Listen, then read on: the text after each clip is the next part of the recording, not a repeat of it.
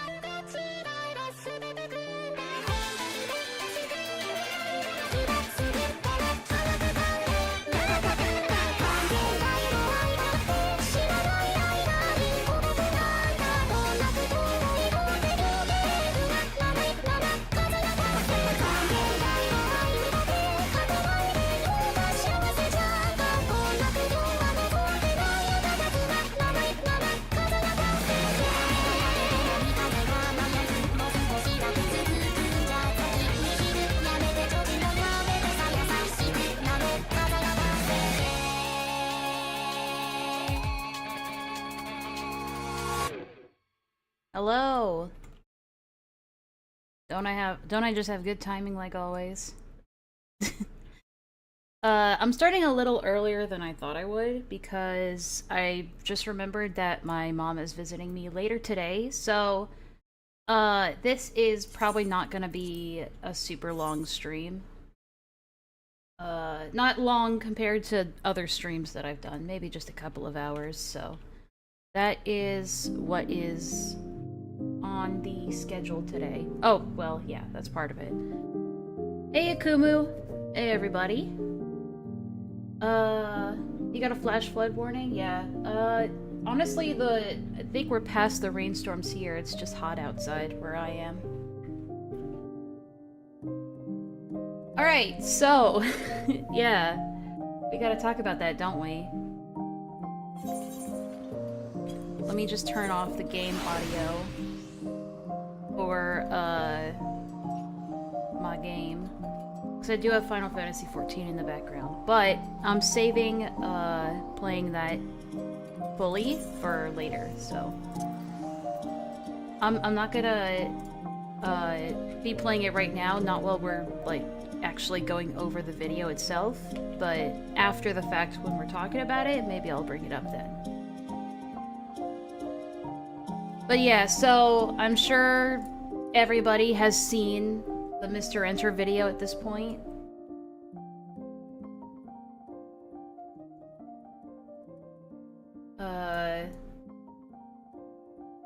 I heard it's bad. I've seen the bad part, for sure. So, I guess I'll work on bringing it up.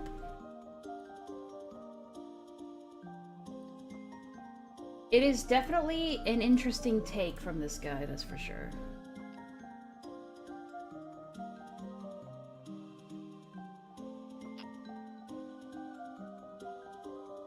I know about it, I just didn't feel like looking through it. That's fine. It's really only, like, the last 20 minutes that matters.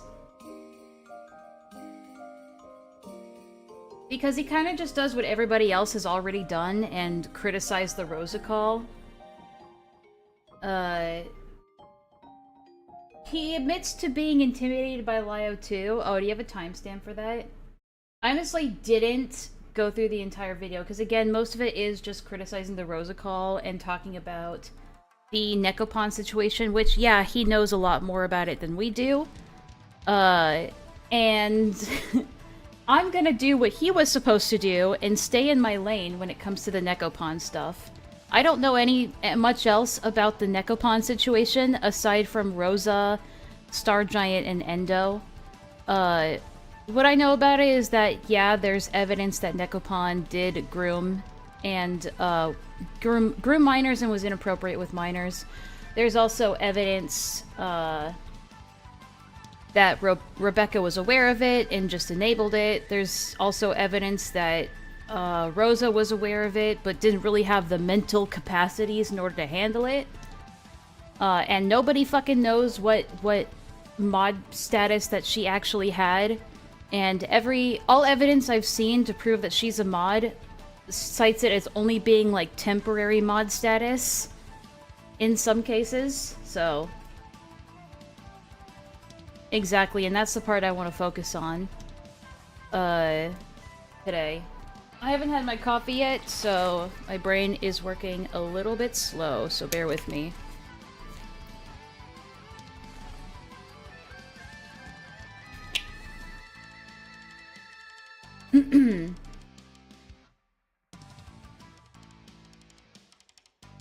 Let me just get things set up here for us.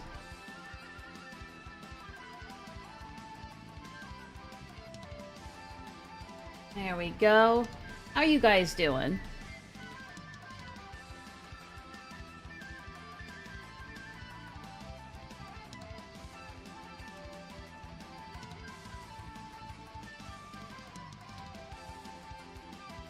Did you know that Necco Pon was attacked by Lumi Starbun? I don't know who that is. I just don't know who that is.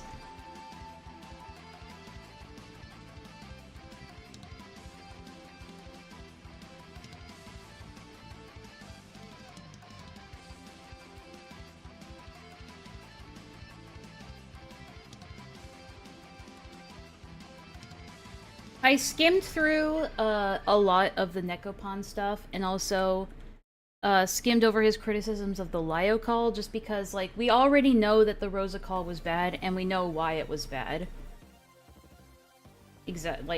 And I don't think there's not a whole lot of context that you need for the Necco Pon situation to know that the Rosa call is bad, right? There's not a lot of context that you actually need in order to be like, oh yeah, that's bad. Because, yeah, even if she was, like, tangentially related to, like, Necco Pon being in there, she's already stating that she has autism and, like, brain damage because of epilepsy. So it's like, and they already established in the Rosa call and in the previous Rosa calls before that they don't care about her mental illnesses or her disabilities in this situation. So it's already bad enough where you don't really need to know the entirety of the Necco Pon case to know the Rosa call was bad. But Mr. Enter's video is worse.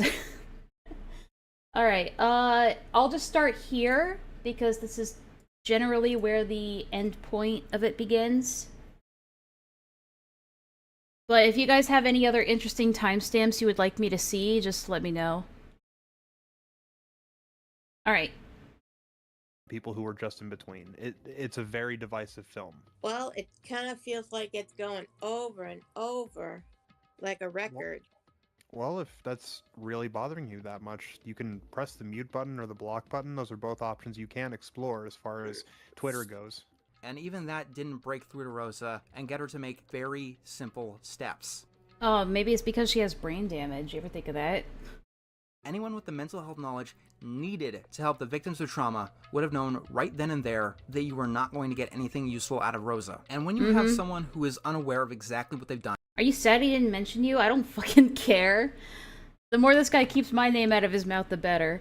Talking to a person who is in the depths of healing and is very heavily traumatized, there is no way in hell... Is this Enter the Dragonfly music? Oh my god, this is! Wait a second. We were just talking about this.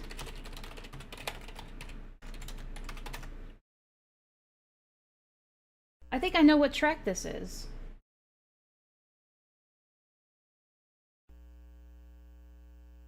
Oh no, not that one. I thought I knew. No, it is one of them. Okay, maybe I was wrong. Never mind. That this doesn't end in tragedy. People talk about how Rosa was treated, but this confrontation probably hurt Endo just as much as it hurt Rosa. Oh, is it Danganronpa? Oh, okay. It's Danganronpa background music. Okay, but it sounds very similar to Enter the Dragonfly. Okay. Maybe even more, because, like It I yielded. said, Rosa was clearly not entirely aware of what was going on. Meanwhile, Endo was given the impression that yelling, berating, asking this woman to dox herself, and all of this showcase doesn't even move the fucking needle. And that's without even talking about a reputational hit. Need I remind you about the Stardust shit? Honestly, that's why a lot of this story frustrates me so much. Necco Pon... Why? Oh, does he ever, like, go into detail about the Stardust shit? Or does he just mention it in passing and then doesn't elaborate on why it's bad? Like, what Stardust did was bad. Like, does he ever elaborate on that? Pon is the predator that set all of this off. Necco Pon is the core, the center of this black hole of misery. Due to Lio Convoy's actions, this morphed to be about Rebecca Starlight, who kept a predator in her server for 8 months. Wait, I'm sorry, who's the guy who made an entire video about Rebecca Starlight again? Oh right, you made an hour and 10-minute long video about Rebecca Starlight. So I don't think it was just Lio that made it about Star Giant. I think it was you too, honey. Along with her moderator. In between all of this, while Rebecca Starlight was clearly on Necco Pon's side, she wasn't Ray Rance. She wasn't going to bat publicly for Necco Pon. I don't know who Ray Rance is, my bad. And then... He sort of does when he bitches about us, but even then he doesn't get specific. He mentions Stardust because of Endo. Yeah, we'll get to that. Okay, so I was wondering if he ever elaborated on it anywhere else, but I guess not. because of this train wreck, the story becomes how Lio Convoy yelled at a disabled woman for 4 hours. I like that he says, oh, this story became about how Lio Convoy is a bully, right? But literally in the screenshot, the very first video you see is Hopeless Peaches in the Senate, the Rosa Ray Ramsey Call Part 1 by Omnia, which is all about Peaches. And it's an hour and 17 minutes. And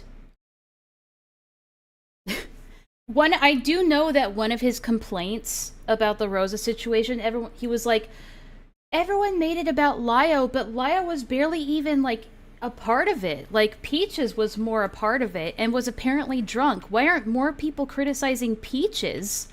One, Peaches has already DFE'd, and we've already all given our criticisms about Peaches months ago, and continuing to just say Peach is bad, Peach is bad, Peach is bad over and over and over would just be redundant. The person that's still here is Lio, who in my opinion is a lot worse than Peaches. And I think everything that he's done still deserves to be talked about. The Rosa Call is just one thing out of a multitude of things that Lio has done. But Mr. Enter wants to pretend like the Rosa Call is the only bad thing that Lio has done. And it's really frustrating. Just glad I'm not mentioned. I'm surprised he didn't mention you, to be honest. You'd think that he would, but, like, considering, like, I don't know. Vlad, why do you think he didn't mention you? He was harping on the ableism and slut-shaming comments, so the stuff that Lio is already, like, publicly apologizing for, he's gonna criticize that stuff, which is interesting, in my opinion.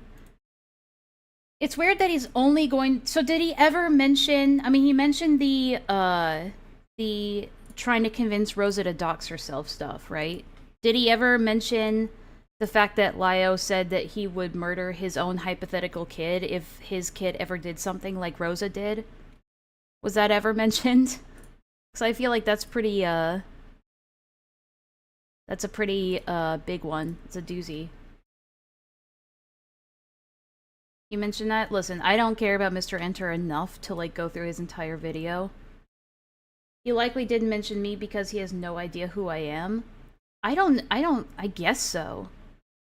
I have suspicions that he knows... I know this is just crackpot theory, right, for now. But I suspect that he knows more than he's letting on.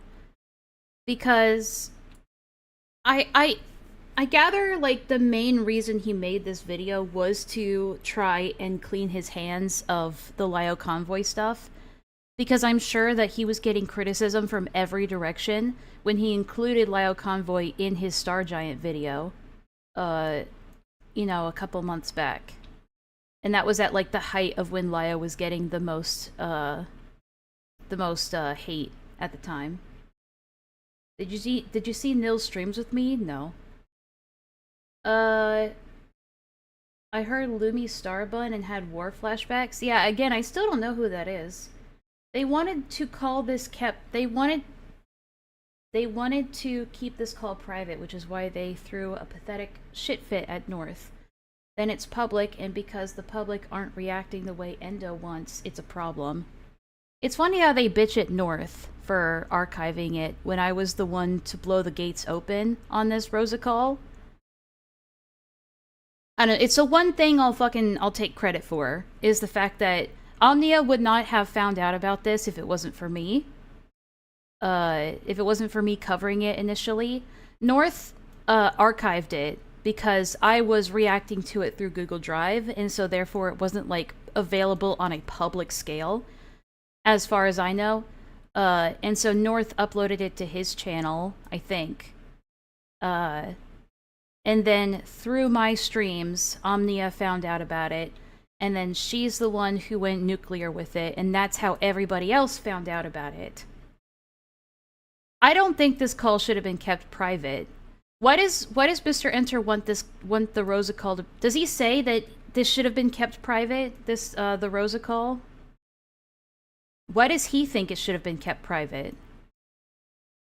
Just because it takes attention away from Necco Pon?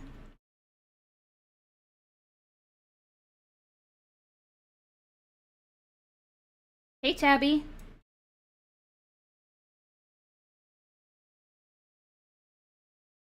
You think? Lol.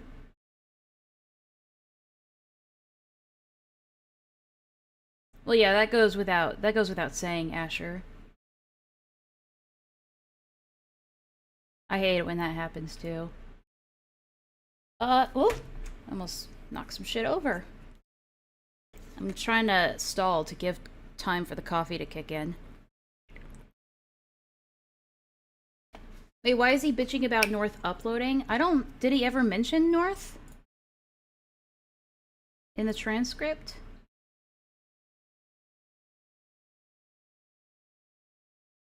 I can only try looking up, like...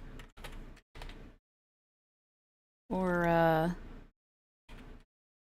honestly, I don't know how a transcription would even, like, begin to pronounce North's, name. Why are we giving credit and praise to people so much for downloading and re-uploading shit? Isn't that something that you said, Kumo, that that's something that North is good at and has contributed a lot to because of his archiving? I feel like that's something you've said before. He didn't mention you at all? Okay. Why are people complaining that shit is getting archived? Exactly, that's kind of the thing. It's like, I think... He did the same thing Lio did. How dare you not ask permission to publicize the recording of a call that was publicly held in a public space. So yeah, I think it's just one of those things where it's like...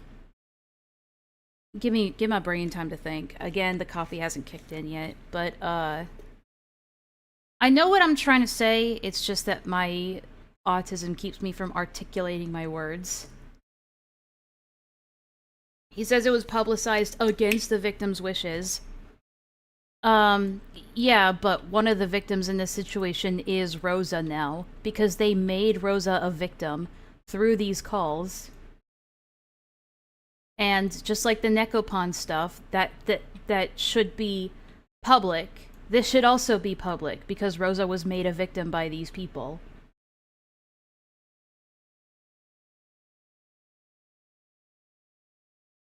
I would like to keep it that way. That's a good idea. Yeah, I think that's what it boils down to. Because even when the victims do want something to be public, if it makes them look bad, they're like, no. I'm not accusing you of throwing a parade, by the way. I'm just speaking generally. That's okay, Kumo. I understand. I'm just saying it's like the one thing I'll absolutely take credit for is, you know, opening the floodgates with the Rosa call. I think it's fucking hilarious. I don't care if Omnia takes the credit. I'll just, you know, sit here with my pride in the background. Like I said, Enter's first segment about Necco Pon and Mongrel was good, but the Akumu and Kumo part, that's what a lot of people are saying.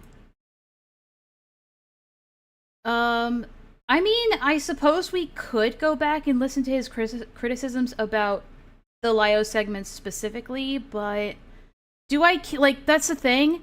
The thing that's holding me back from doing it is that I just don't want to listen to Lio's cringe anymore. That's, like, the one thing that's holding me back.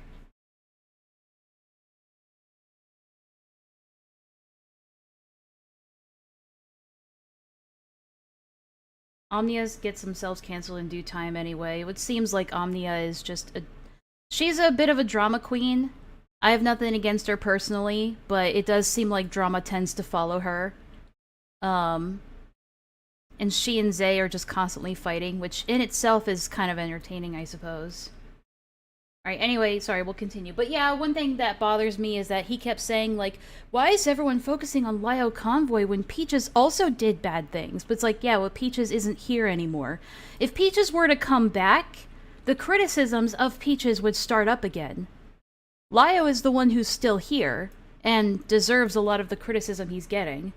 The plot is totally lost. So many people are making video after video after video, squeezing every dollar of AdSense out of the Rosa Ray Ramsey call, and I don't even know who the fuck Necco Pon is. Well, that's the thing, right? Because I went ahead and looked at all 3 of the videos he shows in this screenshot. You're not late by that much, only about half an hour, Villa. But he says, so many people are making videos milking the Rosa drama, and it's not even about Necco Pon anymore because of it. But it's like the 3 videos that he shows. Do these 3 videos even talk about the Rosa call? Or what about Lio's conduct in the Rosa call? So I decided that we could just take a quick search real quick. Go through some of these. And we'll go through them in order. And see how much the Rosa call is talked about in these videos that are in this screenshot. Hello, everyone. And we'll use the transcriptions to help, because that way we don't have to scrub too much.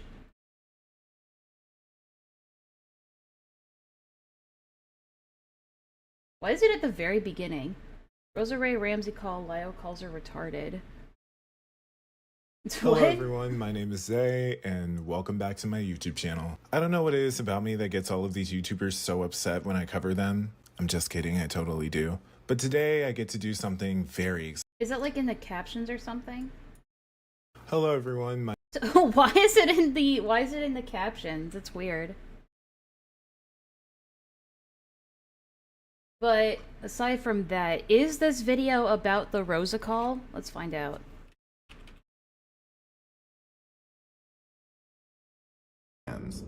Are DMs leaked only okay if they fall into Hopeless Peach's criteria of So he's bringing it up here. drama so much when it's convenient for you, and talk about how DMs shouldn't be leaked, when here you are in multiple instances leaking DMs. Okay if they fall into Hopeless Peach's criteria of what makes them proper DM leaks? And side note, holy shit, I can't believe everyone got mad at us 3 years ago for being petty and mean on Twitter, when newsflash, Hopeless Peaches is exactly that.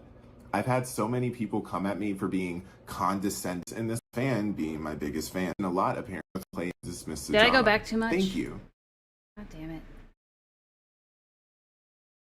I lost it already. What? How did I lose it already? What happened?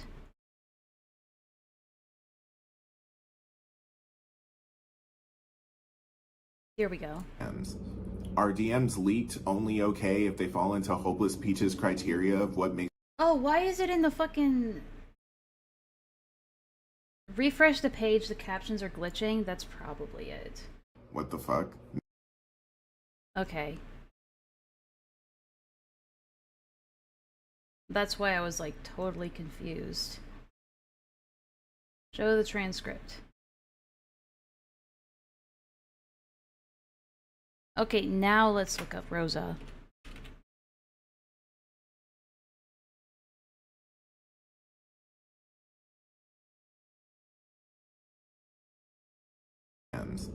Are DMs leaked I don't know, I think it's just fucked up.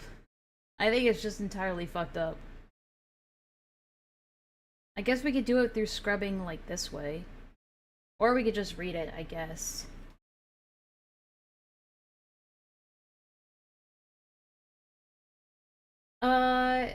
Also, Lio brings up ableism but forgets his fit of unnecessary rage. He ends up calling Rosa Ray Ramsey the R word because she didn't read a tweet, I guess. Here's the clip.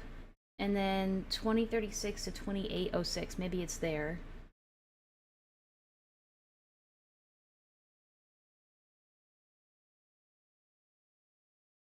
Or it's just a timestamp from the video. If you're going to morally grandstand about ableism, try not to be ableist yourself. I can understand if Rosa was calling Lio that and he matched energy, but he didn't. He let his real self slip for a moment and attempted to damage control directly after. And then he goes on to talk about Spocter. So really all he criticizes is Lio just being ableist, right? And then later, crazy how most of my friends are women, but now I'm a misogynist because I criticize women as well. Are you misogynistic for criticizing Rosa Ray Ramsey or having an entire argument with Maxine? So really, she's just kind of mentioned in passing.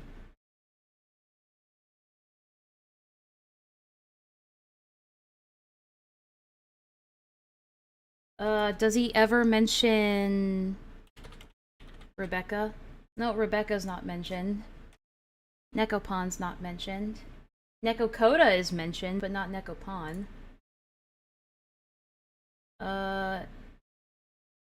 Yeah, that would be Necco Coda. Yeah, doesn't... It seems like the only reason he brings up the Rosa thing is to point out the fact that Lio is an ableist, and him going in his Zay video and calling other people ableist, before the Rosa call... Like, I think this was before the Rosa call was, like, becoming widespread, where he was going in and calling Zay ableist and shit. And, Prismate Luke and stuff like that. So, this is him pointing it out. Oh, wait, this is actually before people knew about the Rosa call. The fourth one. Because this is January 20th, right? And Omnia didn't know about the call until February 6th, right? And then she started tweeting about it, and that's how everybody else started finding out about the Rosa call. So, I think what he's referring to, maybe I can find the clip just through scrubbing. I think it's right here, actually. Mute him! Don't fucking engage with it if it's bothering you this much. Quite frankly, Hopeless Peaches, like a baby rape us. Bothers you. This escalates from the other Then- schizophrenics that do it with her. Rosa, pay attention. Take the dicks out of your ear so you can hear me. Do you understand me? You've been answered on that Is question. this a fan of this? Hey, retard, Tell pay me. attention. Pay attention. And I hate having to use that word. I apologize. I apologize, I've known a lot of retards, they're very nice people. Yeah, so... He mentions it in that video, but again, the only reason that this video was made is because Lio was shooting shots at Zay first. Let's keep that in mind. It's not that Zay saw the Rosa call and wanted to jump on the bandwagon. It's an example of Lio attacking somebody else first, and then that person clapping back with, "No, you're a big hypocrite, and here's why." And this is one of the calls, he's referring to one of the calls that Lio had on his channel as a public video that people can publicly access. So this isn't even about the call in question, this is about a different call. Which is mostly about the Star Wars thing and the Zaid thing. So, I guess we could... Do you guys consider that a good example of someone jumping on the Rosa call bandwagon? I personally don't think so. Oh wait, let me reopen that tab. Fucking engage with. Okay, so the next one is Moment of Sanity's video, which I've seen too. And I don't recall him talking about the Rosa call. Okay, we'll need to get more specific. How's it going? So again, I don't think he even really brings up any clips here except for this one. Like, hiding it right. That's about Peaches crying. Does he mention Rosa at all in this? Only one way to find out.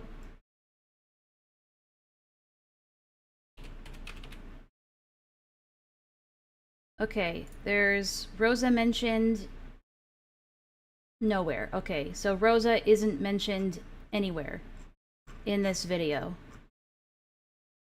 Maybe the transcript missed something, but... nope, doesn't look like it. We can look up call, see if the call is referred to. Called them out. Call, hiding it. Peach is crying in a call. Let's see if Necco Pon is mentioned at all. Nope, not mentioned. Is Star Giant mentioned at all? Started, you know, these are just starts, not actual Star Giant, so. So yeah, the Moment of Sanity video doesn't actually mention the Rosa call, and doesn't show the Rosa call. This is talking about Peaches' document, which I guess is mentioning the Rosa call inside the document, but is mostly just calling Lio an abuser. All three of these documents were calling Lio an abuser for unrelated things that are not related to the Rosa call at all. So this is another video that is not related to the Rosa call. And then we have Streamline Workshop's video, or her live stream, where they talk about Lio's current behavior We can see if they mention. I know she does mention Rosa a couple of times in the stream, but it's only in passing, and it's mentioned because it is part of a specific timeline of events, because it is part of one of the things that Lio has done.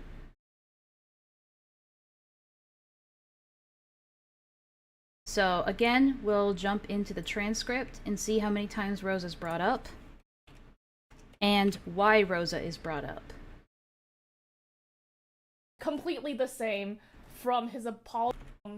Lio Convoy has never changed, and that's because all the tactics, all of his language has stayed completely the same from his apology video all the way back to the fucking Rosa call. So they're talking about stuff happening after the Rosa call, in the year after the Rosa call. Like taking a pickaxe to the wall. It's hard. The Rosa call is kind of used as... How do I describe this? It's like Darth Payner's Jaden Animations video. It's the thing that Lio turns around constantly to point at and be like, see, I've improved. This is my, like, I'm better now. Mm-hmm. Which, on a very petty level, annoys me a lot. Because it's like, if you really were changing and you're that much better, why the fuck do you keep bringing it up? Like, it feels a little bit like a shield because it's... Oh, it's almost like they almost kind of agree with Mr. Enter in a way of, like, maybe don't make the whole thing about the Rosa call, because he clearly hasn't changed since the Rosa call. So they're talking about his actions, again, after the Rosa call, stuff that isn't related to the Rosa call. It's just that the Rosa call is one of the only things he's willing to apologize about. Because in the grand scheme of things, the Rosa call isn't even really that big of a deal. Let's see if they mention it again later down the line. I don't know anything outside of the Rosa call, which is kind of sad. And let's see. The Rosa call, I don't know if I have any timestamps for the Rosa call, but I do have some examples of the Rin call. So they talk about the Rin call. Let's see about this. We're gonna have to, like, criticize Ponder a little bit for this. Oh, but yeah, so in this call, this is worse than the Rosa call, which is what... And this is them talking about the Sasu call, which in their opinion is worse than the Rosa call. Doesn't really sound like they're jumping on the Rosa call bandwagon here. I heard before going into this, and after I saw this call, it is definitely worse than the Rosa call, where Ponder basically is trying her best to help. So that's just them leading into talking about the Sasu call. And from what I remember, they don't actually bring up any clips from the Rosa call. They don't talk about the Necco Pon situation at all. I mean, I'm going through this pretty thoroughly. Again, after all the song and dance of we've changed, we're better now, that we've seen the light since the Rosa call. It's like, no, you fucking haven't. Like, the only thing you've learned is to, like, cover your tracks better. And even... Yeah, it sounds about right. So, again, they're not really talking... This isn't... Again, this is about... Mr. Enter doesn't seem to know or care about the other shit that Lio's been doing outside of the Necco Pon drama, which is understandable, because it seems like he's getting an autistic hyper-focus on it. AdSense. But yeah, he just wants to make this blanket statement that, yeah, all of these people, including the people in the screenshot, are just milking the Rosa call for AdSense, even though all three of the examples he gives here barely mention Rosa by name. Barely. And only then it's only in passing. They're usually talking about other shit that Lio has done.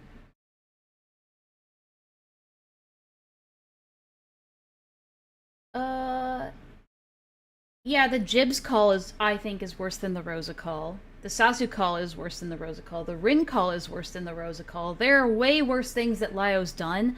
Like, we've moved past the Rosa call since January to February. Like, it's an old topic. Most of us haven't even really been bringing it up anymore. Out of the Rosa Ray Ramsey call, and they don't even know who the fuck Necco Pon is. They probably don't even know who the fuck Star Giant is. Yeah, because it doesn't care in the grand scheme of things when it comes to Lio's behavior. And it's ironic, isn't it? This is Star Giant's sin, absolutely. But she wasn't the one most gung-ho about it. Yet, it's her tent the whole circus takes place in. Honestly, I'm sure a lot of people... It's the one that your circus takes place in. You're the one who's hyper-focusing on Star Giant. Just because you're hyper-focusing on Star Giant and Necco Pon and Rosa Ray Ramsey doesn't mean everybody else is. And you just assume that, well, if they're criticizing Lio, it must be because of the Rosa call or the Necco Pon stuff, which is like, not even like 10% of the time that people talk about Lio is because of the Rosa call at this point. Because that doesn't even like scratch the surface of the shit that Lio has done. Anyway. People here are disappointed in this video, seeing that Rebecca is merely a footnote. When it comes to predator hunting, reputation is everything. It's why Daft Pina can't expose predators anymore. When it comes to predator hunting, reputation is everything? Well, I don't know. I always thought that, like, professionalism and training and certification and law enforcement were everything when it comes to predator hunting, but no, I guess it's just purely, if you have a good reputation, you're more than qualified to predator hunt, I guess. Everything you said about Cosmodor was absolutely accurate, but no one is going to believe anything Daft Pina says, or care about it, because he's always going to be the guy who tried to pry into Ellis Mark's marriage. Did anybody look at the Cosmodor situation and go, that, like, the Cosmodor situation was before... Like, for those who don't know, Daft Pina made a video about Cosmodor, like, basically, blowing the whistle on Cosmodor being, predatory. Trying to date, like, a 16-year-old, I think. And grooming a 16-year-old, from what I understand. That was before the LS Mark stuff, which, basically led to him getting canceled.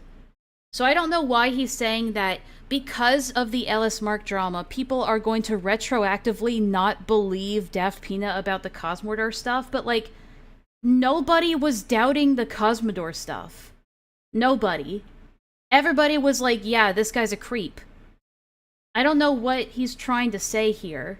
Yeah, that happened. No, he's not talking about Nick. He's talking about, well, I just explained it, but yeah. The order here is wrong, but he's trying to frame it as because of his reputation with the Daft Pina stuff, or the God damn it. Because of Daft Pina's reputation later, that somehow retroactively makes him wrong about the Cosmodor stuff in people's eyes, which just, that's not true. And yeah, the Cosmodor stuff happened back in 2020, so I think that's before the Necco Pon stuff.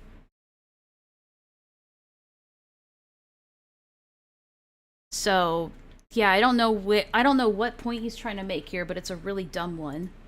Or at least the example is really dumb. Because I don't think Daft Pina was a predator hunter. That's another thing. I think he just talked about Cosmodor being predatory because Cosmodor was in the same community as him.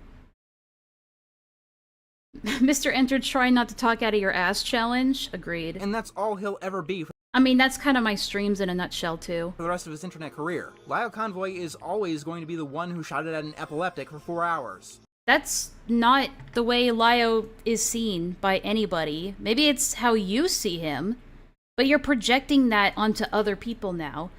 And also, he says it like that's a bad thing that Lio's known for that. I think he should be known for that. It's not the main... it's not even, like... When you think of Lio Convoy, what do you think, like, the main thing that, in your opinion, that he's known for? When I think of Lio Convoy, I think of him as the guy who tried to adopt mentally ill adults into his cult of a family and mistreated them and is a snake and runs a... like a hug box... cyber cult. That's the kind of person I think of when I think of Lio Convoy. Oh, I also think of narcissists, but that's neither here nor there. But, like, the Rosa call is, like, way, way down there in the priority list for a lot of people. You think of the Jax call. Okay, yeah, that's definitely one. That's a big one. I'm sure a lot of people think of the Jax call, especially, when it comes to Lio. I think of the Rin call and a lot of the Lumi call, to be honest, right now. Because though both of those calls just showcase a lot of his like self-victimization and kind of manipulative behavior and the way he talks to people. Someone who only knows Lio for the katana video. Yeah, there are people who only know him for his old cringe like katana videos or his toy stuff, like his really cringe toy stuff. I think of adults adopting other adults, yeah. I remember Def Peanut tried to call that one Twitter artist a predator or groomer and then doxed him. Yeah, I don't know much about the Def Peanut situation, but I know that nobody during the Cosmodor situation was like, oh yeah, don't listen to Def Peanut because his reputation is bad. I don't think anybody was saying that at the time. Everybody was like, hell yeah, go get him, Daft Peanut. That's what I remember. This is revisionist history.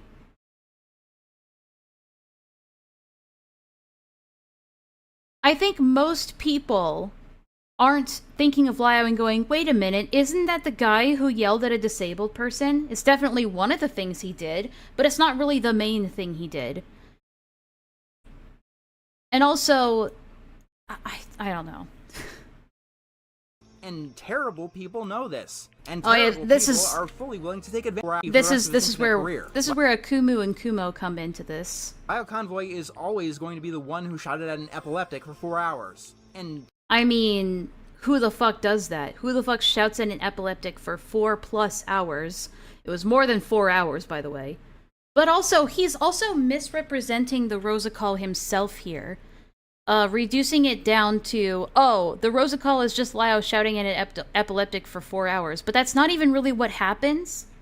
Because Lio doesn't even yell in that particular Rosa call. He doesn't yell. He says a lot of other heinous shit, and so does Peaches, and everybody else in that call. But he doesn't yell at her in that call. In previous calls, yes, but not that one. So he's already misrepresenting the video that he already spent an entire chapter criticizing. Right? So it's like, you'd think that he would know that Lio didn't do any yelling in that call. But whatever. I guess not. Again, he's got like severe tunnel vision. terrible people know this. And terrible people are fully willing to take advantage of this. And this is another thing that I need to make absolutely clear. There's one pattern that I noticed talking to the victims of Rebecca Starlight and listening to them. Canon events are the connections that bind our lives together. Because What? How I Met Rebecca was mostly through... What did that screenshot say? Connection. Talking to the victims of Rebecca Starlight and listening to them. Oh god, I just realized the first video of hers that I watched was the Lily Orchard one. Canon events are the connections that What? bind our lives together. Because How I Met Rebecca was mostly through her Lily Orchard videos. And my connection to Rebecca is I found her through her Lily Orchard videos back in like 2019. Her and I, we didn't talk much. We mostly talked about like cartoons that we I think I know the point he's going to make here, but I'll let him finish his point. liked, and Mama Max ass editing. despising the same YouTuber, that being Lily Orchard. I'll be damned if history repeats itself. Wait a minute. Okay, so is he trying to imply that all these people making videos about Lio Convoy are exactly like Rebecca Starlight, who made videos on Lily Orchard, and therefore... this is so retarded. Are you fucking serious? Therefore, they're also clearly predator enablers. Oh my god. Oh, this is ridiculous. I'm trying to even articulate the logic here. He's saying that people jumping on the Lio Convoy bandwagon is the same as people jumping on the Lily Orchard bandwagon simply because they're making videos criticizing a person on a public platform. And because Rebecca was also known for making videos on a popular person that they were criticizing, and then they turned out to be a terrible person that harbored predators in their server, that must mean that the same thing is gonna happen with these people that are criticizing Lio also harboring predators in their server. Whoa. What a crazy connection there. It's legitimately crazy. I have no idea how you got to that conclusion.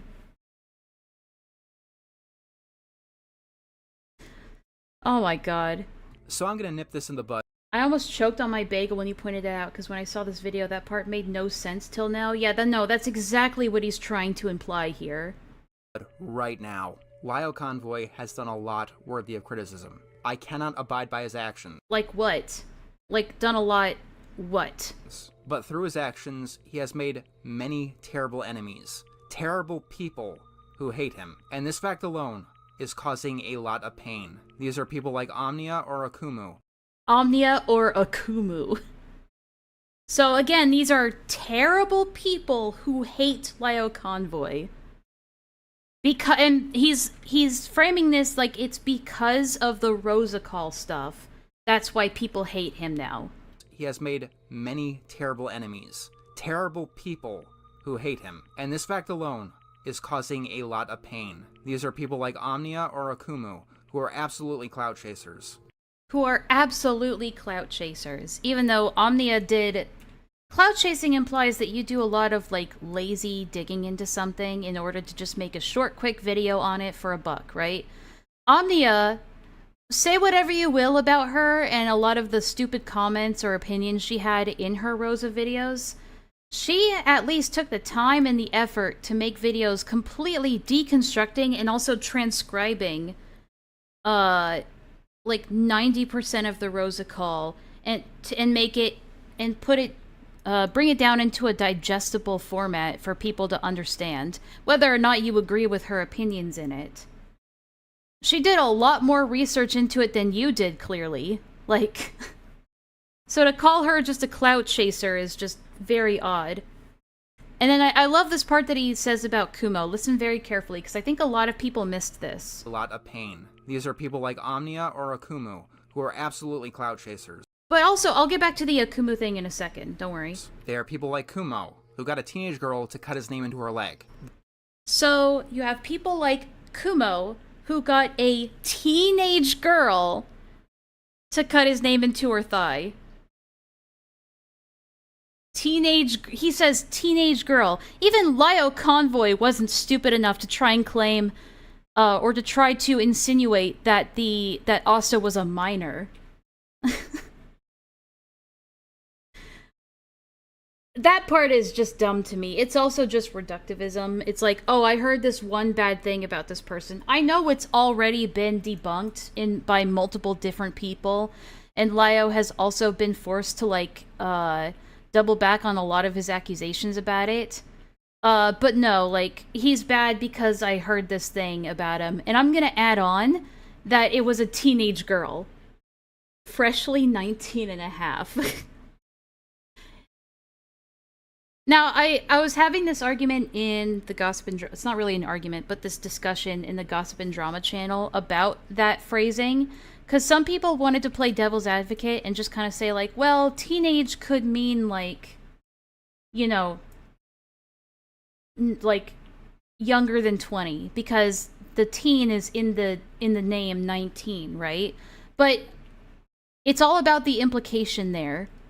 Nobody calls, like, nobody in society, as far as I know, call 19 a teenage girl. By that point, you are a grown woman. You are a legal adult. At that point.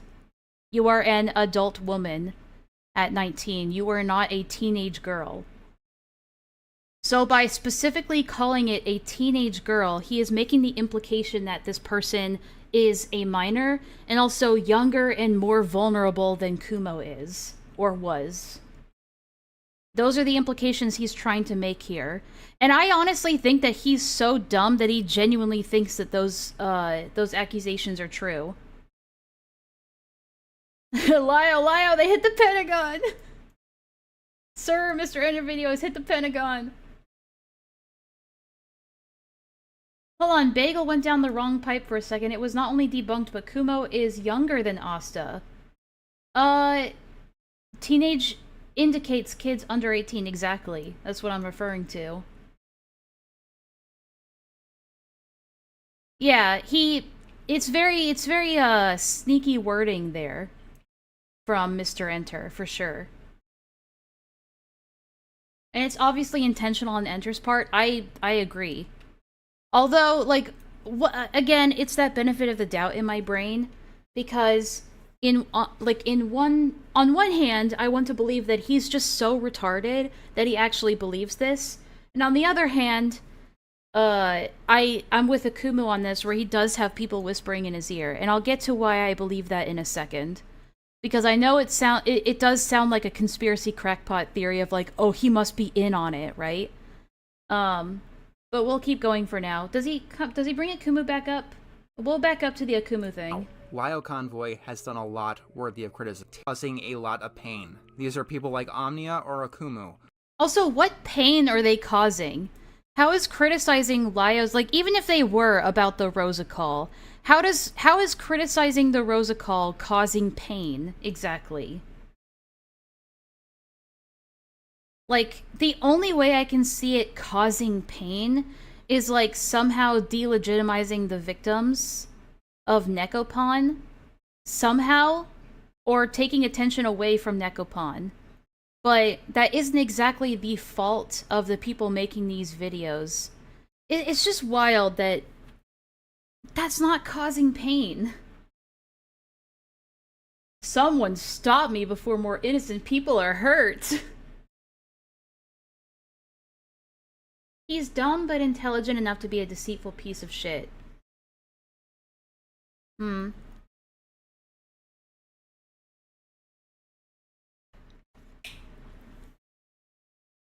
The best laugh to me is that he calls Akumu a clout chaser, but if you look at his views, the videos about Rebecca got so much more than his usual content.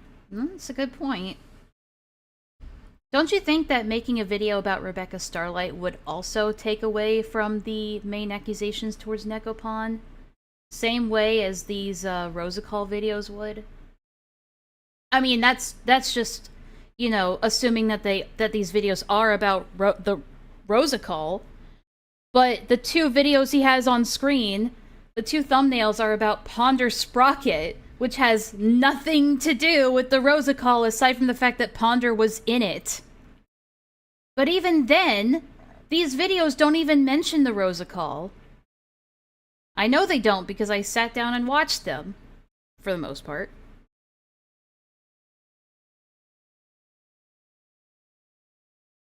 Yeah, we'll get to that, because he does, bring up Coyote Lovely in the same breath as these people, essentially putting them all in the same boat as each other, which is wild. I can get the argument of reopening a wound, but, like, does not negate the deserved criticism, or that doesn't negate the deserved criticism. Exactly. If anything, I mean, he does try to imply that, like, it's Lio's fault that this devolved into being about the Rosa Call, but he's also simultaneously trying to say that these people making videos criticizing the Rosa Call or calling it out are also doing harm by calling it out. And, like, I have mentioned the Rosa Call briefly in 2 videos. I know one of them, the only reason why you mentioned it is because of the clip about Lio wanting to murder his own kid. If they did something similar to Rosa.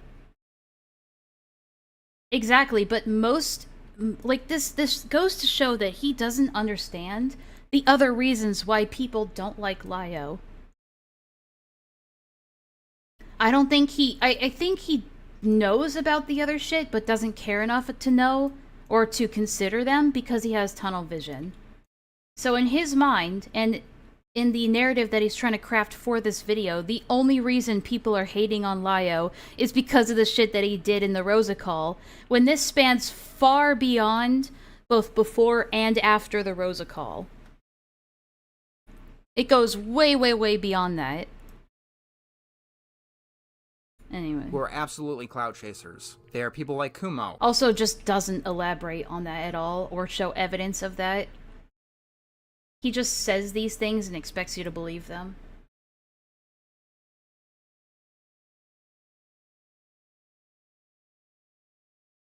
I know who and when my videos have climbed out of the internet and beat up someone. If I have the power to manifest metaphysical things, I'm quitting YouTube for greater things. Oh, I want to know who and when.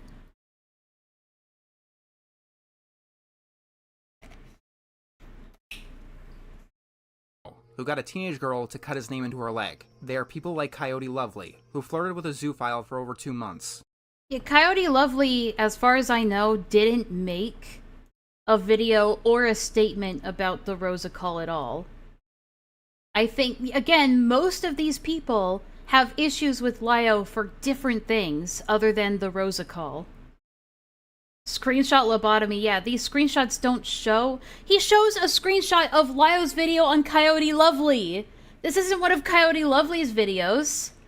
I don't know what he's talking about. They are people like Mystic Mongrel. They are people like I mean, that one is actually fair.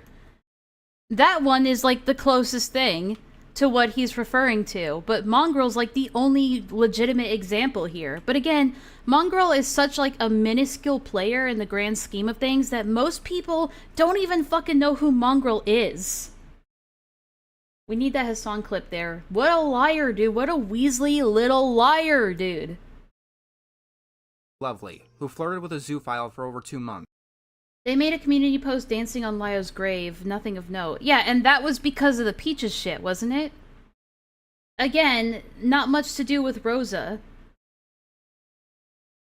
They are people like Mystic Mongrel. They are people like Stardust. Yeah, most of his audience are gonna be like, who? Who? Oh yeah, let's hear what he says about Stardust. Who flirted with a zoophile for over 2 months. They are people like Mystic Mongrel. They are people like Stardust, who outright mocks grooming victims. Not just questions their story, but outright mocks them. He mocks... Stardust mocks grooming victims, plural. Not just questions them, plural, but outright mocks them, again, plural, trying to insinuate that Stardust has done this to multiple grooming victims. Let me just make something clear. In order for Stardust to have mocked a grooming victim, you have to prove that that person was groomed first in order for Stardust to mock a grooming victim. And I have yet to see any solid evidence of Endo being one of Necco Pon's grooming victims.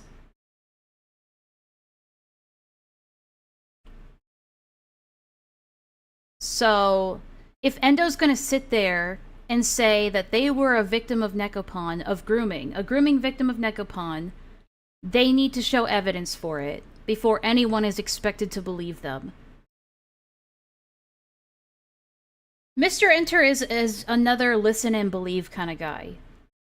I wonder how he would feel about Lio throwing a hissy fit because somebody listened and believed to one of Lio's alleged victims of abuse. Whose side do you think Mr. Enter would be on in that situation? I wonder.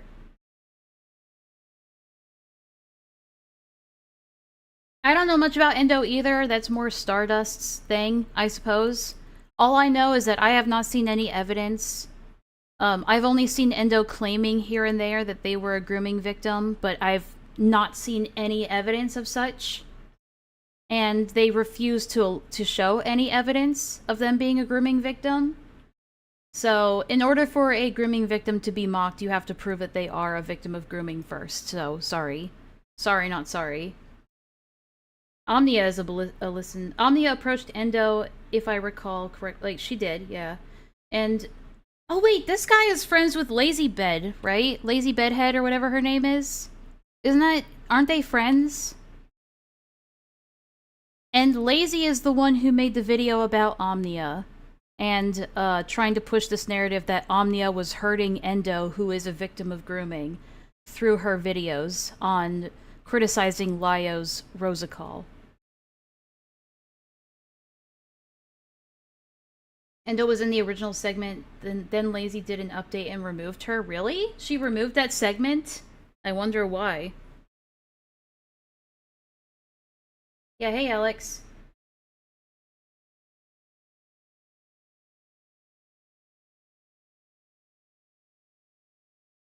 Yeah, you'd think that Endo would be able to immediately show proof. Anyway. They are people like Hopeless Peaches, who is hopelessly deranged. Ha ha ha ha ha. How? What did...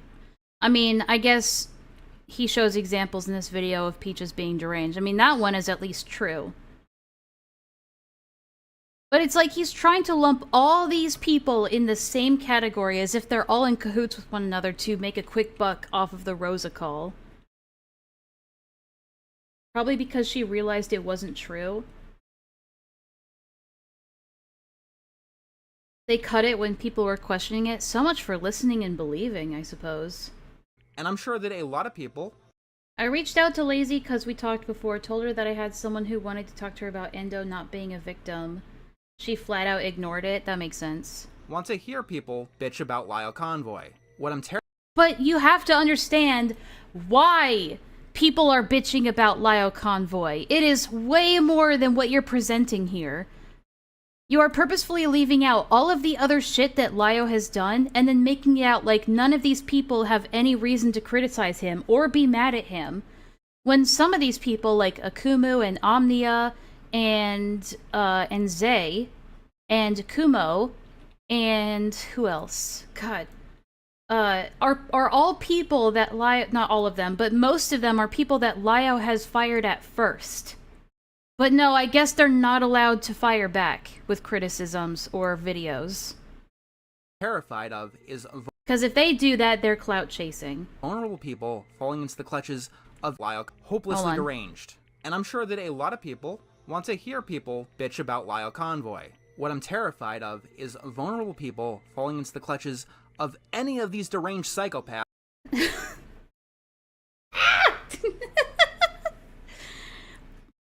What I'm worried about is vulnerable people falling into the clutches of any of these deranged psychopaths. Even if Akumu and Omnia were clout chasing, that's not an indication that they're psychopaths.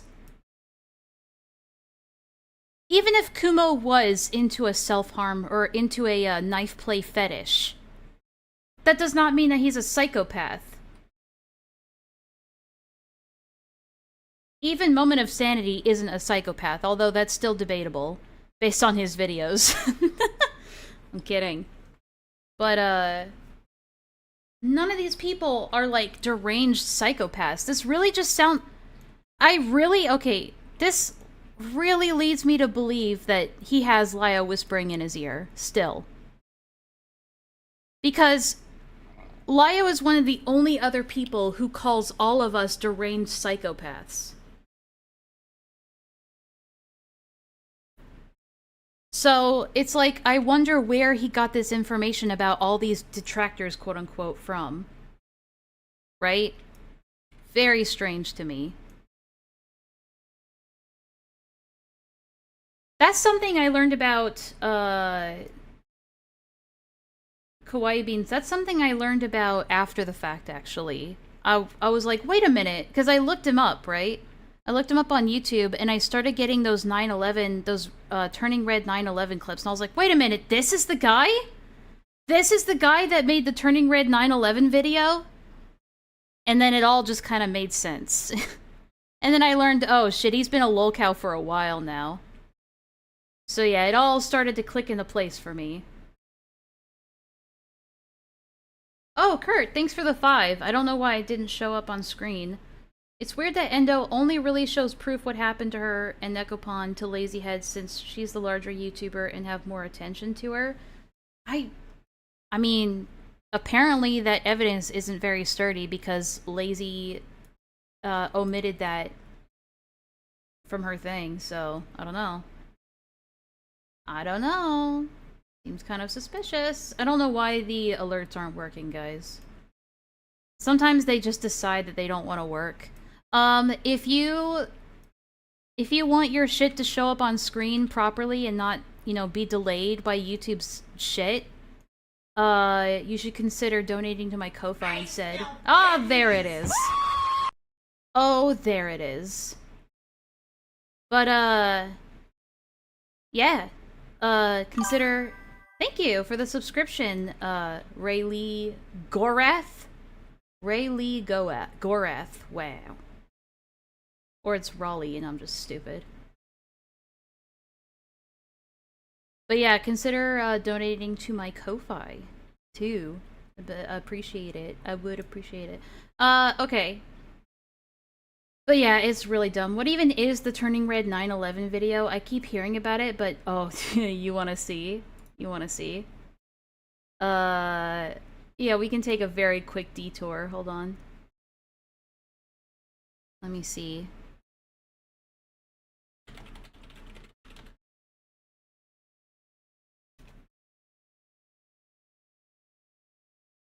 It's unlisted now, for obvious reasons, because it got, like, criticized to hell and back. 9/11 is an event that should be treated. Wait, hold on. This film takes place less than a year after.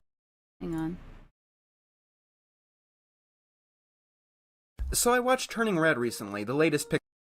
Like, there's one guy in the school who has this emo look, and yeah. So he's talking about how Turning Red is not historically accurate because it takes place in 2002. And because of that, it's, like, disrespectful. There's an elephant in the room that you do have to realize if you want to say, golly geez, let's set this film in 2002 for no reason. This film takes place less than a year after the September 11th terrorist attacks. I bring this up because it radically altered the culture of the time, in ways that make this movie feel exceptionally ignorant of the time. Even though, literally, the only reason I can comprehend that this movie is set explicitly in 2002 is because the director grew up in that exact year. Yes, this film takes place in Canada, not the United States, but all over the Western world. Canada, America, the UK, much of Europe. People were paranoid because 9/11 wasn't the only terror attack that had happened. It was the major theme of the decade. I mean, I can understand not wanting everyone to be so fearful, as that goes against the tone that the movie is trying to establish. But then you have very awkward moments if you actually were there and you do actually remember the time period. Like, the moment with Ming, this strange adult standing outside the school with a box. An adult that no one wants to account for, completely trying to obscure her appearance and getting attention of the kids in the school. In real world 2002, she wouldn't just be confronted by the school security guard. She would be tackled by the police and hauled in. Like, here's the thing. Okay, we get the point, right? The way I knew about this is because Dolan Dark made a really good meme from it. It's less than a year after the September 11th terrorist attacks. I bring this up because it radically altered the culture of the time, in ways that make this movie feel exceptionally ignorant of the time. So he made a historically accurate version.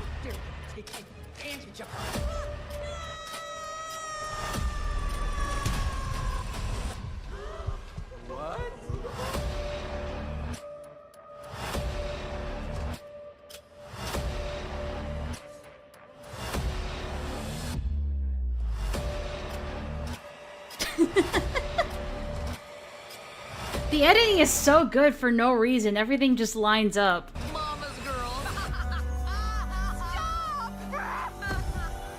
It's gonna be me. Oh no.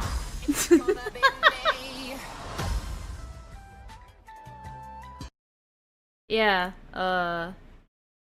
yeah, that's how I found out about it. Okay, back to this.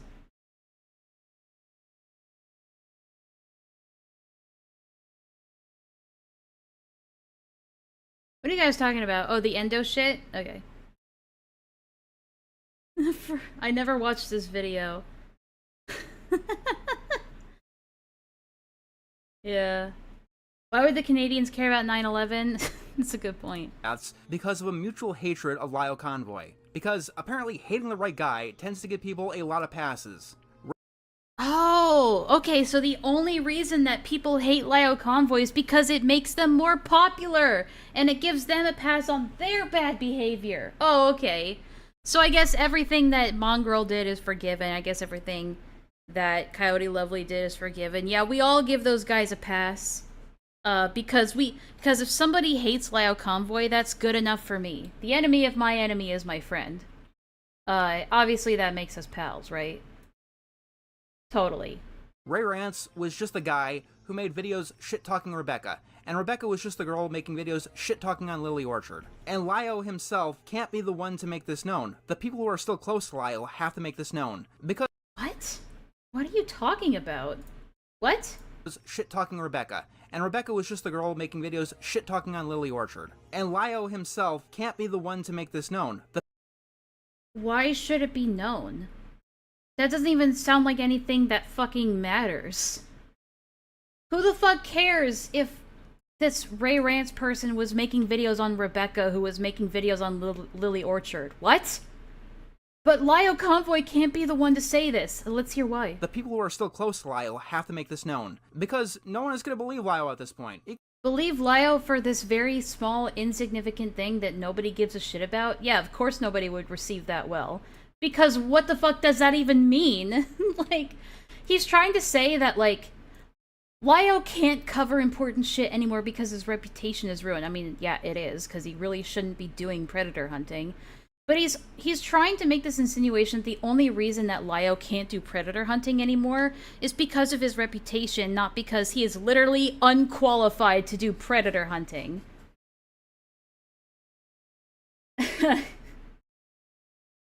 Like, Spoctor, Carmen Rider, Kai hate Lio, but I still think those people should eat bricks.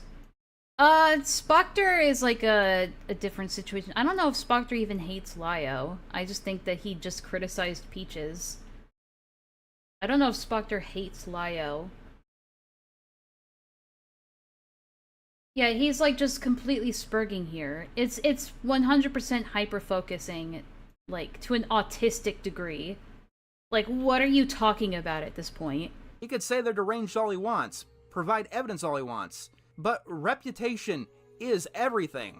So he's saying here that, like, he could say that these people are deranged all he wants. He could even provide evidence that they're deranged all he wants, which he hasn't done. But nobody's going to believe him purely because of his reputation, and that's a bad thing, I guess. It's insinuating that Lio is right about these people, even though time and time again, he's been consistently proven wrong about these people. And that's why he shouldn't be listened to, because time and time again, he's been proven to be a liar. It has nothing to do with his reputation. I mean, sure, if his reputation is that of a liar, not of someone who yelled at a disabled woman. What are you on about?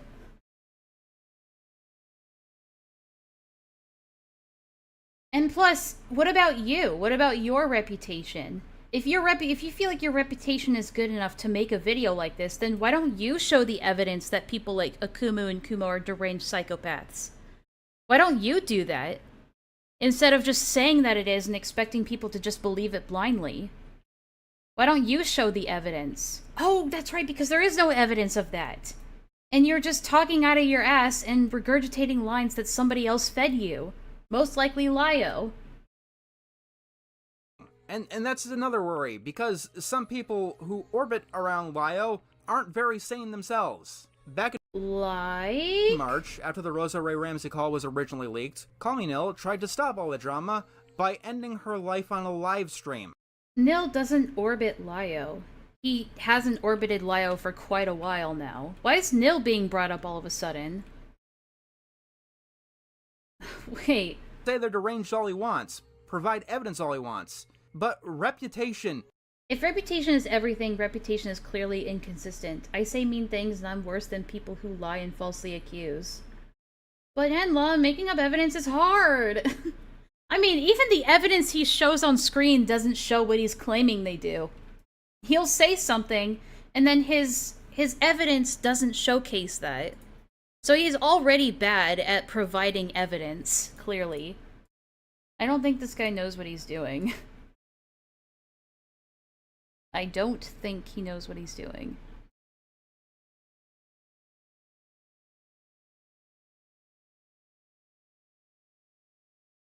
Oi, oi. Wait, who's here? Rin! Hey, Rin! It sucks because I've been trying to contact Enter because I'm a victim of Mongrel and knew the anonymous victim, and it seems he's brushing me off and ignoring me. I presume he's poisoned against me too.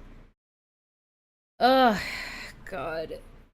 We can just assume that this guy doesn't... Well, again, I don't think he really cares about who Mongrel actually is or what Mongrel's been doing. All this guy cares about is the Necco Pon situation. That's all he cares about. He is completely tunnel visioned on it. Nothing else fucking matters to this guy. And that much is obvious.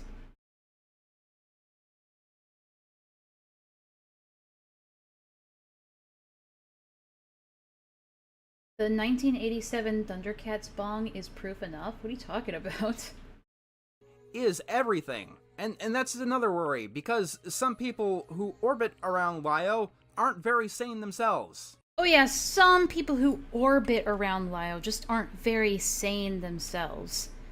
Oh, but they aren't terrible people or deranged psychopaths, I guess, even though time and time again it's a consistent habit that most of the people from the Senate are usually called out for predatory behavior, like Dib Rose. Coyote Lovely was from the Senate too, by the way. He just fails to mention that. I mean, if you really want to get into the weeds and get pedantic about it, Kumo, another deranged psychopath, according to this guy, was also originally part of the Senate.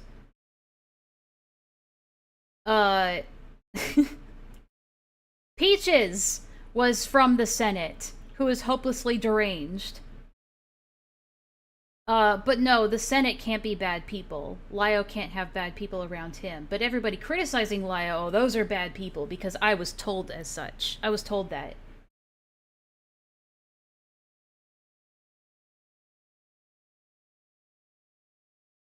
Not really, because the situation did dredge up old wounds, and I've tried to be heard out, and don't get heard out for almost 2 months. Rin, I'm gonna give you some, like, genuine advice. I really think that your primary focus right now should be on getting stable in real life and getting somewhere where you feel like you're safe in real life. I don't think you should worry yourself with this internet stuff at the moment. I feel like your sole focus right now should be on taking care of yourself, and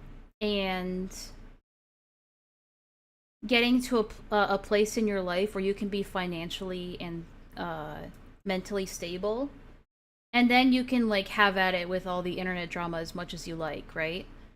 I feel like I'm in a position, like, personally, where I can get involved in internet drama stuff because I'm pretty stable in, like, real life, where if I ever do get, like, doxxed or outed or whatever, like, it doesn't matter much to me because there's no risk to me in real life. That's me talking out of my ass, though. Like, I have no criminal record. I'm not, like, in an unstable relationship. I'm not in a bad home. Not anything like that. Like, I'm not financially destitute. Like, I have nothing to lose. Or no, I have nothing to risk, like, being involved in internet drama, but you do at the moment. I feel like for you, the most beneficial thing would be to just take care of yourself right now and not focus on the internet stuff. But that's just my advice to you. You can do with that whatever you want. But yeah, I hope you're doing better than you were back in May. There's a guy who pretends to be Serpentious in the Senate. That doesn't surprise me. TLDR, don't be a fixer. True. I had to learn that lesson the hard way. Back in March, after the Rosa Ray Ramsey call was originally leaked. The Rosa call wasn't originally leaked in March. That's another thing he just gets totally wrong. Aren't very sane themselves. Back in March, after the Rosa Ray Ramsey call was... I mean, true, it's technically after the Rosa call was leaked, but the Rosa call was leaked back in January. It was either January or the beginning of February. It wasn't in March. But anyway. Deaf ears, but whatever. I know. But it's still worth saying. Was originally leaked. Call Me Nil tried to stop all the drama. I don't know why Call Me Nil is... Like, Call Me Nil... When was Call Me Nil kicked out of the Senate, Kumo? Do you know? Akumu's gonna get it. But yeah, I don't know why he's suddenly bringing up Call Me Nil. By ending her life on a live stream. Lio Convoy did get her the medical intervention that she needed. She is still alive to this day, because of Lio Convoy. Oh my god, this part. This fucking part. Okay, Rin. I'm actually glad that Rin is here. I know that people, when the whole Call Me Nil thing was happening, that a lot of people came to Lio Convoy being like, you need to do something about this, please contact the police. But from what I understand, it wasn't just Lio that contacted the police and got intervention for Nil. It was a bunch of people. Am I mistaken in saying that? Because I'm pretty sure I remember from our group chat that not just Lio, but a ton of people. Like, I think Laka, if I recall correctly, was another person that was getting Nil help, right? Yeah, Lio was not the only one who called the wellness check. We don't know if it's because of Lio's call specifically that the suicide attempt was stopped.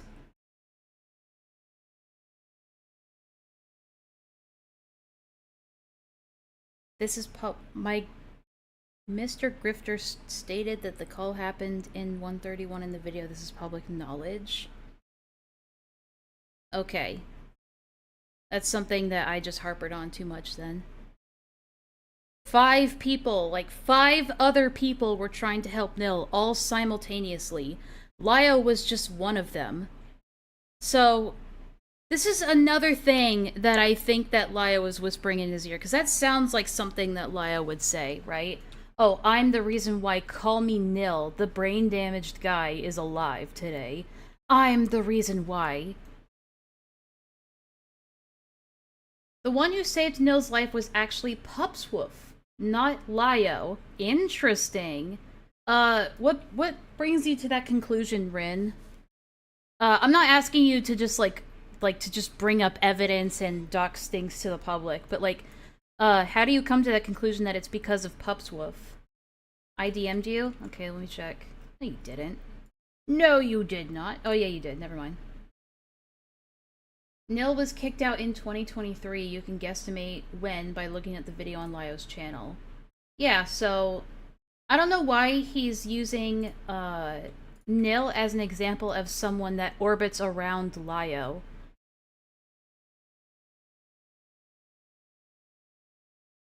As being like, oh, not everybody that Lio hangs out with are mentally stable. I mean, first of all, no shit. But second of all, Nil's not one of them. Me, Lily, and others called the police. Yeah, so him... I mean, it's obvious that he got this information directly from Lio. Or from, like, the Cat Slayer. Or Lio's fans or something like that.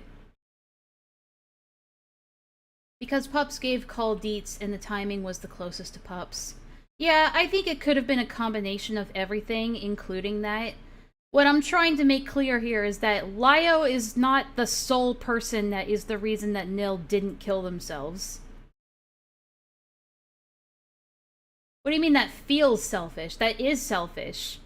It's narcissistic. I'm the sole reason. Like, at this point, I think we can just say that Mr. Enter is Lio's mouthpiece. I mean, that much is clear. I said this in the Gossip and Drama channel, but I swear to God, Mr. Enter is just... He's from a parallel universe where Ephraim actually got views. He's just another mouthpiece for Lio. And every time that Mr. Enter says something like this, it leans more and more towards that being the case. Because, like, I mean, just for fuck's sake, man. Like, he says a lot of shit here that only Lio has said in, previously.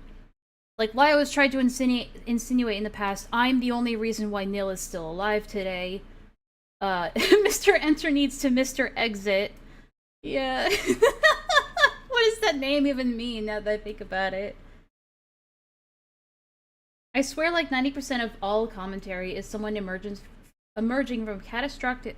Ugh, wow, I can't read. Catastrophic fireball of drama and abuse. With soot on their face saying, nah, it's cool guys, I came to the rescue, it's all Gucci. Yeah, and it turns out they're like a terrible person or just like fishing for more drama because they need to make another video. I'm waiting for Cecil to make a video. Her coverage on internet lore is always a treat. Has she ever confirmed that she's gonna be making a video on all this? That would be cool. Even if you did help a suicidal person, no normal person brags about it. Exactly. I feel like most of us have talked to a suicidal person where we've talked them down from hurting themselves, and we've possibly made a difference in that person's life. I think most people have had situations like that where they've rescued somebody from killing themselves, whether it's just through being nice to them or actively talking them down from a bridge. Right? But most people don't fucking brag about it. And use it as like a way of being like, see how good I am? Hey Jenny, how you doing? Jenny keeps sending me cat pictures in my DMs, which I think is lovely, by the way. If you want to get on my good side, just send me kitten pictures. Hope you're doing good, by the way, Enlaa. Thank you, Stev. I'm doing well, yeah. Nil is scheming with Mongrel currently. I think that's what he's leaning towards here. And now this person that Lio Convoy once upon a time trusted to get involved with predator hunting, this person who is not mentally capable of predator hunting, is leaking shit constantly. Oh, maybe it's because he's not mentally capable of doing this shit. It's also because Nil is just mentally ill. And also, when he says leaking shit, what do you think he means by that? You mean the calls that he has premiered for up until like 2025? Like, That's causing a lot of fuck. If you don't know, Nil has a lot of like Discord calls that he's recorded set to premiere like as late as 18 months from now. And most of them are just like nothing burgers. It's so weird. He's so weird. He's one of those guys that it's best to just ignore. By the way, she thinks I cut her off. I just sent a poorly worded text that implied I wanted her to cut off a criminal pedo, Mongrel. She was also the one who informed me of Mongrel saying disgusting things. She blocked me, and by the way, when Rin says he's referring to Nil. I don't really care about the pronoun thing. I don't think Nil cares much for it either. So, whatever. She blocked me and told me to never contact her again first. That's so... Again, you guys, I feel like I'm a broken record when I keep saying this, but Nil has fucking brain damage. And is continuing to constantly damage his brain, willfully, with drugs and wrestling and continuous head injuries. This guy is a walking, like, self-destructive nightmare of a person. It's best to just ignore him and just let him live his life. He's not someone worth getting up in arms about, honestly. Fucking pain. Leaking shit that Nil should not have. Like, there's this video that's just Dar talking to Rebecca. Nil has this. I don't know where she got it. Nil has this video about... You gotta understand that Nil records everything. And I mean everything. That was one of the first things that people told me about Nil. Like, Kumo said, like, by the way, Nil records literally everything. So if you say something to Nil, expect it to be recorded. I was like, okay. Ray Rance bitching at Rebecca's victim that was deleted years ago. Also, Nil is now in talks with Mongrel. Dar's call causes her stress to this day. Also, Nil says, just to piss everybody off, guess who I just opened my DMs to on Discord? Mongrel, heart emoji. 81 people leaving wasn't a good enough number. I need you all to punish me harder. Make my buns nice and red. Like, Nil is just outrageous for attention. That's it. Nil is a plant from the feds? Wouldn't that just be hilarious? Nil is now in talks with Mongrel. Dar's call causes her stress to this day, even though it hasn't been leaked, because there's a chance that some dipshit out there is going to leak it, hurt her, just to fucking get at Lio Convoy. And there are more egregious errors.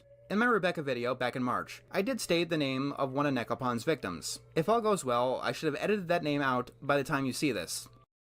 You mean Dar? Wait, wait, he's not referring to the name that he just dropped, right? Causes her stress to this day. Even though Ray Rand has this. There's this video that's just Dar talking to Rebecca. Nil has this. I don't know where He couldn't be referring to that, could he? I guess he didn't edit it out. She got it. Leak shit out there, is going to leak it, hurt her, just to fucking get at Lio Convoy. And there are more egregious errors. In my Rebecca video back in March, I did state the name of one of Necco Pon's victims. If all goes Oh, in the Rebecca video, okay. well, I should have edited that name out by the time you see this. Because you see, no one in Lio's camp told me, or other investigators, that this— Investigators. You're an autismo on YouTube who reviews cartoons and says that Turning Red should have had 9/11 mentioned in it. You're not an investigator. I don't, do you guys think that Mr. Enter has any sort of legal qualifications to be hunting pedophiles and predators? Do you think he has that? Do you think he has any, any certification? Any, anything like that under his belt? I don't think so. person wanted to remain anonymous. Endo themselves says this name a lot, but this person wants to remain as anonymous as possible. Okay. And considering what they've been through, I can understand that. But this is a criticism for both Endo and Lio Convoy. There is a chance that Lio Convoy didn't know that this victim wanted to be anonymous. But considering that he's been investigating Necco Pon for over a year, this simple fact should have been known and repeated.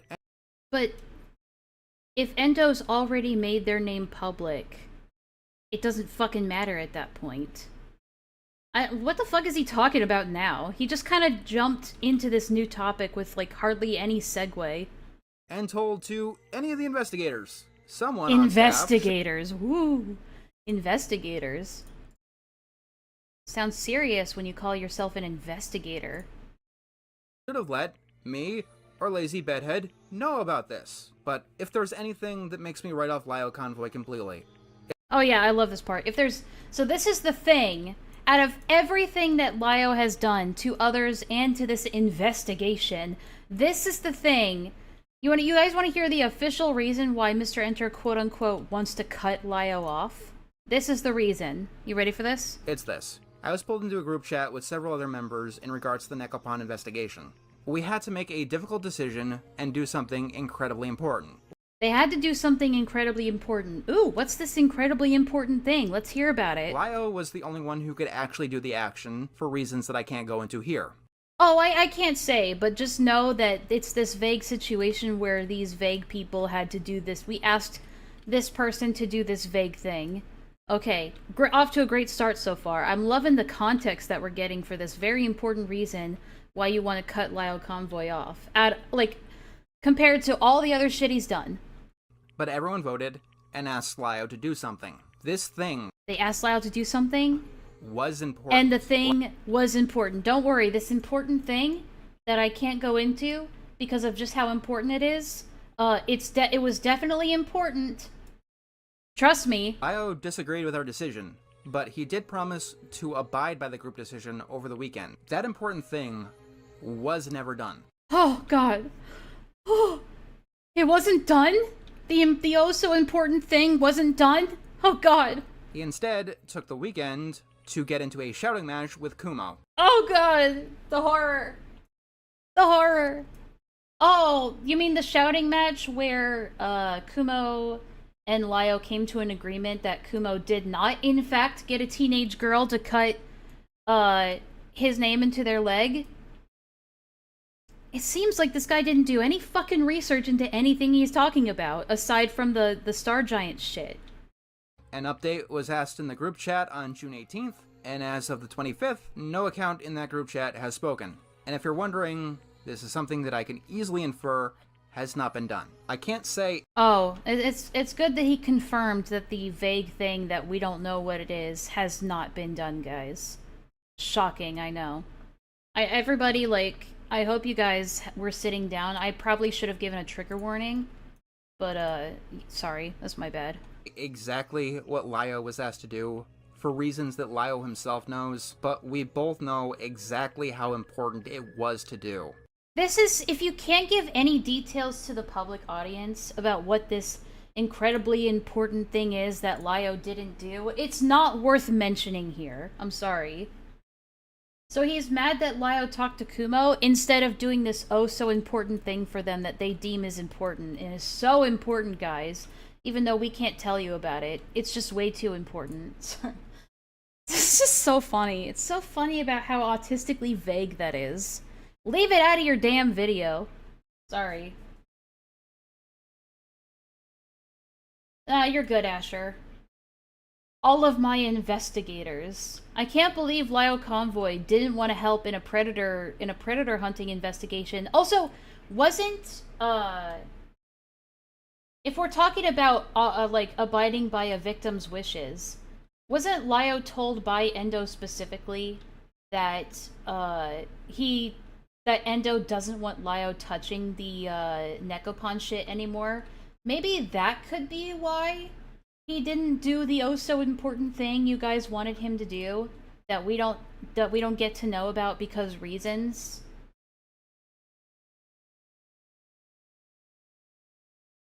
I didn't get the imposter role, I'm gonna kill myself. And it properly informs me of what Lio values. I'm not going to be one of those people that says that Oh, Lio's respecting the wishes of the victim that said they didn't want Lio getting involved anymore, thus he therefore doesn't get involved anymore? According to you and him? I guess that's why you're cutting him off. So, let me get this straight. People who are making videos about the Rosa call are hurting victims because they're not abiding by the victim's wishes. But you feel like you want to cut off Lio for, just from what I can tell, abiding by one of the victim's wishes for him not to get involved anymore. That's weird. It's really fucking weird. A bit, double standard-y. Lio could just be... Well, Lio, I don't think it actually is out of this desire to, like, abide by Endo's wishes. I don't think it's that at all. I think it could be for whatever... Again, this is why it's frustrating that he leaves it vague, because it could literally be anything. Same person that he was in the Rosa calls. Because I know for a fact that he's not. He's a lot calmer in the... Whoa, wait, okay. Let's hear this out. Same person that he was of what Lio values. I'm not going to be one of those people that says that Lio is the same person that he was in the Rosa calls. Because I know for a fact that he's not. He's a lot calmer in the Rebecca call for one. And I've spoken to him personally when he has a lot of a calmer demeanor.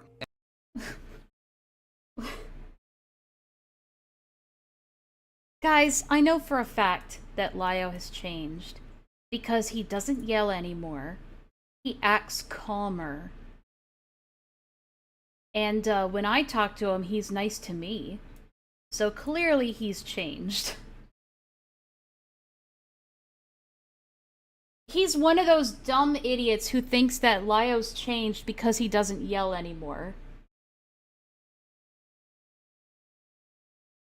Not the same person as he was in the Rosa calls. Okay, yeah, exactly.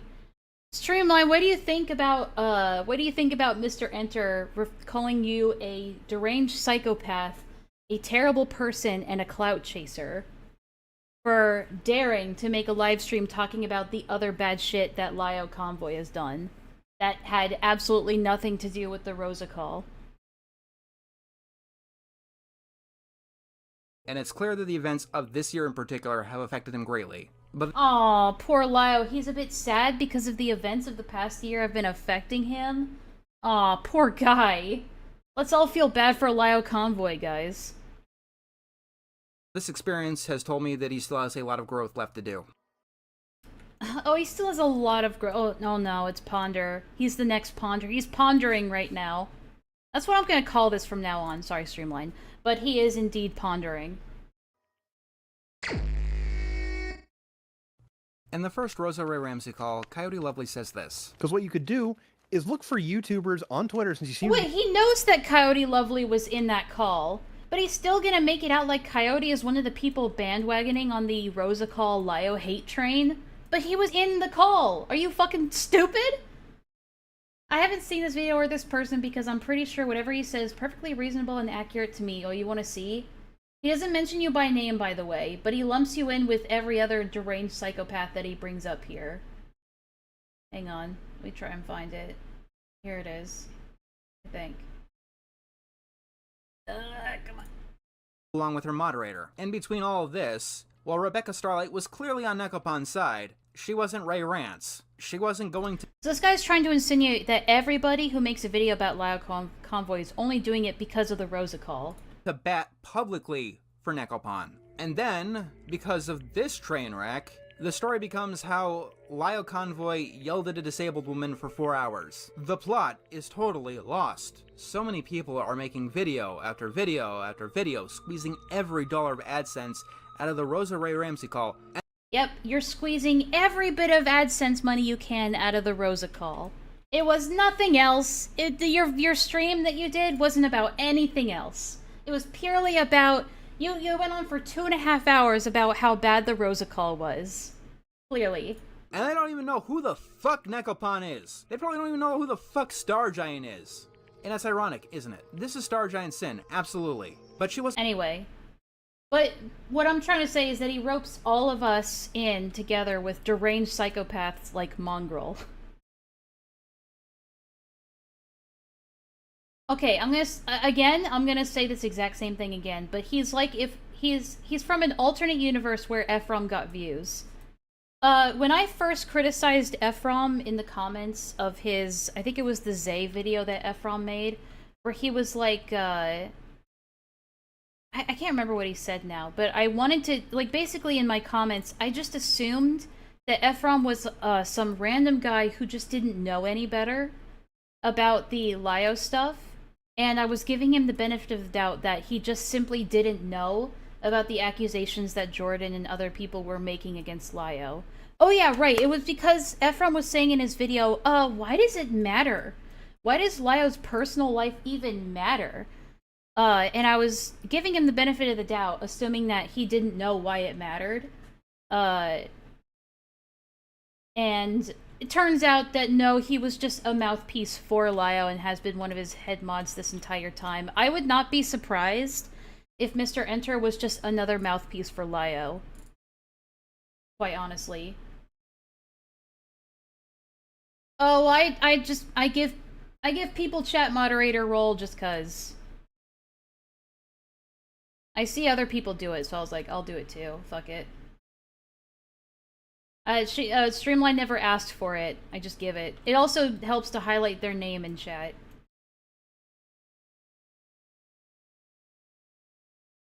Given he didn't give anything to me whatsoever, not even a reply when I sent him evidence, I don't want to assume, but I feel like he may not have given a shit about my call or even defended it. Well, he honestly wants to pretend that nothing else that Lio ever did even exists. He just says, I guess Lio's done some bad shit, but guys, these people are even worse for talking about it. Wasn't the one most gung-ho about it. Yet, it's her tent the whole circus takes place in. Honestly, I'm sure a lot of... Oh, right, we were backed up, sorry. I don't know if the rest of this video is worth it.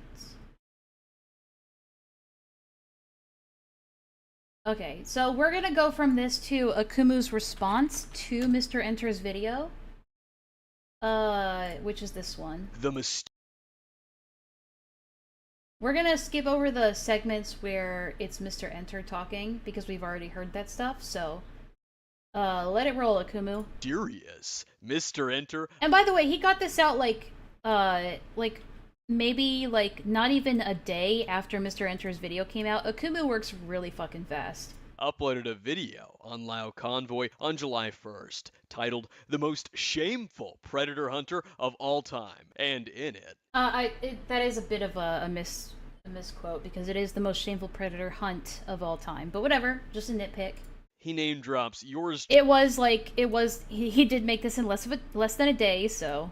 There's gonna be mistakes here and there. Truly, and Kumo. This is what he had to say. I'll be damned if history repeats itself. So I'm gonna nip this in the bud right now. Lio Convoy... Yeah, I feel like you should have included the bit just before this, because he was trying to imply that, because people are making videos criticizing Lio Convoy, it's just like the people who are making videos criticizing Lily Orchard, and therefore they're going to turn out to be bad people too, all of them. It has done a lot worthy of criticism. I cannot abide by... Yeah, Enter deleted Akumu's comment after his video came out. He has been deleting comments on his video, people pointing out and criticizing his his words about Kumo and Akumu and so on. By his actions. But through his actions, he has made many terrible enemies. Terrible people who hate him. And this fact alone is causing a lot of pain. These are people like Omnia or Akumu, who are absolutely clout chasers. They are people like Kumo, who got a teenage girl to cut his name into her leg. They are people like Coyote Lovely, who flirted with a zoophile for over 2 months. They are people like Mystic Mongrel. They are people like Stardust, who outright mocks grooming victims. Not just questions their story, but outright mocks them. Alright, you kind of get the point. I'll go to Akumu's part, because we went over this stuff already. Alert! Retard alert, class! Oh, God. So much digital pain. It's such a tragedy that people you don't like are being heard. Now, because this autistic fuck wants to take pod shots at me and Kumo, for no fucking reason, mind. What are we saying, Holland? Just because Essence of Thought was questionable, that doesn't make any of their criticism any less valid. Exactly. One thing he keeps trying to say over and over again in his videos, you just kind of have to watch it, the Lio Convoy bits. But he's trying to say that it's only because of Lio's negative reputation for the Rosa Call, that's why he can't be a predator hunter anymore, because nobody's gonna listen to him anymore because of his reputation. He's only ever gonna be known for this one thing now, and that's just not fair. Even though hardly anybody talks about the Rosa Call now, and it's mostly about stuff that he's been doing recently, but that stuff doesn't exist, according to this guy. Mind you, we have no beef with this guy. Because of that, I'm gonna return the favor. Since you want to run your mouth about me, I'm gonna do the same in return. Because you're an overdramatic man-child. He first calls me a clout chaser. Akumu, who are absolutely clout chasers. Yeah, I like the screenshot there. It shows Akumu talking about Ponder Sprocket, not the Rosa Call at all. Which is really ironic when you consider the events. It was Lio who started shit with me because I dared to acknowledge Peach's involvement in the FCK. He's on recording admitting to lying on my fucking live stream where I spoke with him, to lying. And lying about me for his precious Peaches. Me talking about the person who came at me with lies about me, who made several videos mentioning me, several calls lying about me, is clout. Like I said before, 99% of the, or at least 90% of the people going after Lio today are people that Lio hit at first. Like Akumu, Kumo, and Streamline. Like, these are people that Lio went after first, and they're just hitting back. Gonna have to Gonna have to kill myself. That's the reason he can't be... Wait, what? Gonna have to kill myself. That's the reason he can't be a predator hunter? What? Oh. Streamlined self-violence will not be tolerated in this chat. That's the reason he can't be a predator hunter, not his complete ineptitude. Yeah, earlier he says, when it comes to predator hunting, reputation is everything. Not just a little bit of it, everything. Instead of like professionalism or conduct or ethical behavior or actually having credentials or professional training to be in the circle of hunting predators or cooperation with authorities. No. It's all about reputation when it comes to predator hunting. Look at the gossip channel. Okay, one sec. Back to the gossip channel, ladies and gentlemen. He made a video, did I actually get owned by a lawyer? Is this a video about him trying to discredit Barbie as a lawyer? Again, I haven't seen Barbie's credentials. I don't know and I don't really care. I just think it's funny that he tried to argue with somebody that people said was a lawyer. And seems like pretty reputable lawyer from what I've seen, but... yeah, I don't know. I don't really care, to be honest. Out chasing to Mr. Enter. And this is coming from the same guy who involved... I would like this Mr. Enter thing to be like the end of it. For me, honestly. I would like this to be the end of it. Because I have other things that people are sending to me that I want to start looking into. So hopefully this will be the end of it.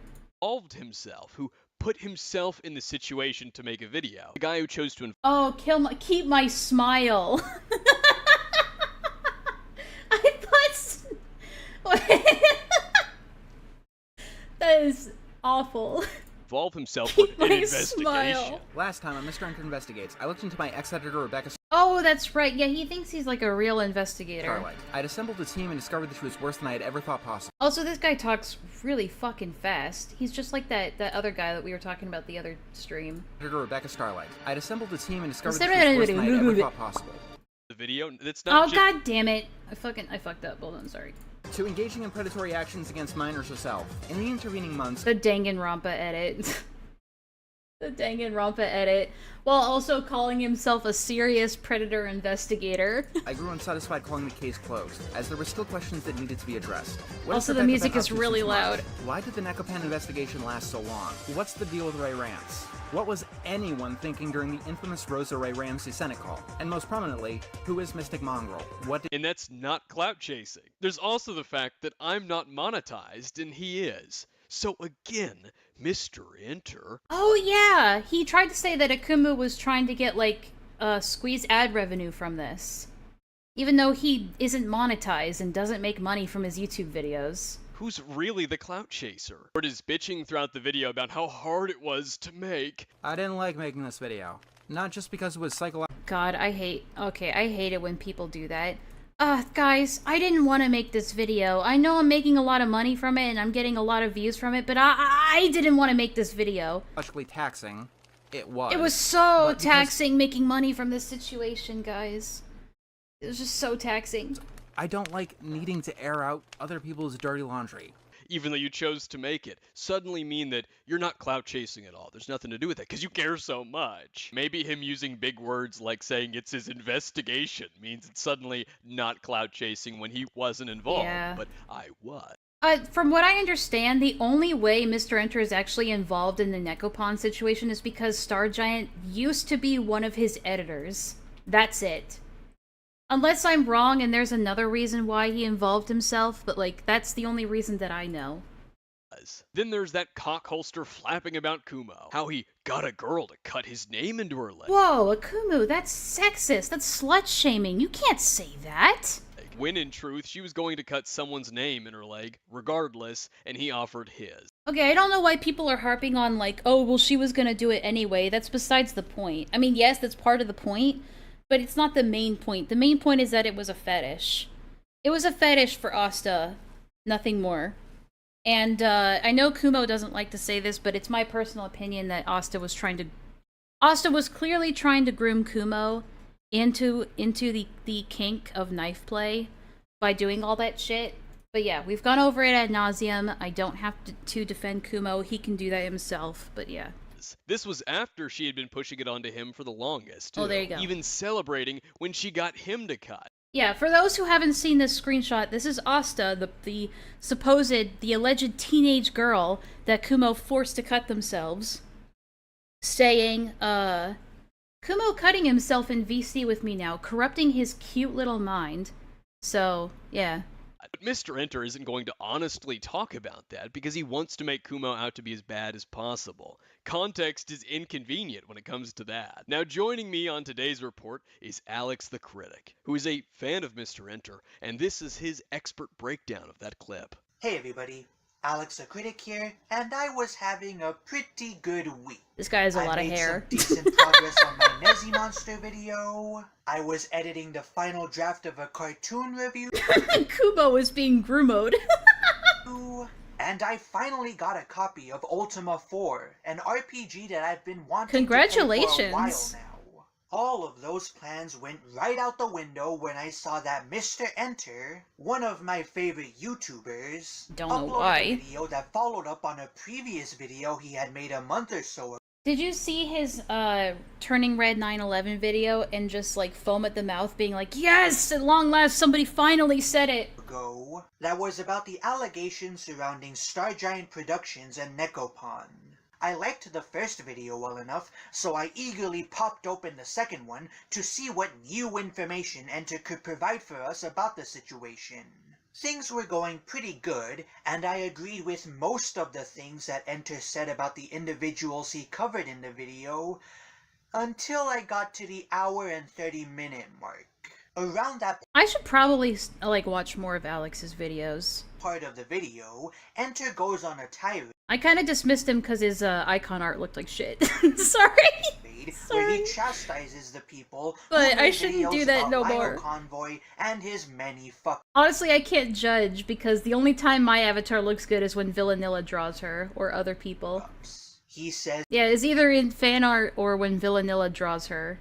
But otherwise she looks like shit too, so I can't judge. Many stupid things in this section. Retirement has not been kind to Hagrid. The first of them is I'm to sorry, call all of Alex. these people clout chasers. Lio Convoy has done a lot worthy of Okay, praise. I'm usually not somebody who, like, can tolerate other people's, like, speech impediments or like, autismo speaking. We all have our different way of speaking in autism, in the language autism, but honestly, this guy's voice is, like, kind of nice to listen to, not gonna lie. I cannot abide by his actions, but through his actions, he has made many terrible enemies. Terrible people who hate him, and this fact alone is causing a lot of pain. These are people like Anya Pain that I or won't Akumu, elaborate on. who are absolutely clout chasers. So, let's put aside that one's motivations for making an argument does not refute whatever Except arguments me. they've put forward. No, Because Alex, you're that's cool, not don't the worry. biggest issue with this point. No, the biggest issue with this point is that it could be lobbed directly back at Mr. Enter himself. I mean, what do you think he's uploading this video on a public forum for? It's for the views and the AdSense. I mean, one argument that Mr. Enter could have to that argument of, like, well, you're also making money and views off of this. I mean, oh, hey. Punch the Bimbo, thank you for the 2. A wild caveman appears, I agree. Hey guys, real quick, I'm getting real close to that $100 threshold for the YouTube thing. I'm like at $80-something. It'd be awesome to hit it, wink wink. Okay, enough plugging. That's one argument. One argument Mr. Ender could make, like a counterpoint to that, is, well, I give the money to victims. He could say that, but then, if he were to say that, then he would have to prove that he actually gives money to the victims. So, I'm just pointing that out. If he really cared about Stargiant and Necco Pon getting serious repercussions for what they did, don't you think that he'd leave well enough alone after making his first video about them? I mean, not only have plenty of people already been made Just aware say you want of money? Stargiant. Well, yeah, I mean, I'm not destitute or anything, but yeah, money is cool. And Necco Pon's misdeeds thanks to that video. But nothing in this follow-up is all that important nor original to the case against them. I know that Lio said that too, but he also has never provided evidence of the money that he gets going to quote-unquote people that need it. Sure, it makes them look worse, but the first video already did a pretty good job of proving them guilty beyond a shadow of a doubt. So let's not sit here and pretend as if Enter is making this video for anything other than clout. The next point he makes is that Akumu, in my opinion, I think he primarily made the video to try and kind of lessen the blow or the impact that Lio's involvement had on his Stargiant video. I think it was his attempt to try and be like, look guys, I'm criticizing him too, right? And like, I'm criticizing him too, but also I don't think he's that bad, and the people bandwagoning on him just hate him and are bad people. Like, I feel like it's his way of trying to delegitimize. Wow, delegitimize? Holy shit, I'm retarded. Wow, I can't even remember how to say that word. Wow, I'm retarded. I just had a retard moment. My bad, guys. Wow, I'm having a fucking brain fart. You guys know what I'm trying to say. Wow. Delegitimize. Holy shit. I'm such a fucking retard. Guys. Delegitimize. Guys, no, please. Oh, North, no. Thank you for the 20. That's really cool of you, North. Thank you. Thank you so much. Fucking hell. I'm gonna fucking die, man. Delegitimize the critics of Lio to soften the blow that their criticisms had on his video. I think that was the main reason. You got it! Woohoo! Delegitimize. One of the people who have made videos on Lio Convoy, quote, got a girl to carve his name into her leg. Wrong. It's got a teenage girl to carve his name into their thigh. There are people I'm like infecting you, Enlaa. Let's fucking go. I know, dude. It's killing me. who got a teenage girl to I'm cut his sick. name into her leg. Now, I'm not going to debunk the claim against Akumu regarding the leg-cutting situation, because Akumu has already done that for me. Rather, the point that I want to make is that even if I love this Kumo guy. got a girl to carve his name into her leg because he's a sadistic fuck, that has nothing to do with his claims against Lio Convoy. True. Even if that was the case, which it wasn't because it was a fetish, it has no impact on the claims he has against Lio. And I know that Enter has already addressed this argument by preemptively going on about how reputation matters. When it comes to predator hunting, reputation is everything. It's why Daft Peanut can't expose predators anymore. Yeah, you're right, Tabby. Everything you said about Cosmodor was absolutely accurate, but no one is going to believe anything Daft Peanut says, or care about it, because he's always going to be the guy who tried to pry into Ellis Mark's marriage, and that's all he'll ever be for the rest of his internet. But that happened, like, years after the Cosmodor thing. This is still such a dumb point. He's like, guys, nobody's gonna listen to Daft Peanut, a notorious predator hunter, who clearly was predator hunting all the time. He was just so good at predator hunting, but no one's gonna believe him about Cosmodor anymore, because he no longer has good reputation. It's like he's trying to say that the second that Daft Peanut's reputation went down the toilet, the second that Daft Peanut got canceled, everybody just simultaneously forgot that Cosmodor tried to, was like dating a 16-year-old or trying to, have sex with a 16-year-old or whatever the fuck it was. Like, oh, never mind, he's innocent now, because we can't trust Daft Peanut anymore. Career. Okay, one of my neighbors, I hope it doesn't pick up the bass. But, one of my neighbors is playing really bassy music, because, you know, that's just what you do on a Friday afternoon. Yeah, well.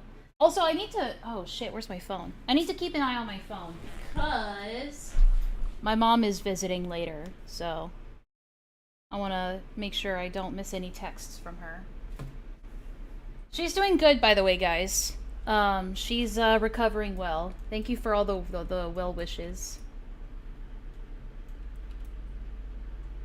And also, she comes in the chat every so often to say hi. I'm not going to tell you her username, though, because I want to make it a fun game of who's who.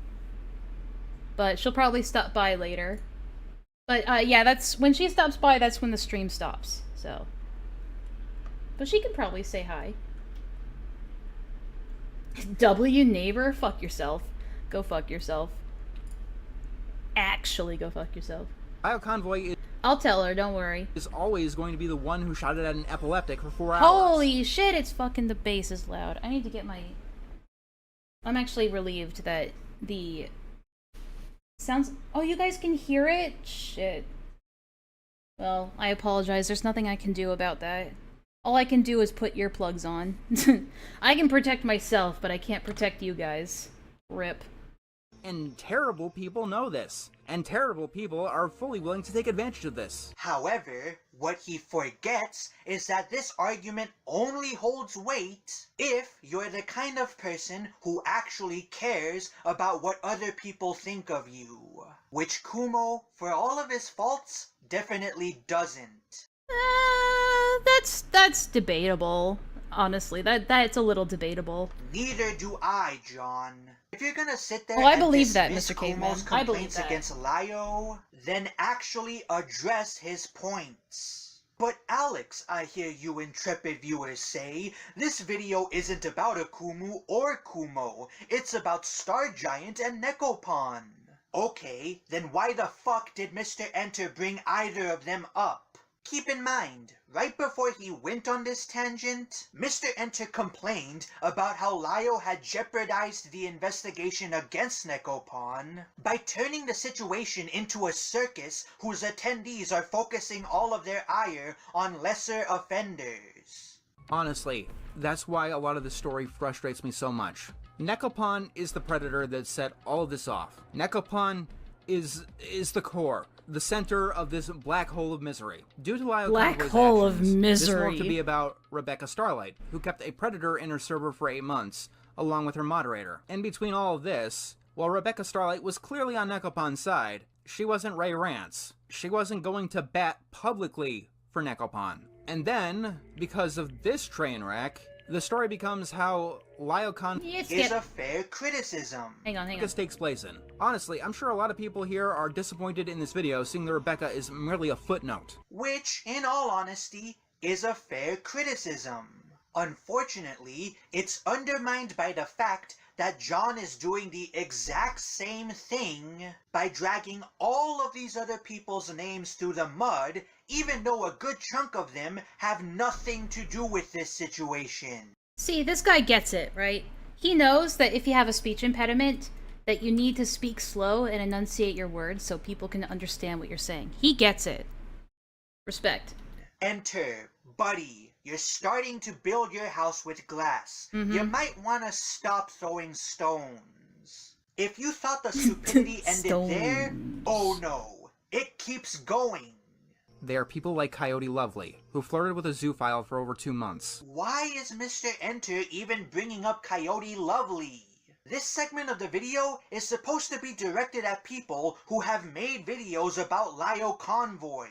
Coyote Lovely being one of his— Yeah, I don't even know why he decided to go that broad. Do you think it's just because he couldn't find enough people who actually made videos talking about the Rosa call specifically? Because trust me, there are enough people out there, like, who made videos bandwagoning on the Rosa call situation. Especially when it came to the ableism. But I guess just don't focus on those people. I think it's because Lio isn't focused on those people, so neither is he. Enemies is utterly irrelevant since, to my knowledge, he hasn't made any videos calling out Lio Convoy as of late. Nope. In fact, that nigga has been gone from Whoa. the internet for the last year, and his Jump most scare, recent N-word jump community scare. post dates back to 3 months ago. Yeah, all I There are remember people from like- Coyote Lovely in recent memory is the Telegram post that he made. That's it. Mystic Mongrel. They are people like I think he was just doing the typical autist route of piling shit on to make it all worse. Yeah, you're right. But it's really dumb. Stardust, who outright mocks grooming victims. Not just questions their story, but outright mocks them. Okay, Mystic Mongrel does seem like a piece of shit from what I've seen, but what's this mess about Stardust mocking grooming Hold up! Chris got the pass. victims? I don't even like Stardust all that much, but this is such a pussy-ass point of attack. First of all, you don't provide any evidence for this claim, which renders it moot from the He doesn't provide evidence for a lot of his claims. word go. Second of all, The even caveman if got it's the pass. true, it's the internet. Grow the fuck up and deal with it.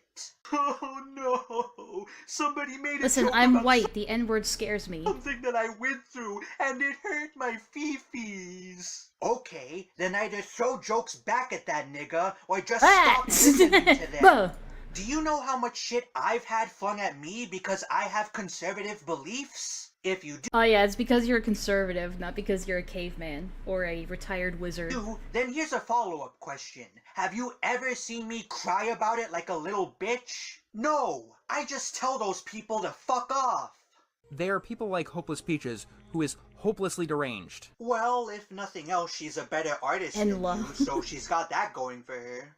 And I'm sure that a lot of people want to hear people bitch about Lio Convoy. What I'm terrified of is vulnerable people falling into the clutches of any of these deranged psychopaths because of a mutual hatred of Lio Convoy. That's fair. Because apparently Ka. hating the right guy tends to give people a lot of passes. You heard that right, ladies and gentlemen. Not only is Mr. Enter criticizing these people for essentially being grifters, but now he's calling them deranged psychopaths as well. Need I remind you that one of the people that Mr. Enter brought up in this video, that being our lovely host Akumu, literally did nothing to warrant this attack on his character? All he did was criticize a public figure on a public platform.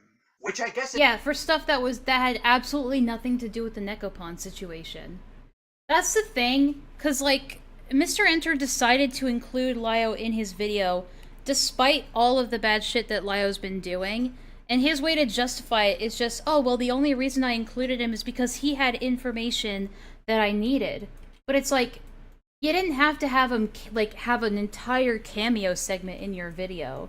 That's the thing. If you just said, like, oh, hey, I got a lot of this from Lio, so props to him for getting a lot of this information, instead of just doing that, like, you had him have an entire segment in your Rebecca, like, Starlight video.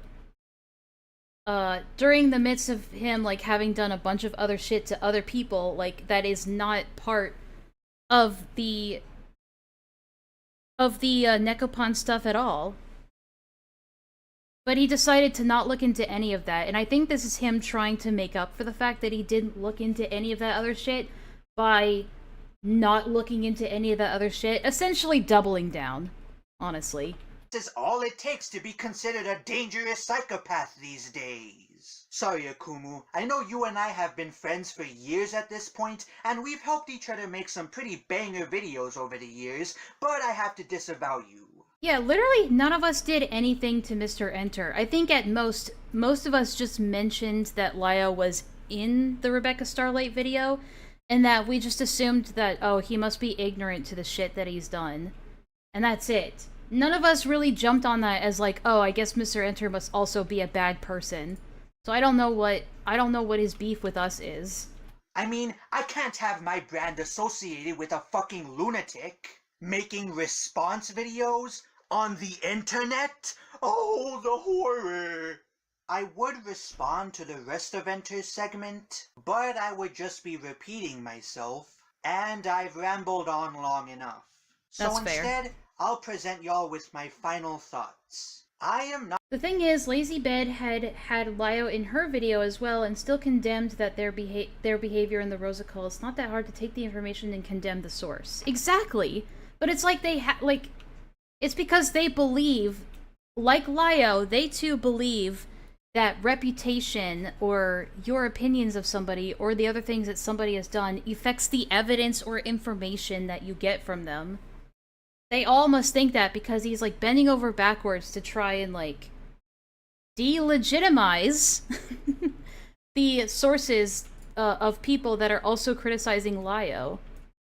not saying that you— It also comes off as like, oh, I'm the only one who has a legitimate reason to criticize Lio, but nobody else does.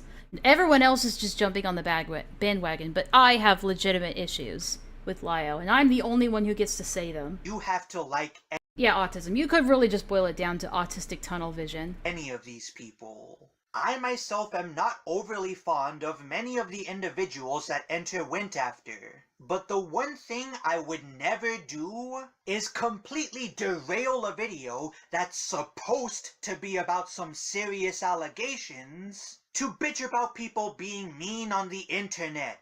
I would think that Enter of all people would be smart enough not to pull this bullshit. No. Considering that when his Turning Red review spurred a whole angry mob against him, all sorts of losers came crawling out of the woodworks to hurl unfounded accusations at him. But I guess I thought— Maybe that's why he's like projecting what's happening here, like from that.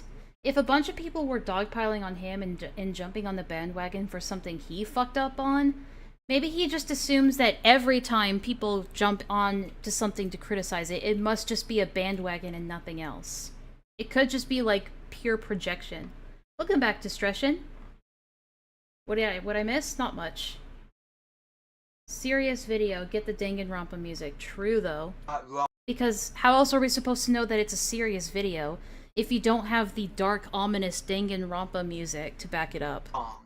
Enter, speaking as a huge fan of yours, this Lord knows why. is just about the stupidest thing you've done in a long time, and consider my respect for you lessened. With that, I yield the floor back to Akumu. If you'll excuse me, I'm going to go back to bitching about theme songs. I'm Alex the Critic, and I'll see you guys next time. He's nipping Hassan this in moment! the bud. We got a Wait, Hassan no, moment! That's right. He can't pronounce his T's, so he said, nip this in the bud. So I'm gonna nip this in the bud. What he and the others... Is it really? Bud. Wait, no, that's right. He can't pronounce his T's, so he said, nip this in the bud. So That's the same. You said the same thing. Hold on, what? I'm Alex the Critic, and I'll see you guys next time. Wait, hold on. I'm confused. He's nipping this in the bud. Wait, no, that's right. He can't pronounce his T's, so he said, nip this in the bud. So I'm gonna nip this in the bud. You guys said the exact same thing as each other. Kumu. I spot the difference there. I literally heard no difference between how you said it and how he said it. Maybe I'm just retarded. Retarded. What he and the others are so afraid of, which prompted his little bitch fit here, is that people who aren't weak, emotional, sensitive babies trying to maintain a virtuous aesthetic and bullshit their intentions will be listened to. That community's current culture of pretending to be these nice, softy, goody two-shoes will become less and less. That the people who see past this internet justice bullshit that he certainly does participate in will reveal to more Nip it in the bud? Well, you said nip this in the bud. I mean, it's kind of the same thing, isn't it? people that it's just a bullshit charade, that the audience will become accepting of the people who aren't such wimps, and that community will become less of the hug box that it is. As a video on Lio, it isn't that bad, if you ignore his A, spurgy internet justice crusader moments, and B, his need to try and dunk on us out of fucking nowhere, likely to score some good boy points with the art community and the people he associates with. Like, it's such a confusing, like, mess of, like, motivation. Like, the only way it makes sense, like, in my autistic brain, is if he's, like, being a mouthpiece for Lio. If Lio is whispering in his ear like Akumu suspects, right? I'm suspecting it too, at this point. Because a lot of the stuff he says about other detractors, quote-unquote, are stuff that has only ever been said by Lio and Lio's fans about other people. No one else really says that about his, like, detractors, that they're all, like, deranged psychopaths. Lio's the only one that says that, right? Farming plants at the edge of the universe is a vibe? Totally, dude. I like how you noticed it was, the edge of the universe. That's pretty chill here. Yeah, it's all, clearly it's very chill here. With all the, broken and dead planets and the dead star that's, hanging right above our heads. It's all very chill. What a vibe. And the spaceship in the background of this fantasy game. But it's just like... And also the things that he's criticizing of Lio are already criticisms that Lio's decided to accept and capitalize on. Yo, bro, can you get your minion out of the way? Thank you. And their sensitive crybaby-ass audience. Take, for instance, this comment. Pain in your voice. I mean, with some of the screenshots from Cat Slayer, we've called them psychos before. True. Touché. Voice at the end is... Oh yeah, this is one of the comments on Mr. Enter's video.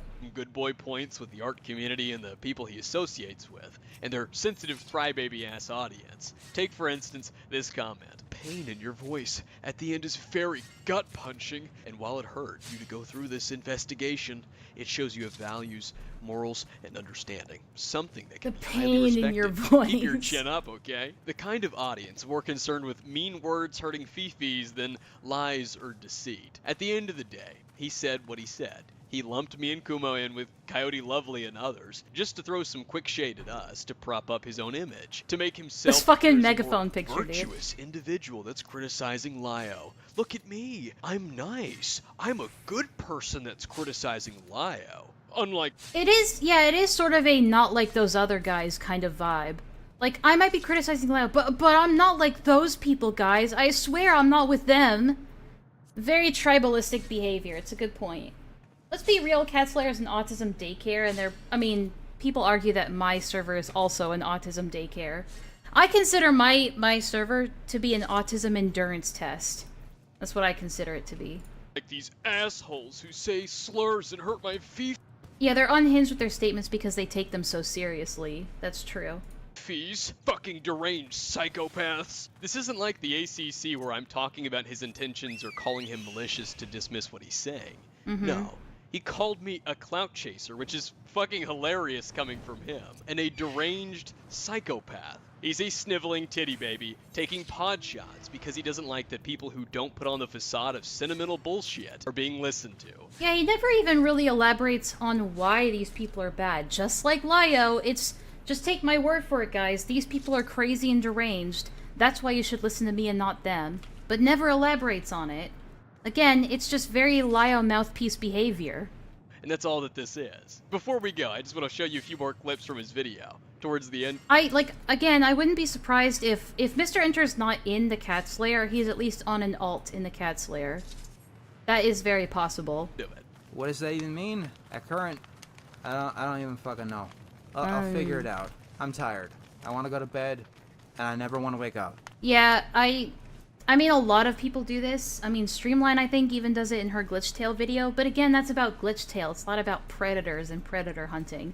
It's this air of like, oh, I can't believe I made this entire video on this thing that just is so mentally exhausting. Feel bad for me and give me money. But here, he's doing it with, like, predators. Other people just do it with, like, cartoons and shit. I was supposed to be talking about the stupid Rescue Rangers movie. And instead, well, you're Mr. Enter here the after chat. like an hour and a half. Thank you Mr. for that, Enter by the cover way. of They Not Like Regular Us. content should be resuming soon. Have a good day. Oh, he wants to go to bed and never wake up. I'll bet these people don't even celebrate 9/11. Oh, that hits me right in the ticker. Jesus fucking Ooh, careful Christ. with Get how over you yourself. you were What is with kind this of liberal with that hard R at the end of ticker. It's for the bit. I'm not above the bit. I'm saying that I think the bit is fine if you're talking about cringy shit or non-serious shit, but the bit doesn't really hit the way it's supposed to when you're talking about really serious predator allegations. Like, that's where it's, I feel like it's inappropriate to use the, like, I didn't want to make this video, I'm so done with this kind of bit. self-loathing, especially over a video you chose Like, if you didn't want to make the video, don't make the video. to make. Oh, I didn't want to make this video. Who put a gun to your head and made you make this video? Who did that? No one. I should be doing review content, so do the review content. Again, no one made you make this video. It's these moments like these. But Akumu, he had to try and salvage his reputation, because reputation is everything, remember? Where he gets into this, again, self-loathing, like, whiny bullshit. Really. I wouldn't say it's self-loathing, maybe this is pedantic, but it's not really self-loathing. It's more of self-deprecation. I think there's a difference, because self-loathing implies that you genuinely do hate or loathe yourself, whereas self-deprecation is usually just you making a joke at your own expense. Like, to try, not necessarily just to try and ingratiate yourself to people, or make yourself seem sympathetic, but like taking the piss out of yourself. I think there's a difference there. Really makes this worse is the fact that he, like, certain words he just can't pronounce. Like, they just, his tongue flops about like a fish in there, or maybe he's just got too big teeth. I don't know, but he can't pronounce certain things while doing this Akumu, your voice makes my throat hurt. And actually, since I mentioned that the other stream, I noticed that my own voice is doing the same, like, shit. And it's frustrating. I also have GERD, just like Akumu does. Akumu has it worse than I do. But I also suffer from acid reflux attacks. And I had a particularly bad one a couple days ago. And it made my voice very low and gravelly. And I was so annoyed by it. I wanted to stop talking entirely. I hate it. self-loathing, whiny, like sentimental, Like, give me like 2 to 3 years and I'll start sounding like Leia. like sob story shit throughout the video. It's not GERD, just at the end, recognized GERD, throughout yeah. the video. It's so fucking pathetic. Like I said, he's a sniveling titty baby. I don't know what people enjoy out of, oh my god, I don't have to make this video. I say as I sit there pretending as though I had to make this You know, if he said it like that, it would have been 10 times better. Oh my god, I just want to make this video. video. It needed to be done. I didn't enjoy this one bit. No, guys. never. I really didn't. As I continued to make the video, I'm not enjoying making. But I just have to let you know How many of these do I have? I have like I feel as 500. though I shouldn't be making videos like this, but here I am making myself make a video like this. Now, before I get comments talking about how I'm being too mean to this guy, he's older than I am and he's acting like this. He also has a much larger— But Akumu, he's autistic! Have a heart, dude. Have some fucking integrity, man. He's autistic. channel. He's one of us. He chose to bring me and Kumo up. This is friendly fire. Chose to dishonestly talk about what Kumo went through. And he chose to call me a clout chaser and a deranged psychopath and terrible person, lumping me in with the likes of fucking Coyote Lovely. So yes, I'm gonna take a problem with that. That segment exists to shit on the other detractors of Lio to make himself look better. In a way, he's trying to say, I'm a moral person that's criticizing Lio. These people, they're not. And that's because a problem with him and in general the art commentary audience with separating people into good versus bad anytime there's any situation, and to harass— Wait, Enter saying he is a curious pig was so out of place? He said that in the video?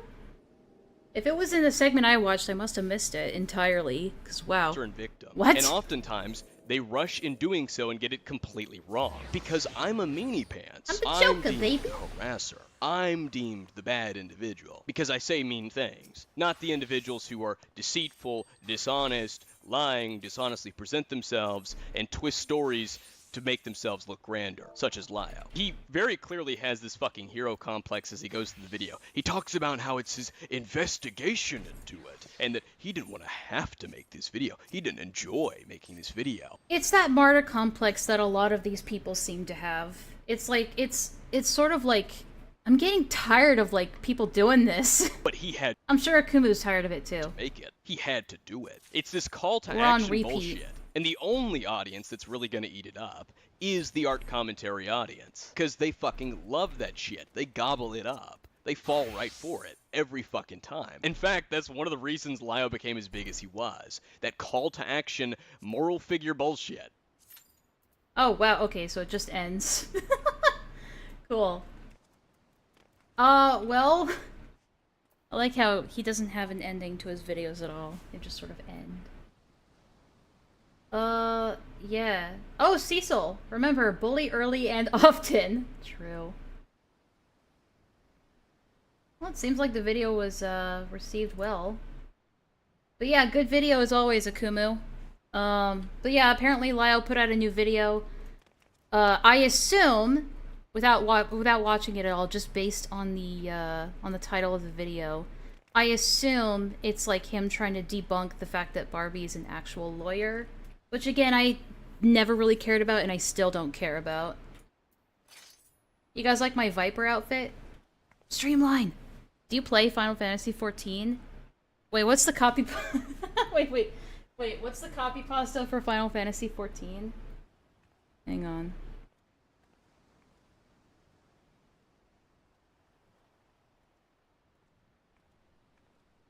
What's the copy pasta?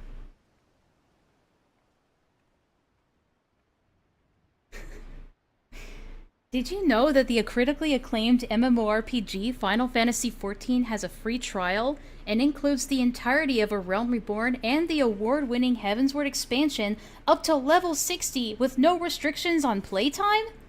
Did you know? But they just had an expansion, Dawn Trail recently, and you can play as a Pictomancer, which is basically just this starving artist class. Ta-da!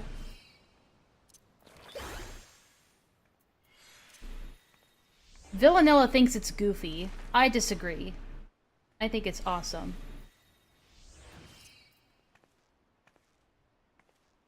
I've been practicing it a lot, and I really like it. They also have the Viper class, which, what's his name? Yoshida literally said that it's inspired by Sword Art Online. Primarily inspired by Sword Art Online. Yeah, actually it's up to Stormblight and level 70 now. Oh yeah, I forgot. Well, I didn't know, but now I do, and I have to play it for that alone. You don't, like, you have no idea how many people I've indoctrinated into this game, bro. It's a good game. I said the paintbrush being so cartoony and big was goofy. Don't misquote me. Okay, fair enough. Alright, but, now that we're done with the Mr. Enter stuff, what are my final thoughts on it? I honestly, once I learned that he was the 9/11, the Turning Red 9/11 guy, I was like, okay. Okay, that makes sense. Never mind, Lio is going to live stream about Barb the lawyer. It might have something to do with all the digging they were doing into Barb's, professional history or whatever. But, I don't really care too much about it. I think the only reason Lio wants to try and debunk it is because everybody, like, outside of, like, us are kind of hampering on it. Okay, well, while we wait, there's some questing that we can do. While we wait. I don't think Streamline would even have the time to play. Like, this is the kind of game where you need to have a lot of free time, and I don't think Streamline has that.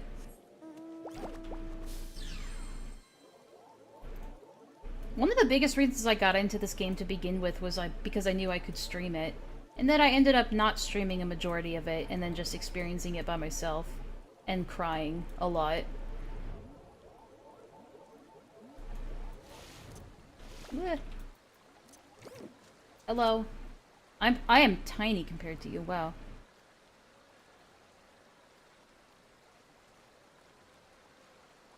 Goo goo gaga.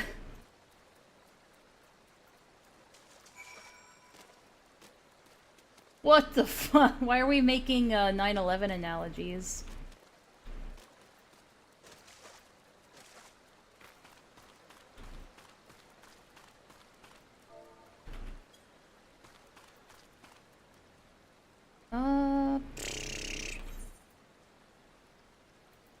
We could do the Manderville Men quest line, just for shits and giggles. But there's other ones that I need to do as well, like this one.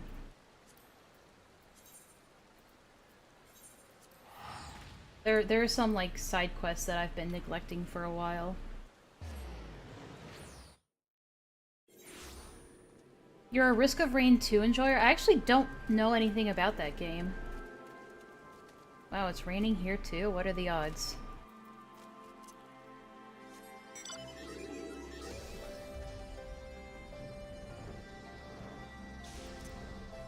Oh, they have striking dummies here? Oh, perfect. I can show you guys this thing right here.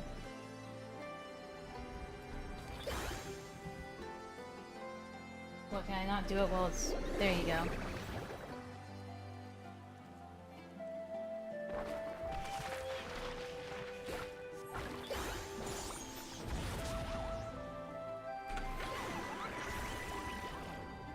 So you basically create buffs and attacks with your paintbrush. And then you make a little ring. That's pretty cool.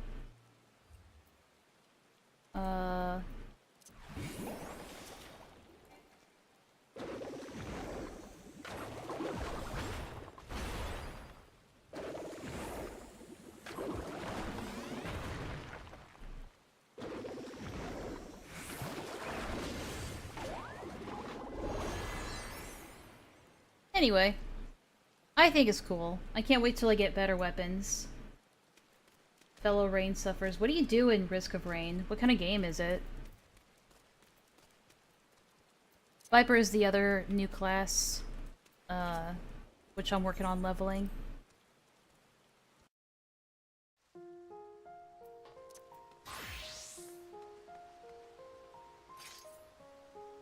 I like the battle stance for it. Pretty badass.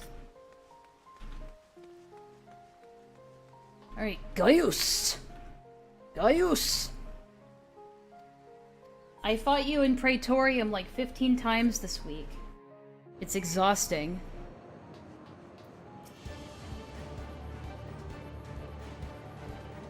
Oh, I don't have to pilot the thing again, do I?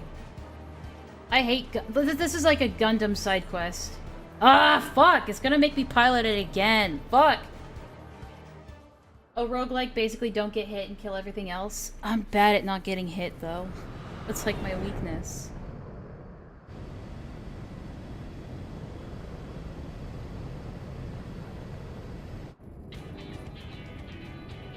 Came into the cockpit dressed like this. This is like Gundam, the side quest. They do fucking everything in this game. Anyway, for all the people who are here for the drama's over. We're just gaming and chilling. For like 40 minutes, but my mom's coming over, so that's when the stream ends.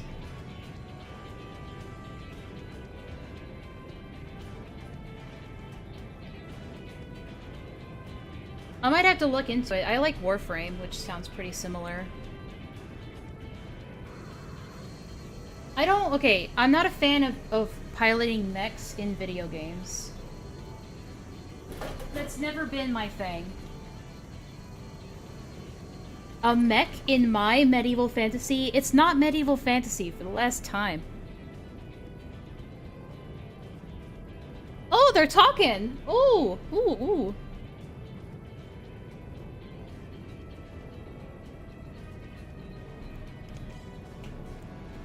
This is the first time Sid and, not Sid. This is the first time they speak to each other since A Realm Reborn.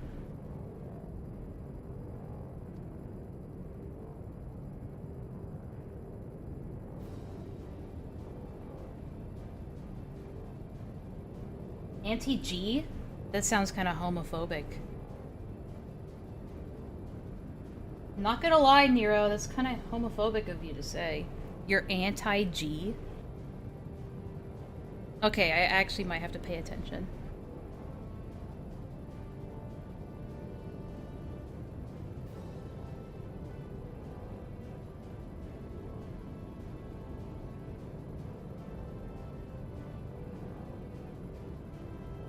More like science fantasy.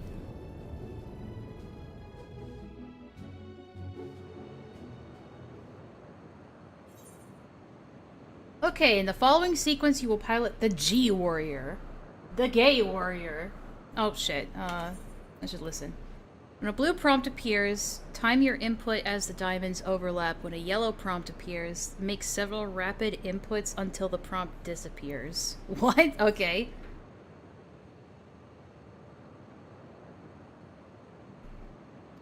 Okay.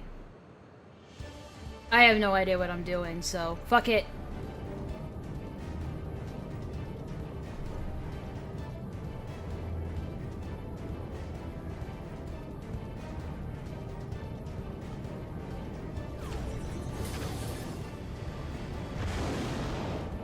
But is it gonna be like a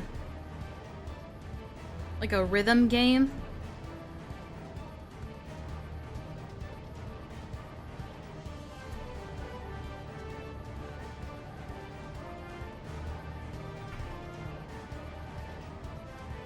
The new facial animations are so good. What? Yeah, I know, right? What the fuck? Oh my god, it is. It is a rhythm game.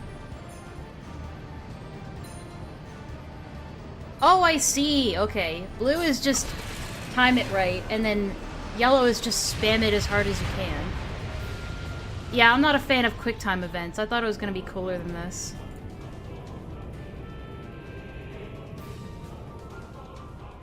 Oh, I love the heart of Sabik in the background. Big fat tacos, oh big fat tacos, oh big fat tacos for me. You got it, boss. More quick time.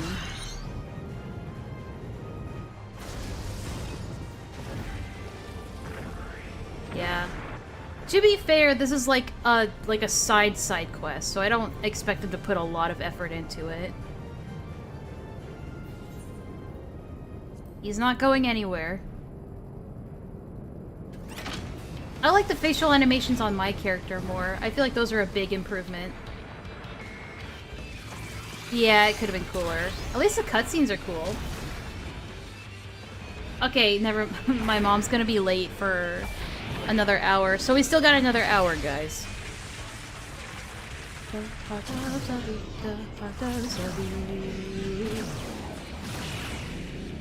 God damn. Okay, I'm actually kind of glad that this is a cutscene. Even if it is quick time events, I'm fine with that. I'd rather watch mechs fight instead of playing it.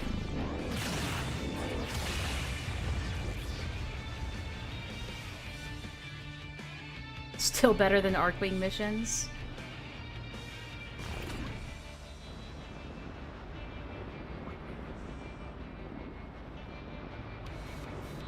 Male Highlanders got the biggest expression glow up? I'm sure they did.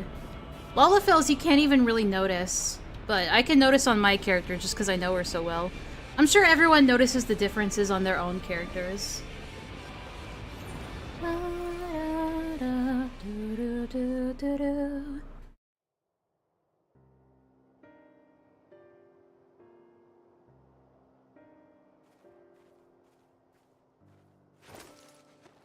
It's you! What the fuck? I thought you died!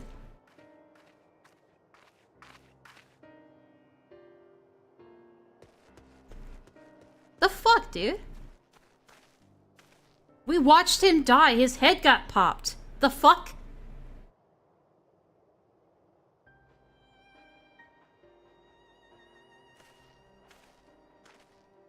His head done got squished. How the fuck is he still alive?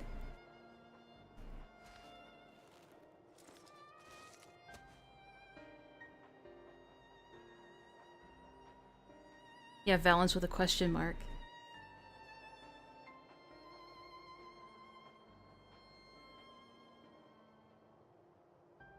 No the fuck you're not.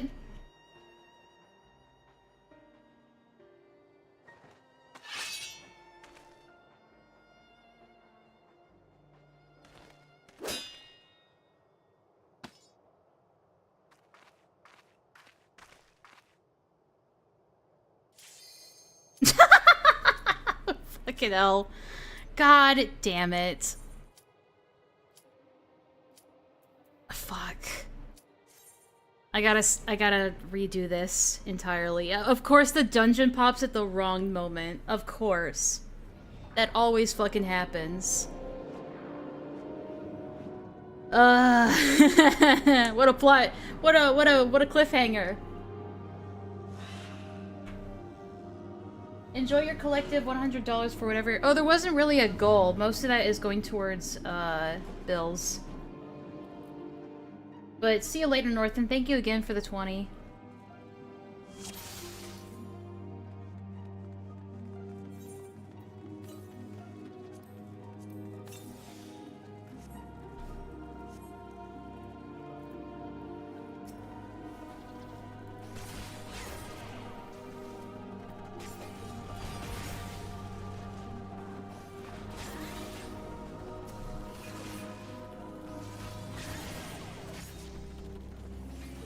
Oh, whoops.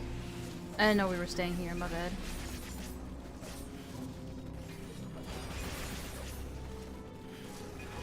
Would you try the new Hoyoverse game, Zenless Zone Zero?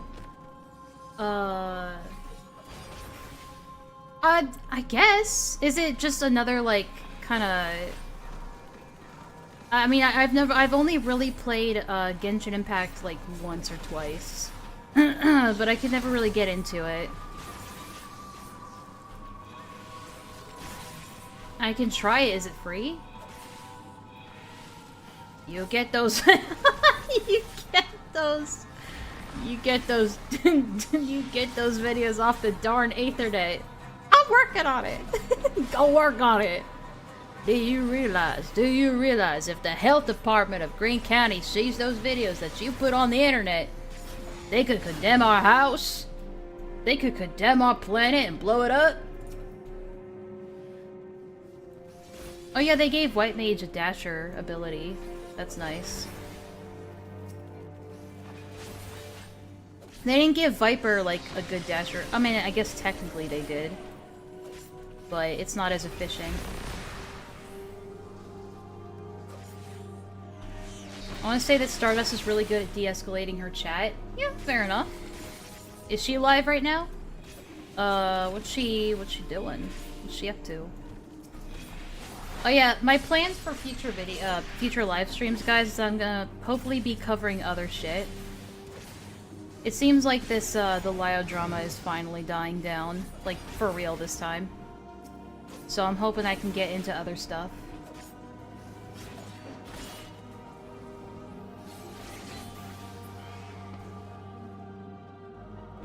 Do I want it? Sure.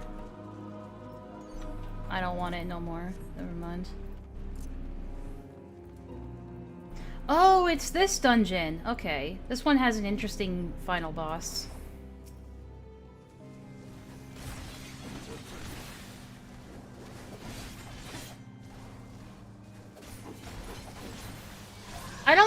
Villa, I don't think it was Stardust that called you a crybaby. It was other people in her chat that did, if I recall.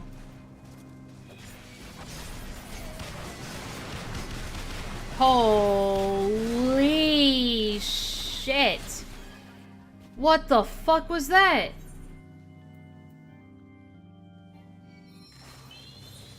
Just exploding zombies. I feel like we did something wrong there. Just a hunch. But oh well. I got it.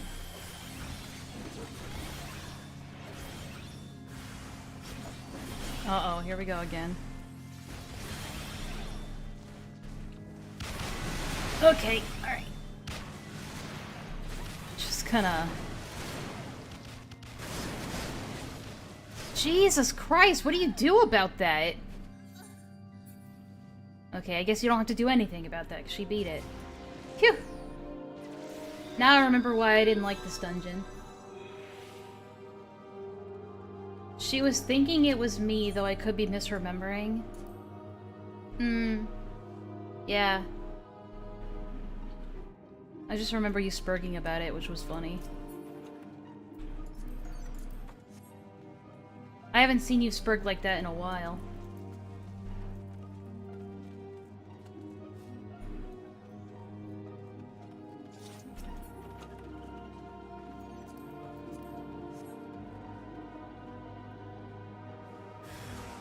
Whoa.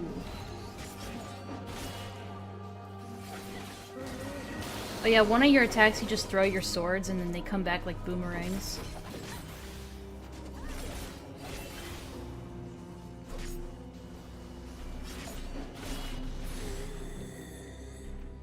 That was close.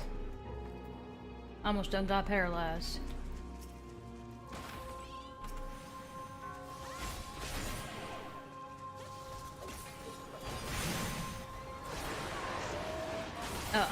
I near done got paralyzed.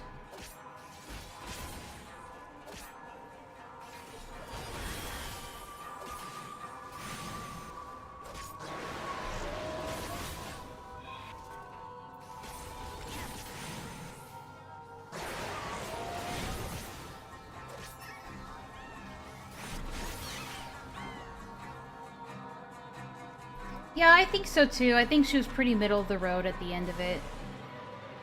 All things considered. Oh shit.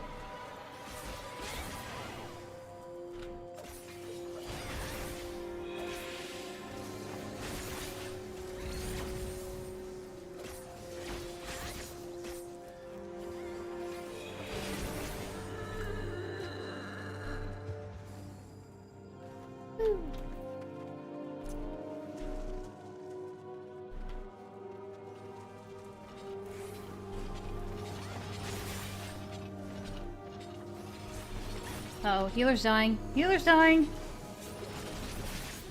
We're good, we're good. Is this melting your guys' eyeballs yet? All these bright lights?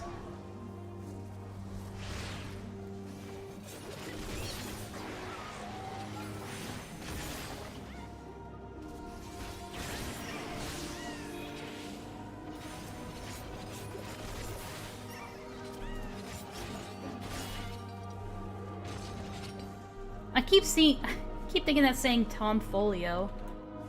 I'm like, who the fuck is that?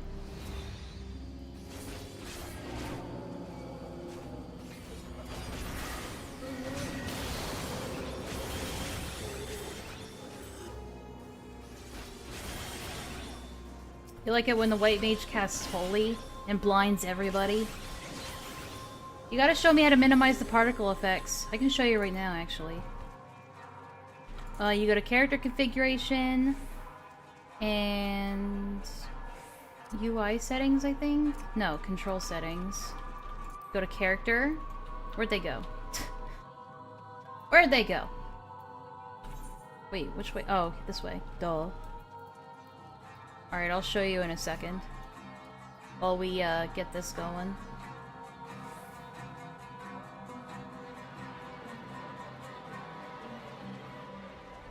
Oh, right, this.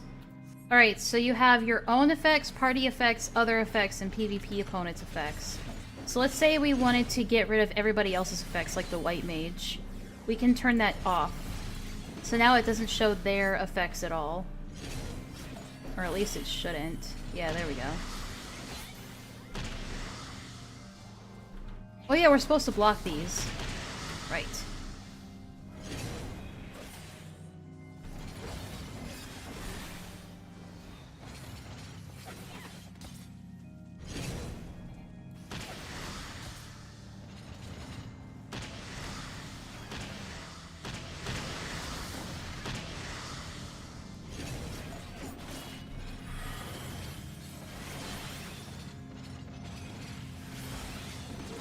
You're renewing the sub today? Oh, awesome.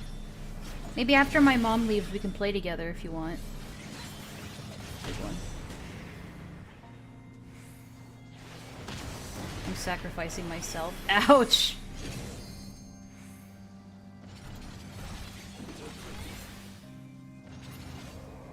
There we go. So it should have muted their abilities, I think. Unless I did it wrong. Focus on the dungeon, Goofy Cat. I am! It's so much nicer now. Yeah, it's not showing the Pictomancer's abilities anymore.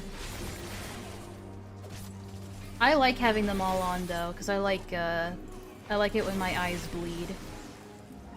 Yep, now spam Holy. Yep, spam Holy. There you go. It really is the Final Fantasy XIV experience if the white mage isn't spamming Holy over and over and over and blinding everybody.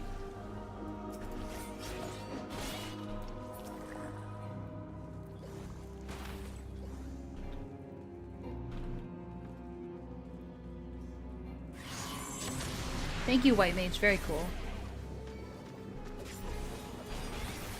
Oh my god, it's a mind flayer!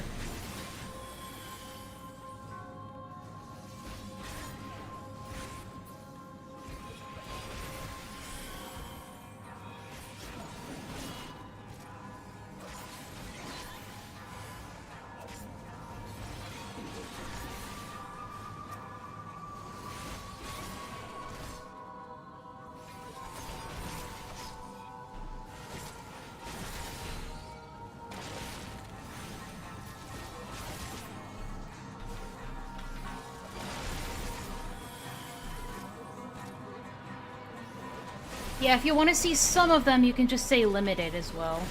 So it just, like, it mutes, like, a lot of the flashier ones. That way it's not just, like, all or nothing.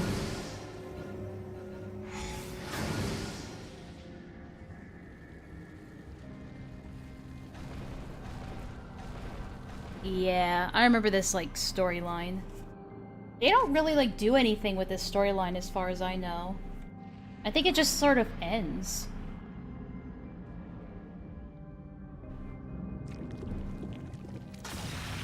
The thing with Ida and shit.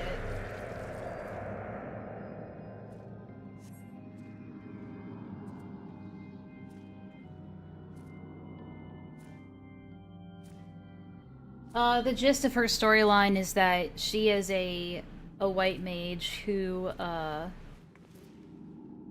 her husband dies, and she turns to void magic to bring him back to life as this, head.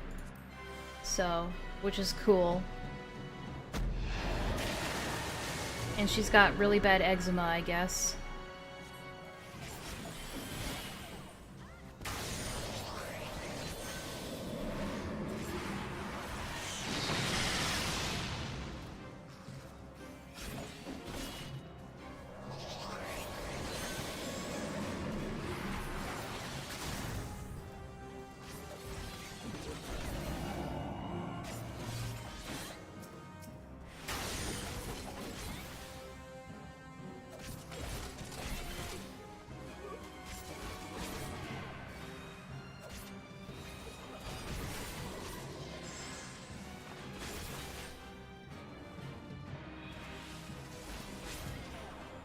There we go.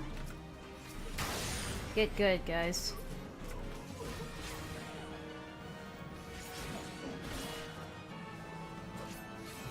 Ew, what is that? It is a dead guy's head, apparently. Brought back to life with void magic. Oh shit.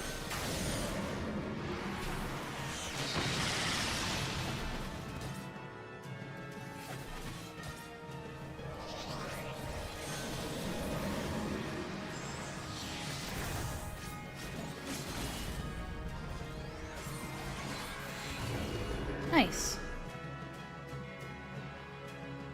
Groom to be, that's so messed up. Hey, well, wait a minute. Wait a minute. You can't, I'm pretty sure that's illegal. Nice, the fanfare during this dramatic cutscene. Imagine the time imagine the time that she took to set up all these candles.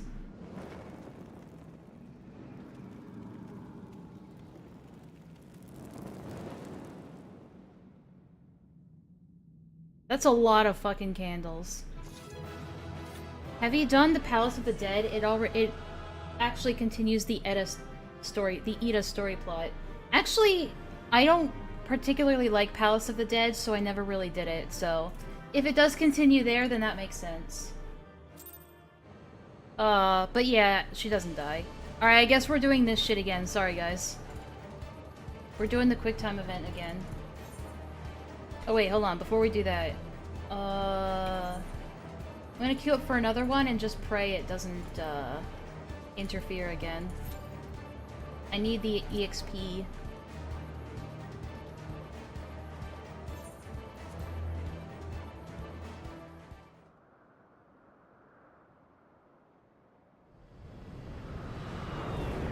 You're gonna eat at Texas Roadhouse? Nice. Yep, I'm aware. Thank you. Thank you.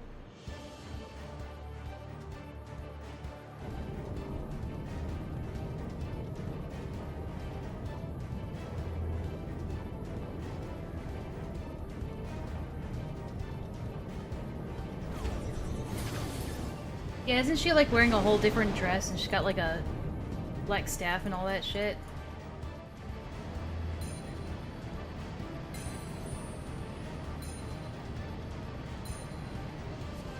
Oh, whoops. The fuck? Okay. Never mind. I got most of them. I thought you were just supposed to click immediately. My bad. That's like the only time you have to do it, though. It's weird that they would set up this entire mechanic for one, like 15 seconds worth of gameplay, and then never use it again. Unless they use it more later. I don't know. Alright, we'll skip this part. We'll get back to the meat of it. Oh, never mind. We just skipped the entire thing, didn't we? Fuck!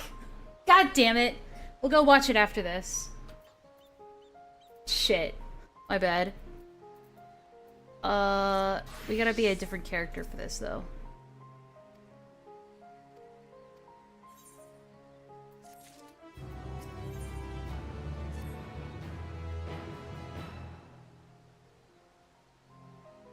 Alright, adios, Pudgy. Thanks for the donation again. Adventure takes everything in stride. Delivery, sky fishing, traveling to the farthest edges of the universe. Yeah. You know.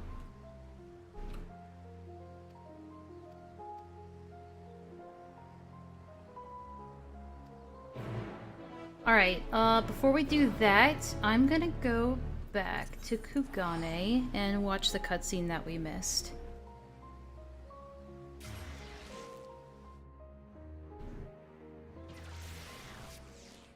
Ooh, look at that brush.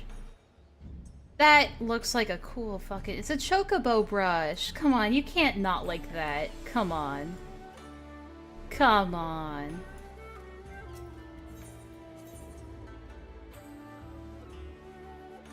Oh yeah, we have that we gotta do too. To the end.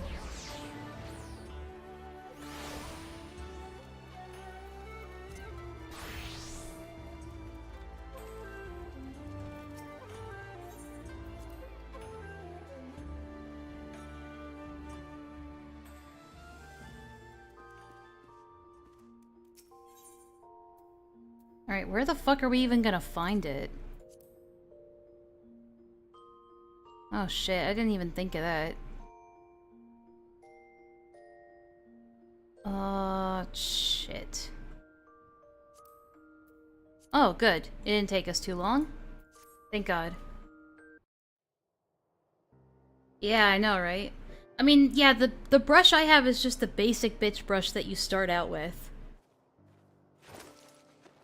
Alright, here we go. I don't know why it skipped this one.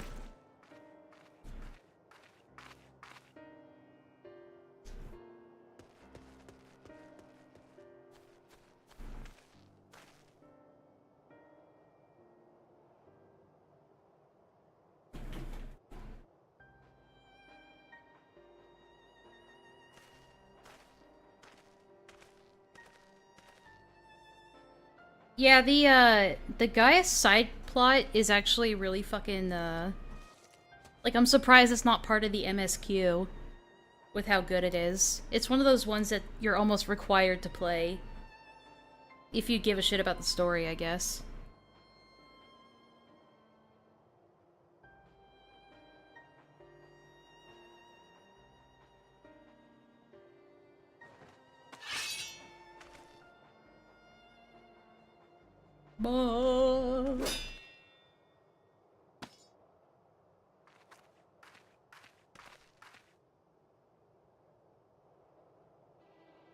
That ain't him. That ain't him. I like you just have the option to just be 100% wrong.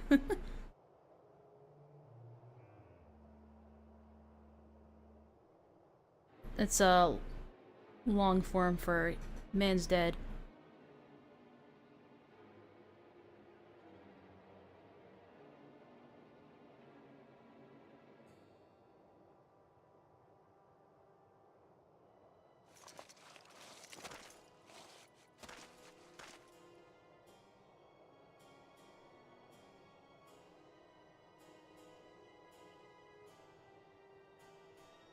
So what, you're just a fucking lookalike?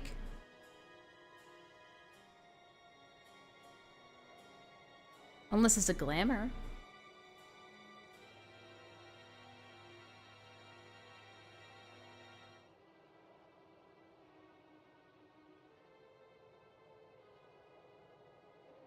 Oh, it's like a, Queen Amidala situation.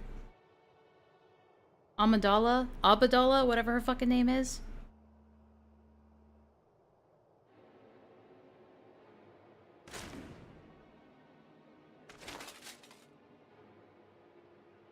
Yeah, that's not gonna happen, bro.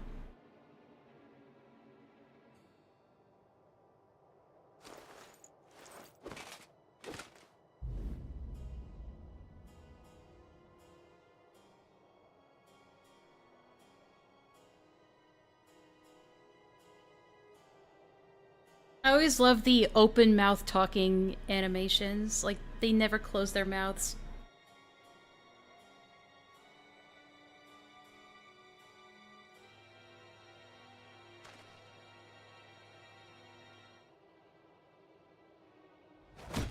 Oh, god damn!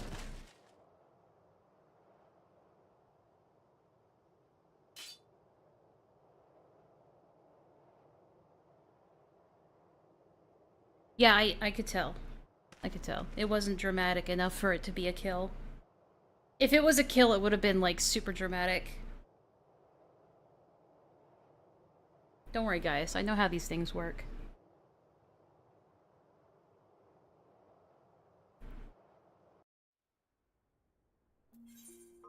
Alright, now that we know where it left off, so...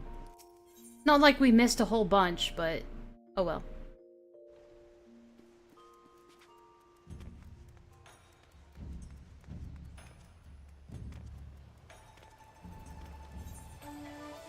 Alright, let's head back. Actually, first...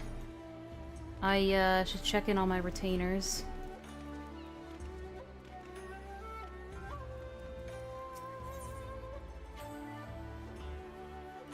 You know, props to the devs, because the servers are holding up really fucking well. I haven't had any disconnects, and the queues haven't been that long. The only time they get long is in the evenings. But other than that, it's like, it doesn't take long at all to get into the game. Considering that this is a new expansion, and everybody is playing the game right now, the queue is never that long. So, when they said that they were expanding the servers, like, they really meant it. I love how in universes where people shrug off getting hit with a meteor, you can get laid out by a sock to the face.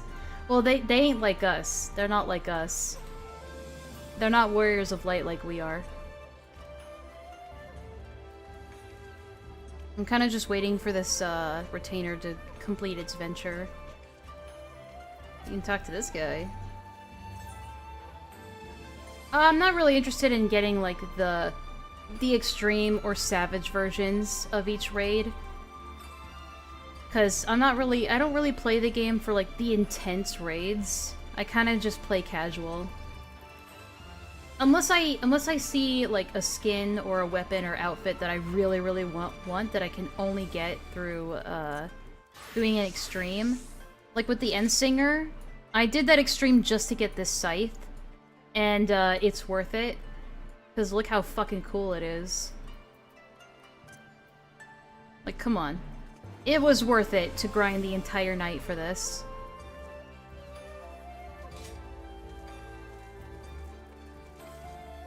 I love that fat cat minion, so rotund. Yeah, I don't know. I can't see it as cute like everybody else does because, like, fat cats just make me depressed. I'm sorry, but overfeeding your cat is animal abuse.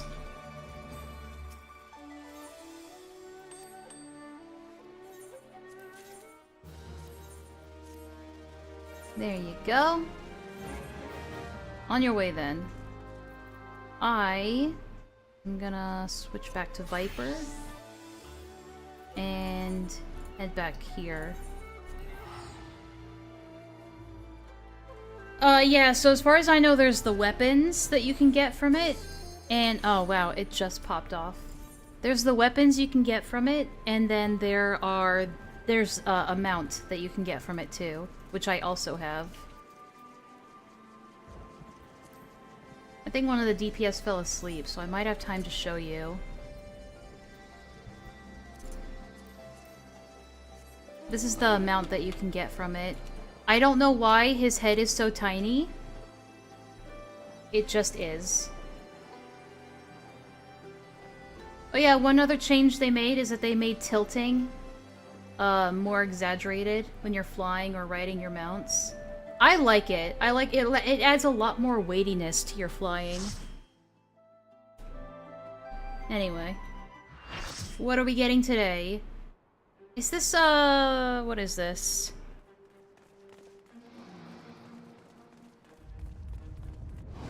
Oh, it's not Shinryu, is it? Oh my god, we're doing Shinryu? That's awesome! Oh, this is exciting. Hell yeah!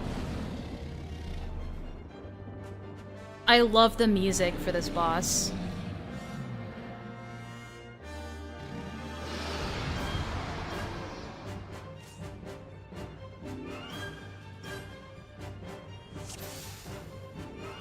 Oh, I'm so fucking ready.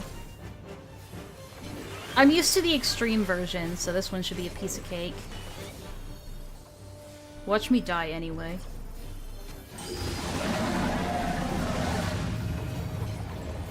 Okay, move up, move up. Oh no, move back. Never mind. Move back! Damn it! Fuck, I moved the wrong way. Shit. Well.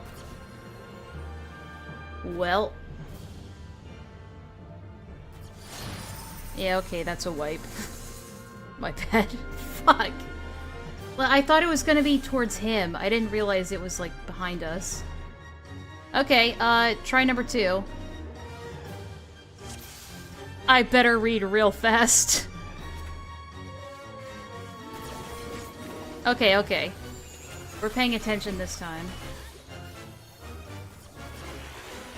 Wait till the phase 2 music kicks in. It's so good. Alright, now we'll go over to it.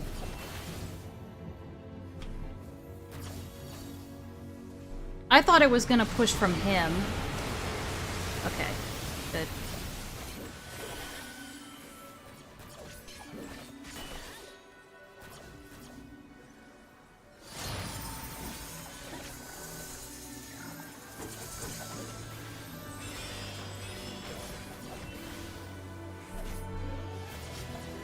What is this buff? Radiant Aegis. Oh.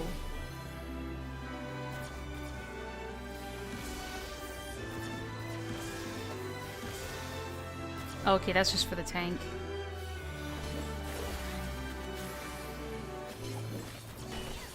Listen, we all got a little stupid. Judgment bolts and lightning, very, very frightening me. I think we're safe here.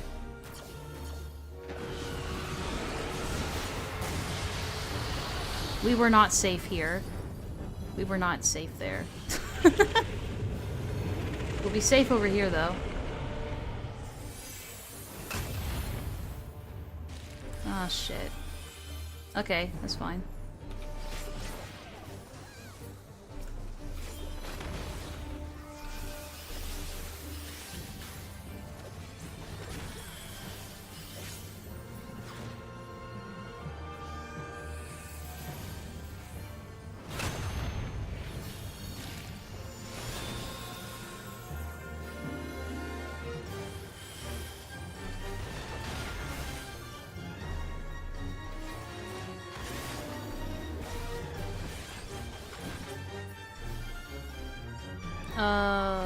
Shit. Right there, yeah. Listen, they're better at this than I am. They're more directional focused.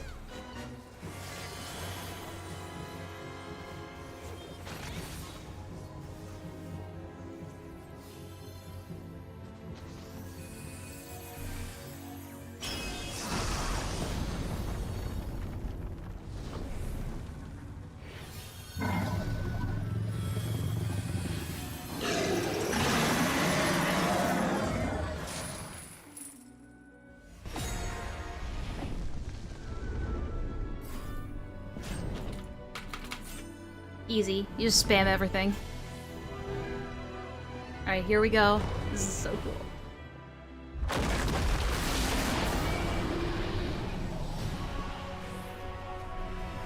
Oh, this music is so good. Especially after Endwalker, it means so much more.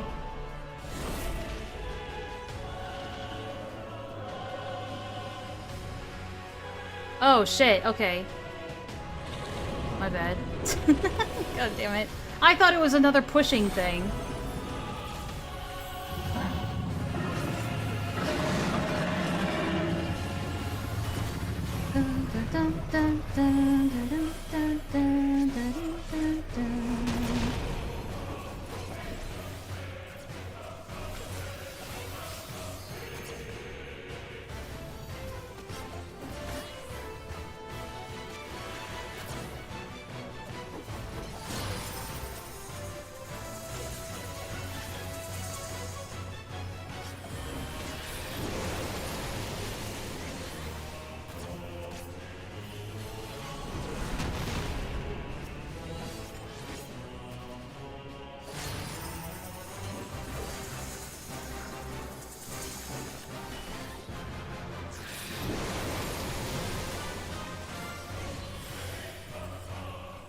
Oh yeah, they're so cool.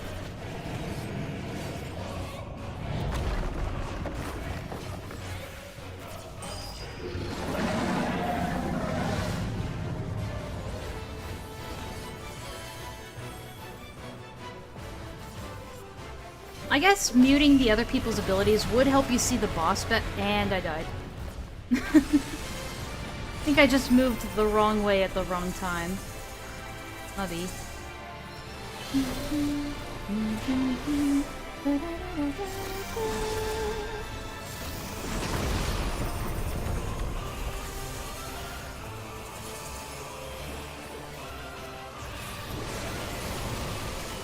Limit break! Aw, man, someone got to it before I did. I wanted to see the Viper's limit break, damn it.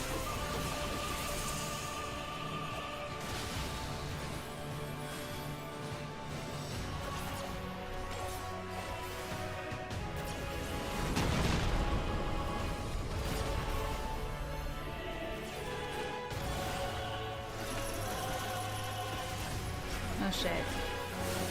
Oh, okay, we're good.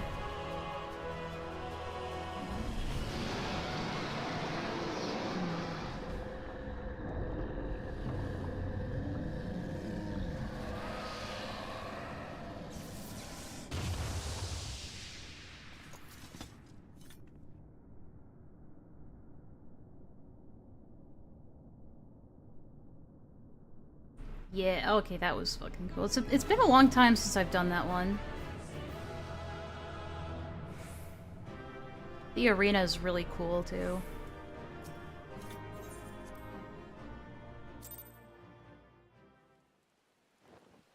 Awesome.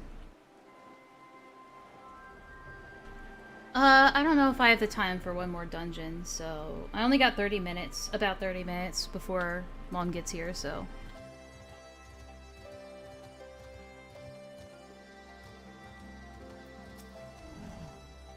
I'll let her know that I'm streaming ahead of time so she isn't bamboozled when she gets here.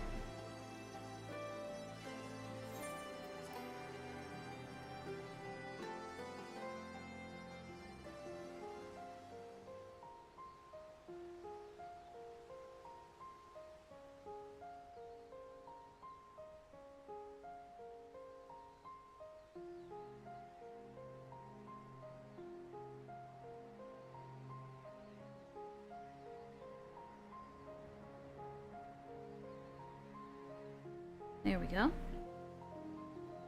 Great stream, have a good one, Enlaa in chat. Oh, I'm not ending yet. I'm ending later.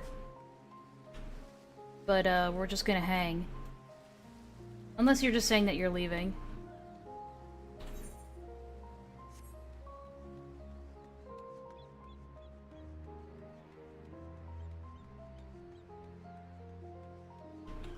Hey, how are you guys doing?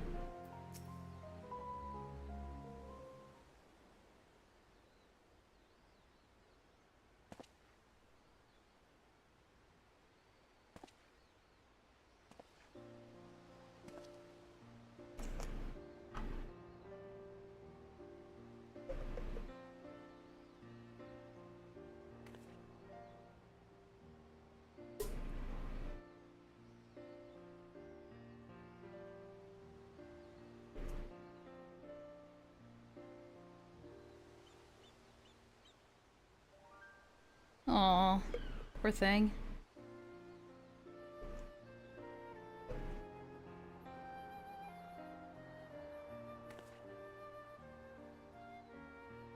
Ah, good for her.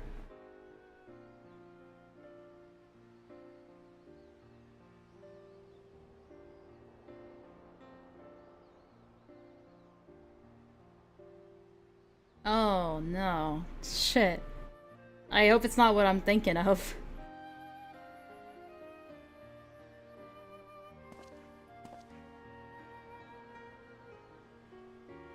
But yeah, I'm sure he did.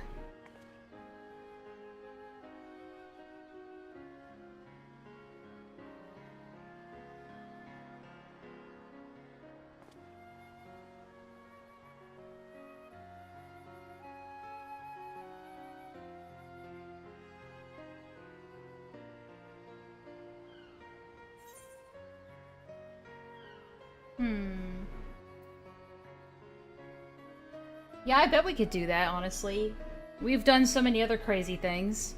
Can manifest their likeness for the artist to see.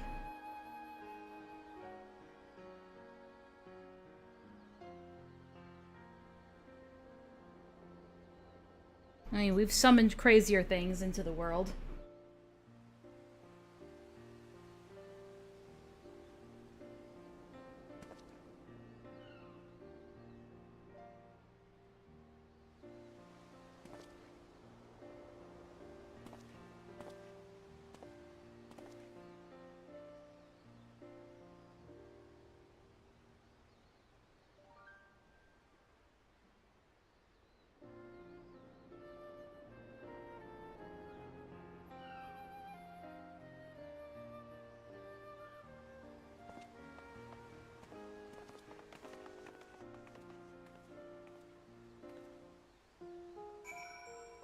I'm glad we get to see more of this storyline, because it kind of ended on a bittersweet note in Shadowbringers.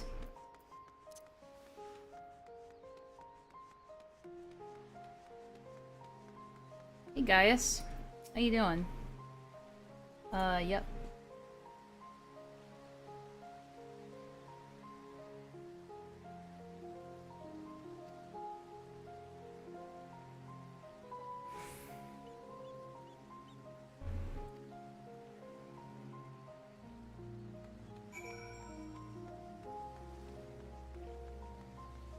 Allie, my girl, what you doing? Like your new fit.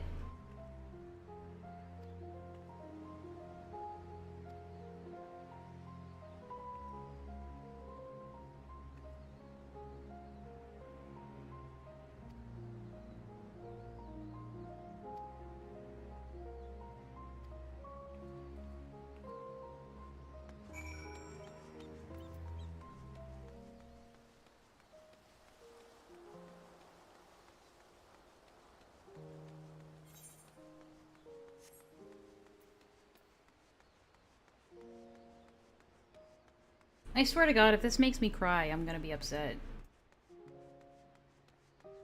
Better not.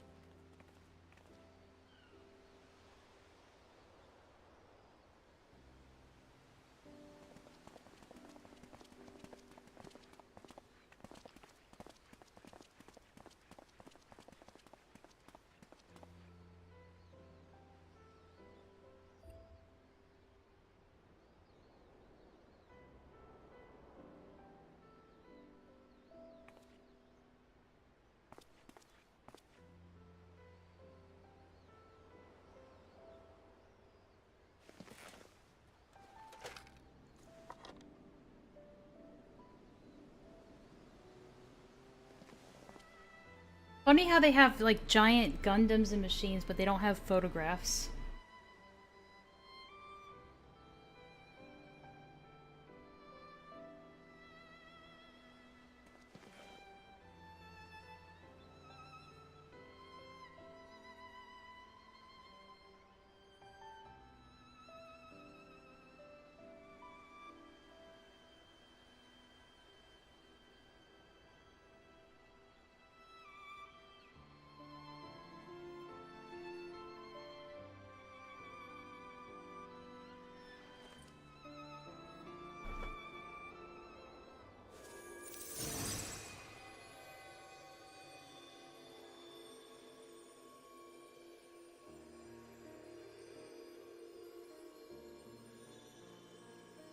No, come on, don't do this to me.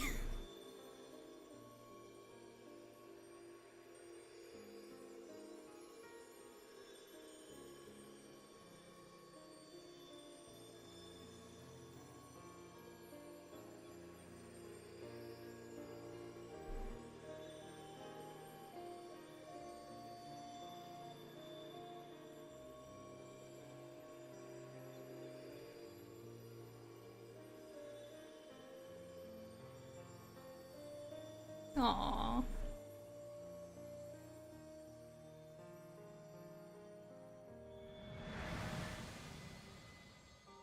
Oh, that's so sweet. Aww.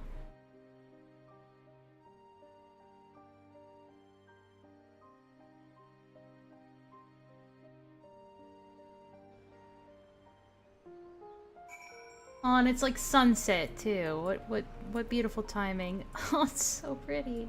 I actually do think we have this in our free company house, so it's so nice.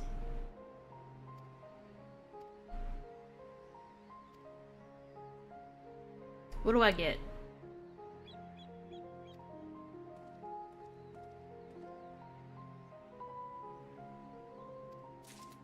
What do you guys think? I know, Gaius.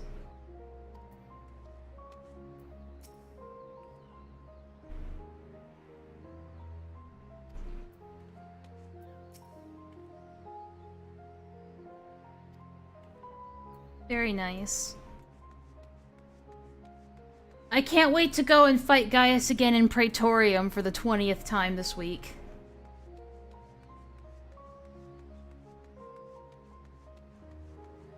Alright, back to old Charlian.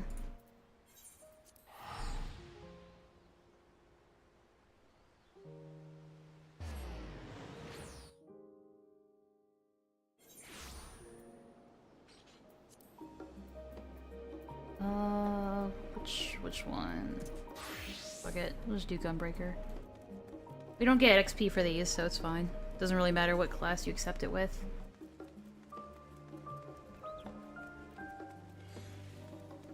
Heyo. They're good. They're good.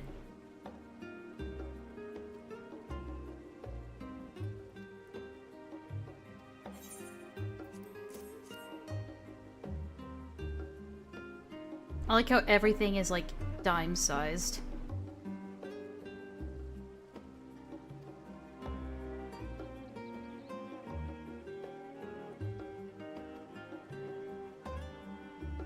Oh, they got me a copy. Neat. Aww. What else you got? Oh, that's the other thing. Okay. Awesome!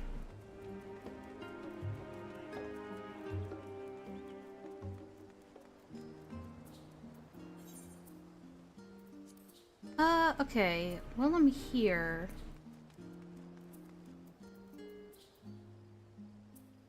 Let's see.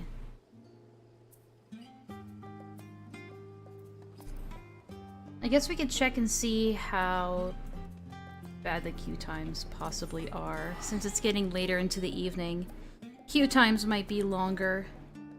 So I don't know if I want to risk, like, logging out to switch to a different character.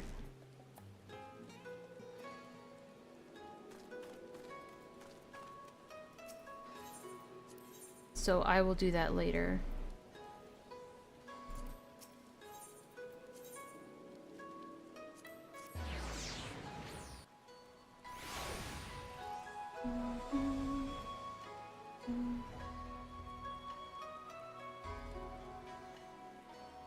Okay, my mom keeps pushing the time back. You know, we can always play a little Baldur's Gate while we wait.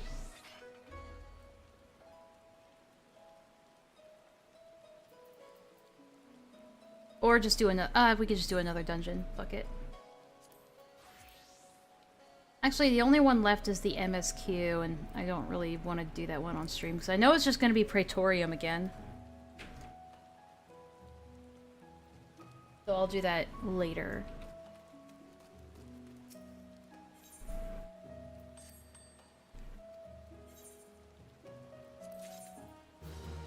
Thank you. You keep doing what you're doing. Yeah, we could switch to Tataru and try doing some crafting. So we'll see how well that works out.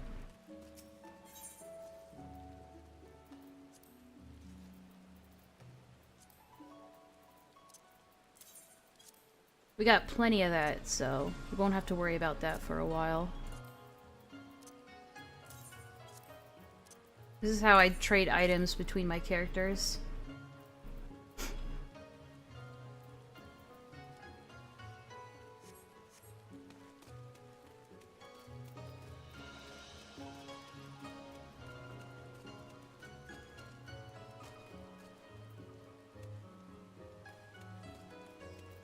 Alright, well, we'll take a risk.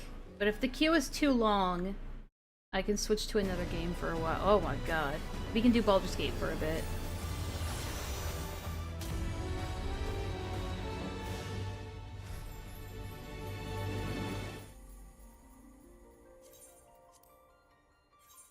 Oh no! Perfect! Alright, cool.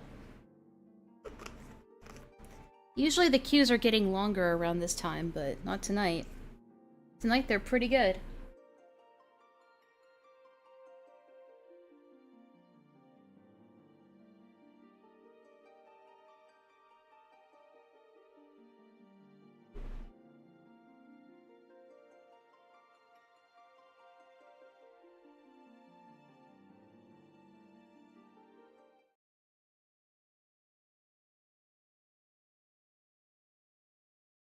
One game I want to try again is Pal World, because it's been a while and they've been putting out new updates. So I want to see what else they've been adding. Yeah, I totally forgot to change my thing. I'm kind of dumb. There we go. No drama today? Oh no, we did that earlier. We just went over the Mr. Enter drama earlier, so... Yeah, that was earlier. I gotta look up where to do the Manderville, where to redeem those poetic tokens. I'm pretty sure you do it around here somewhere. Is it here?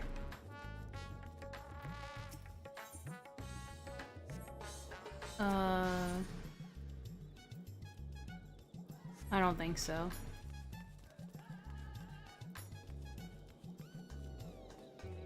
Actually, let's go get our mail over here.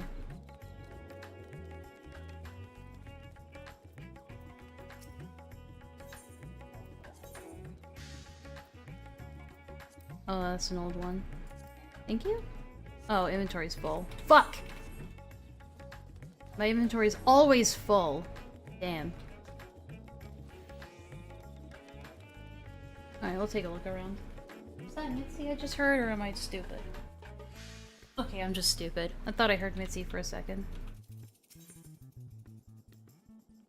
Oh, here we go. This might be them. Ooh. Oh, wow. Yeah, let's take a look at some of these. Yeah, they are adding them as poetics. Okay, sounds good. I've been leveling my red mage anyway, so we'll queue up for that. Let's take a look at these, see what they look like.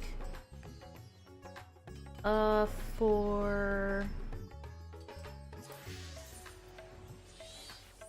Let me see this. Whoa, not bad. Look at that. That actually looks very pretty.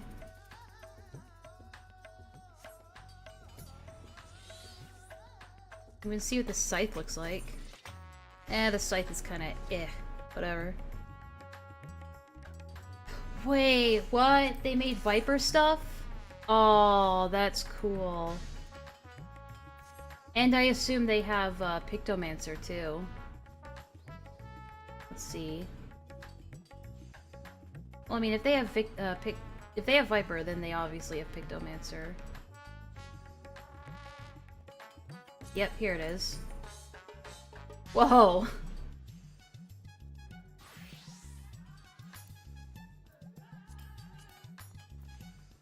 That's pretty cool.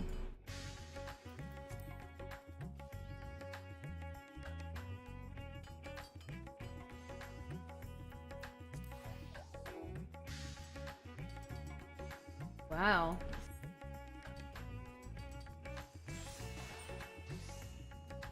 And then they have this one for the white mage. Gotta check that later. Yeah, it's like the first couple of hours. And then, Sage, which is... It looks about right.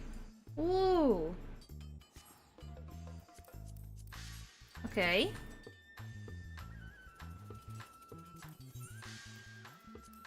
Let me look at some of these. See if any of them I'd be interested in.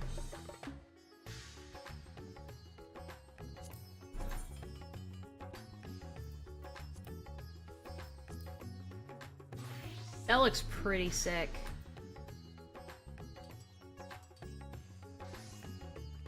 I'm definitely getting that for Enlaa.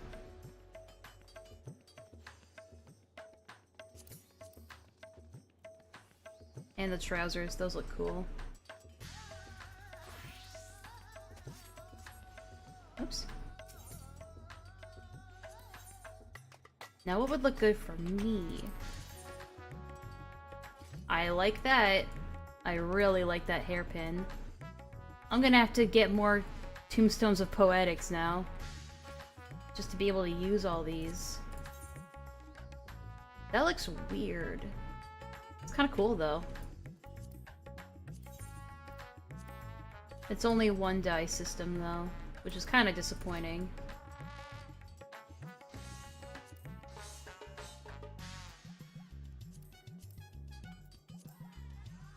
Not bad, though. And I assume this is the same thing, but white, yeah.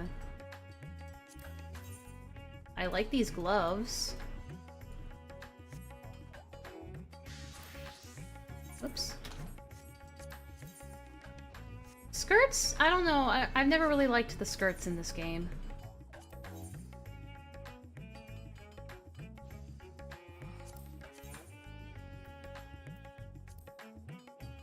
Damn. Let's see. What we got here? The Reaper Scythe. It looks pretty good for a scythe, it's just not my style. I still prefer the one that I have.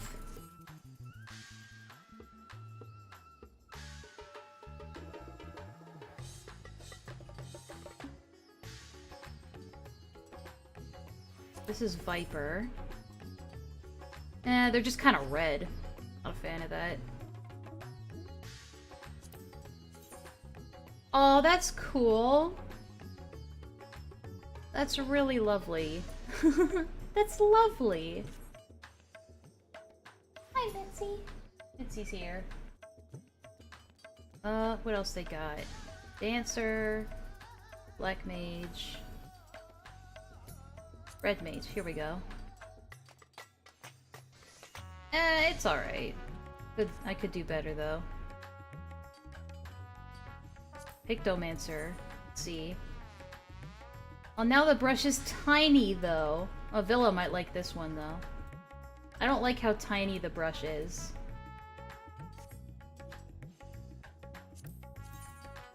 Oh, this is the one that everyone's talking about. The White Mage Staff. That has a sleeping rabbit on it. Hey, Rune. Yeah, this is what I want for my White Mage, for sure. It's a staff that has a sleeping rabbit on it. Ooh. Now these I would like. For me. Those look cool. Very stylish. Can't believe you can get all this for tombstones.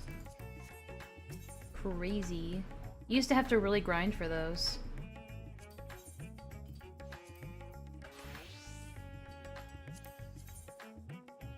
Never really liked those circlets. They always look kind of tacky. What is this hat?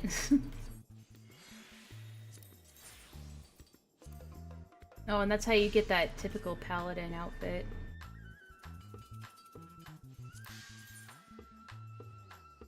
Nah.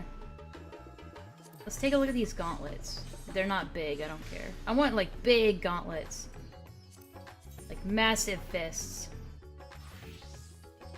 Okay.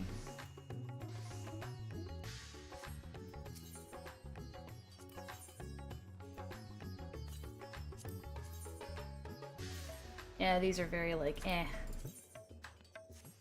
Not my cup of tea.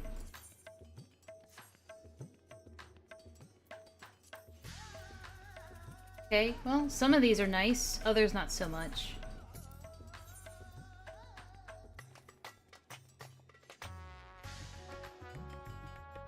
But yeah, now I have a ton of shit that I can spend my poetic tombstones on.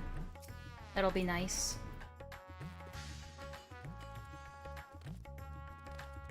The kitty of the hour. Yeah, I have no inventory space right now. I gotta figure out what to do with all this. What am I gonna do with all this junk? Oh, I know. I know what I can do.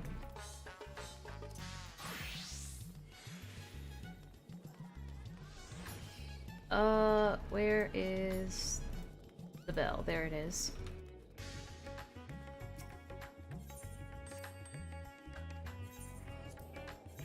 God damn it! Fuck! I gotta throw something away. I wish I could get rid of this book. It's like a duplicate, and I can't do anything with it. I mean, we could toss out the oak logs, I guess. I'm such a hoarder, man. Like, I just want to hold on to everything. We could use the last engineering manual. Oh, we'll get more. Fuck it. There's more where that came from. All right.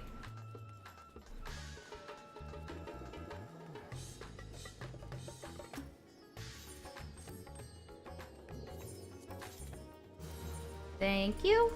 I was in dire need of some of those.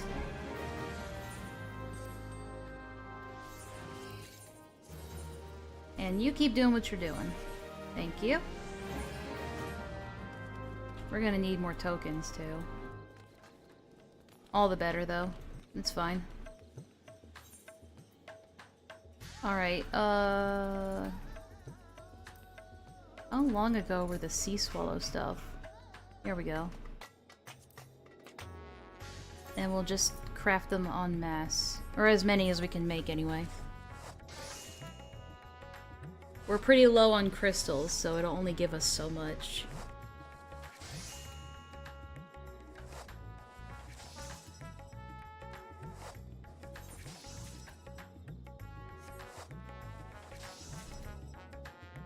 Whoa, that fucking dress was flowing.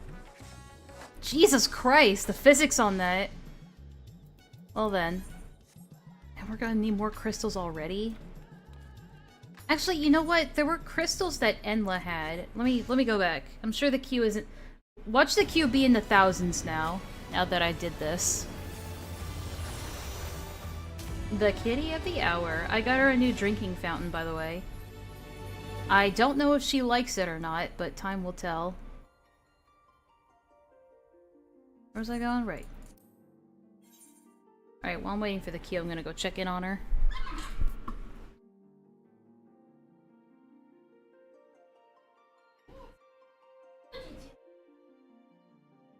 Fountain.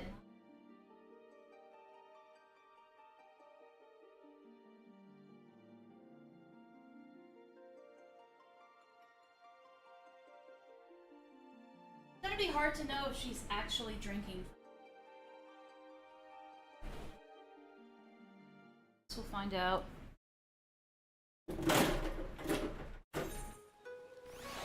Alright.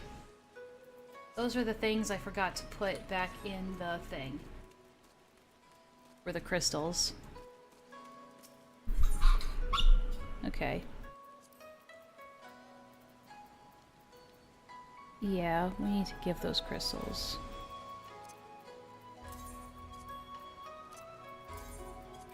There we go. That's it, that's all I wanted. Thankfully, when the queue is in the hundreds, it goes pretty fast. Even more so when it's just in the tens. Hi! Hello, baby. Alright, BRB for real this time. I'll be right back.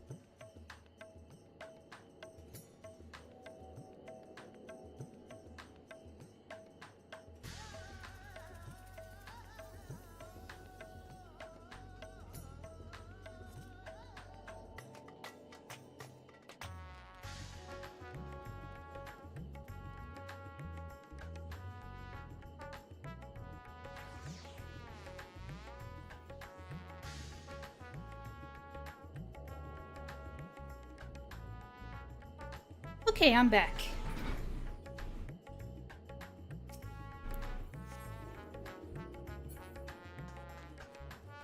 Alright, let's go back to Shirogane. Nope, wrong place. Here.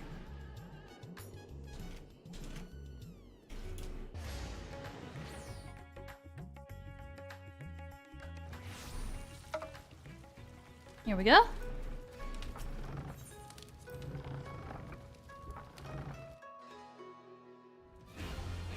Oh, just assaulting my eardrums right away. With Final Fantasy 16 music.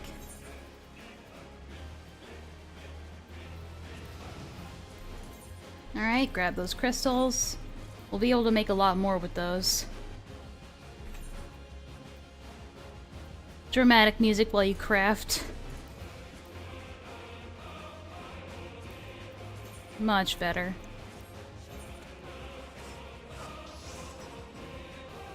Ooh.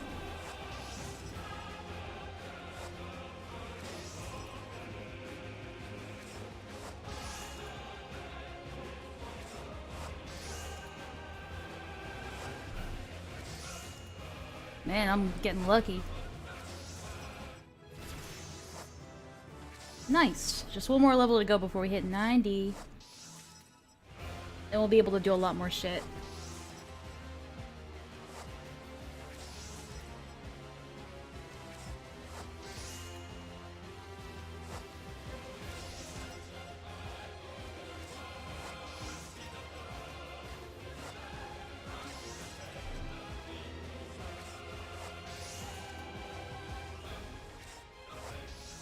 Thank you.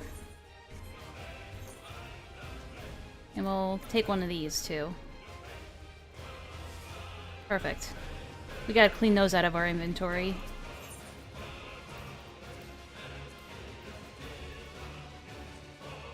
Let's see. Did we run out of crystals again? We sure did. It's an ever-growing problem, it seems. Oh well. God damn. That is quite the fit.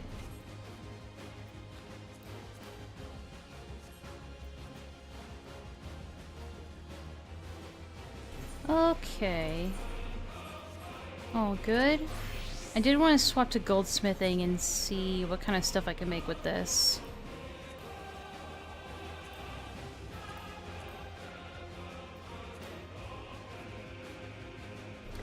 Oh yeah, I do need to go out and do some mining, don't I? Maybe we'll do that. Oh, our inventory's full. We can't. Hang on a second. Let me talk to good old Snow Bunny here. Give him some of my junk.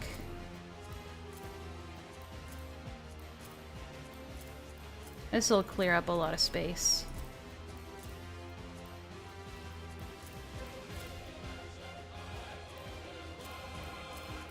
Then we'll take out what we need later.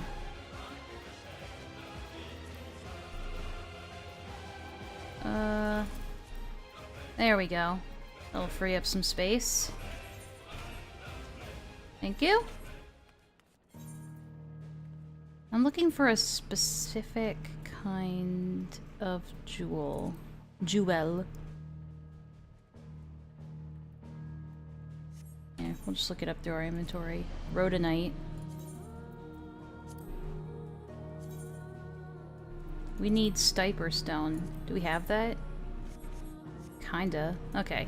Well, for now, we'll put it in there. And go out and do some mining. It's too many options. Do I have Rhodonite? Oh, I do. Yeah. Okay. So we probably won't need to craft that for a while.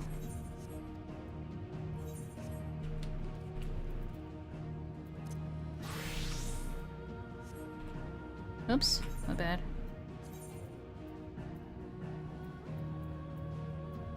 We do need to make new crafting gear, don't we? Probably should get on that.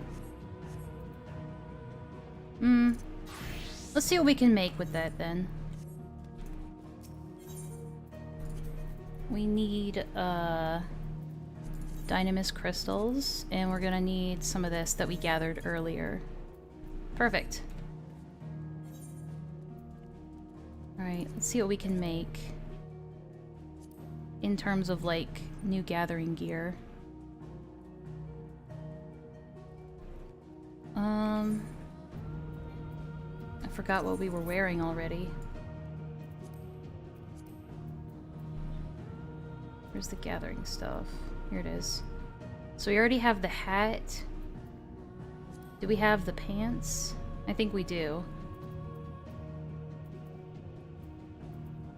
Yeah, we do. Alright, well, let's just make this then. I gotta run this through the calculator. The good old calculator. I can bring that up on screen. 1 second. You guys ever seen the Final Fantasy XIV crafting calculator? It's actually really fucking useful.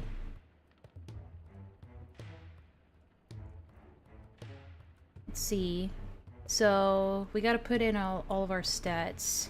2, 6, and 5.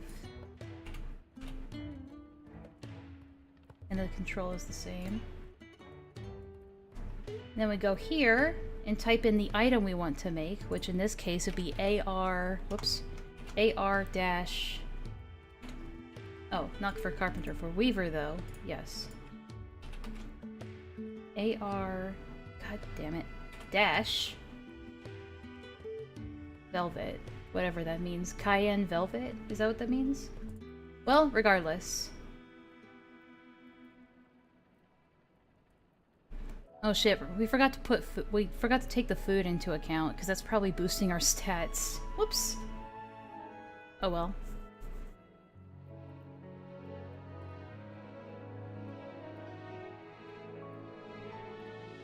I mean, we already hit the goal, so it should be fine.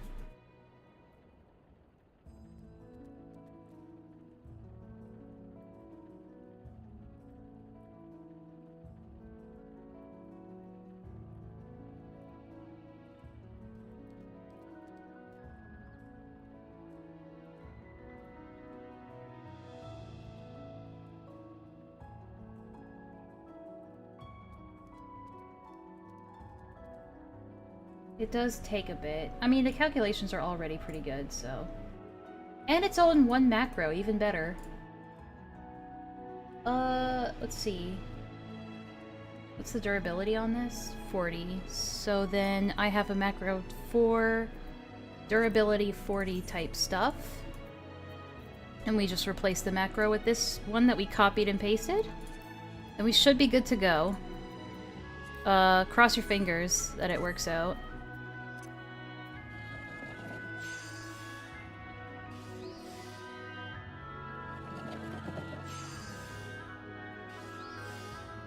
Sometimes the AI gets it wrong.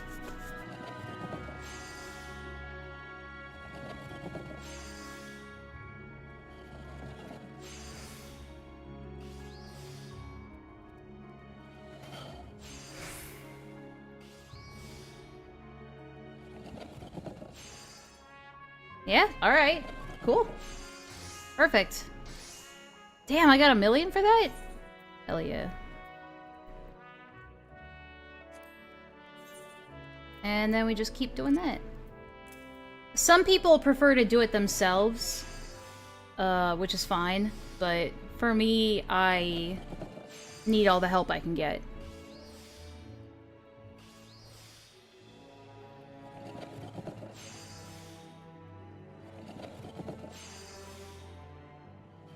I mean, this is the kind of thing that macros were made for, so might as well use them.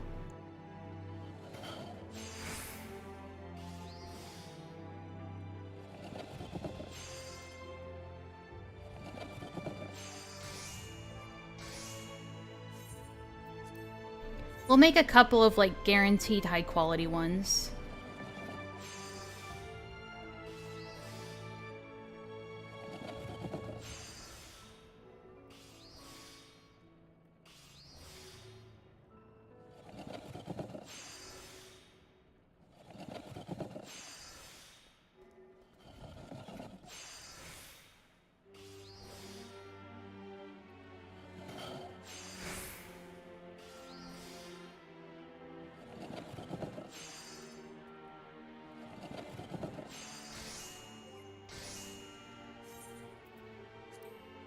Alright, we'll make one more high-quality one. Or at least a guaranteed high-quality one. Because we can always go out and get more of this cloth.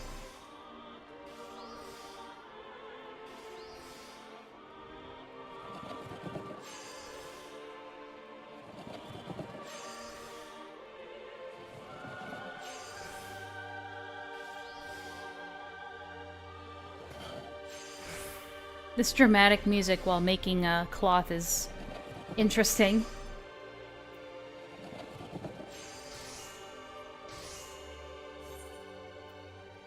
Okay, and the rest we'll just do it the quick way. Wow, we can make more than 99? Crazy. How's the quality of our gear? Okay, it's pretty good.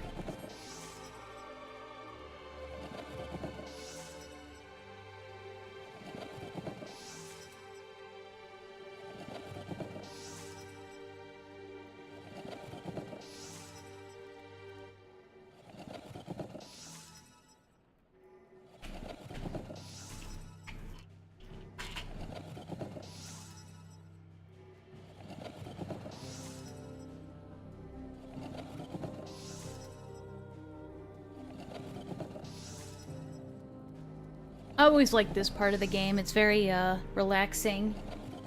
And you get to just kind of sit back, and this is usually the time where that I just take to multitask. Oh yeah, weren't we supposed to be in queue for something? Shit. That's my bad. It's a little late to try and get into a dungeon now, so... Next time, though.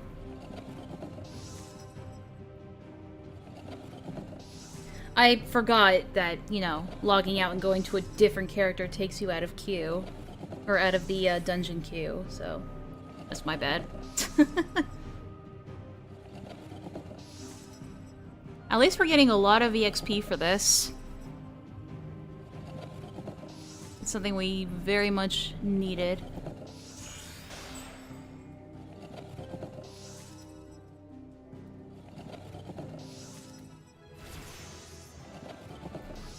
Alright, that'll be enough for now. We'll work with this. We'll probably need lots of other things, though.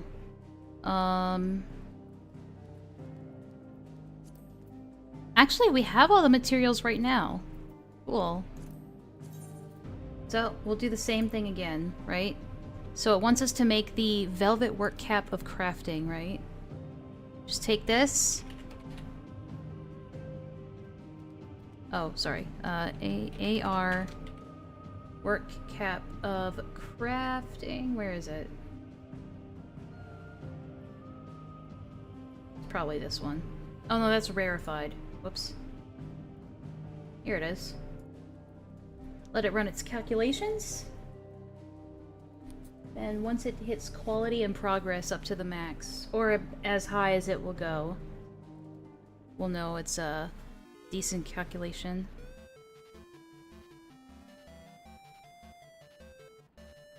Oh, what is this song? I like this one.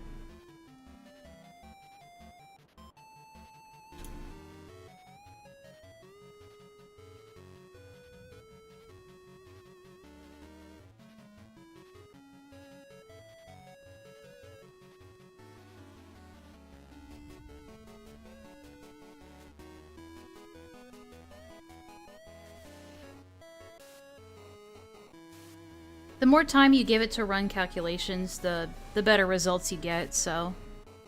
Obviously, I think that goes without saying.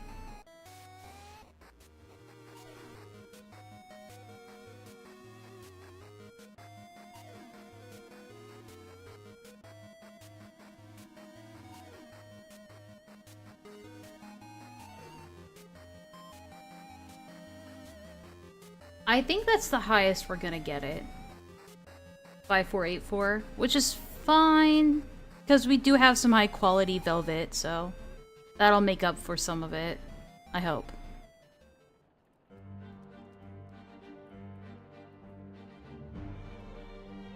Yeah, we're not gonna get much higher than this, so... Oof, this is a longer one. This is gonna be 2 macros. Alright, we can do that. I have 1 for 1. And 1 for 2. Perfect. And that one is There it is, okay. Alright.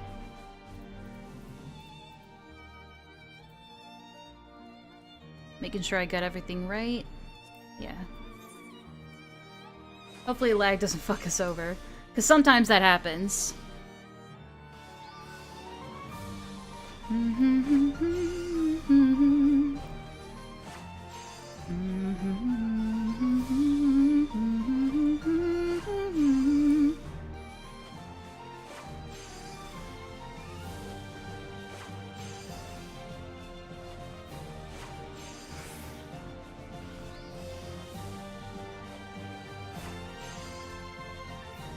So far, so good. Alright, next one. It's even nice enough to put in a little jingle so you know when you're done.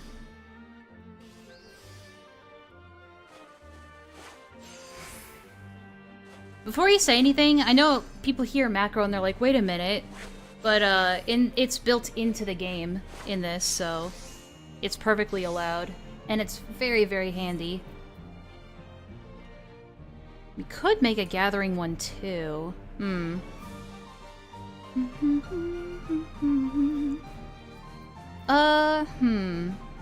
a good question. Tempting. We'll put the new cap on first and then we'll decide. How about that? Oh, I made it for level 90 and I'm not even level 90, so I can't even put it on. I'm kind of retarded like that. Okay, hold on.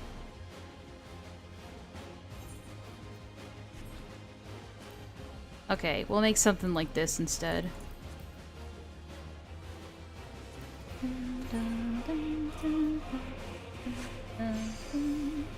Okay. This'll work out better, hopefully.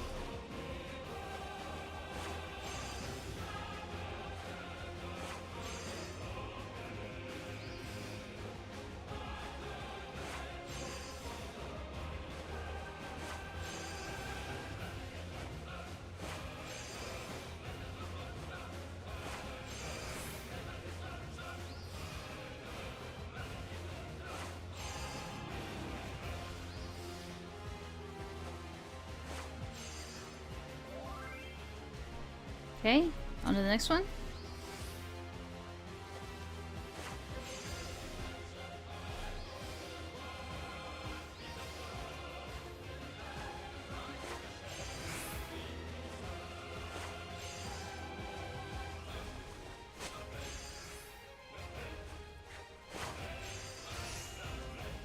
Perfect. And that frees up some more space for us as well. And I'm a dumbass because it's for gathering. That's okay. Can always do another one. That's actually fine, because I needed a new crafting one anyway. Or gathering. God, I'm stupid. Or I could sell it too.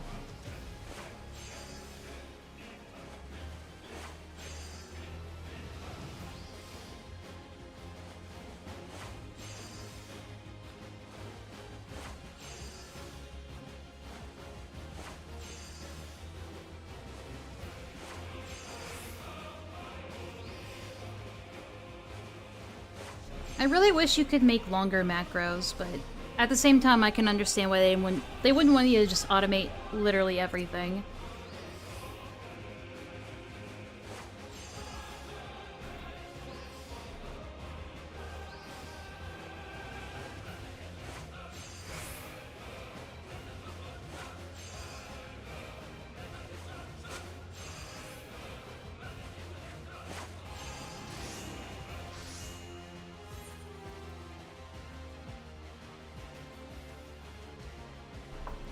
Oh! If that's who I think it is. I'll be right back.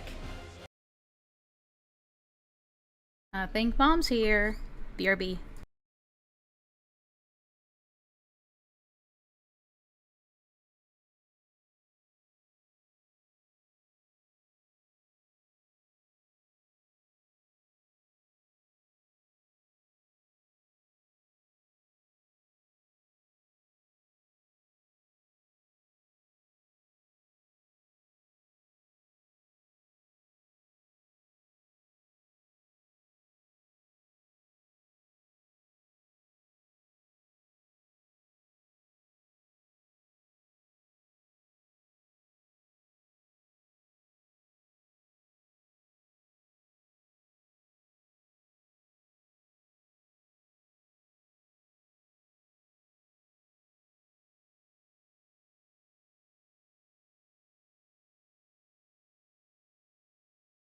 All right, we're gonna be wrapping up the stream. My mom's here.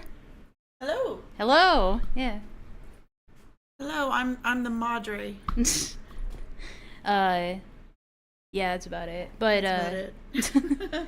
all right. Well, now that she's here, I'm gonna head out, guys. But I might do a bonus one tomorrow, depending on stuff. But yeah, I will see you possibly tomorrow. All right. Bye bye.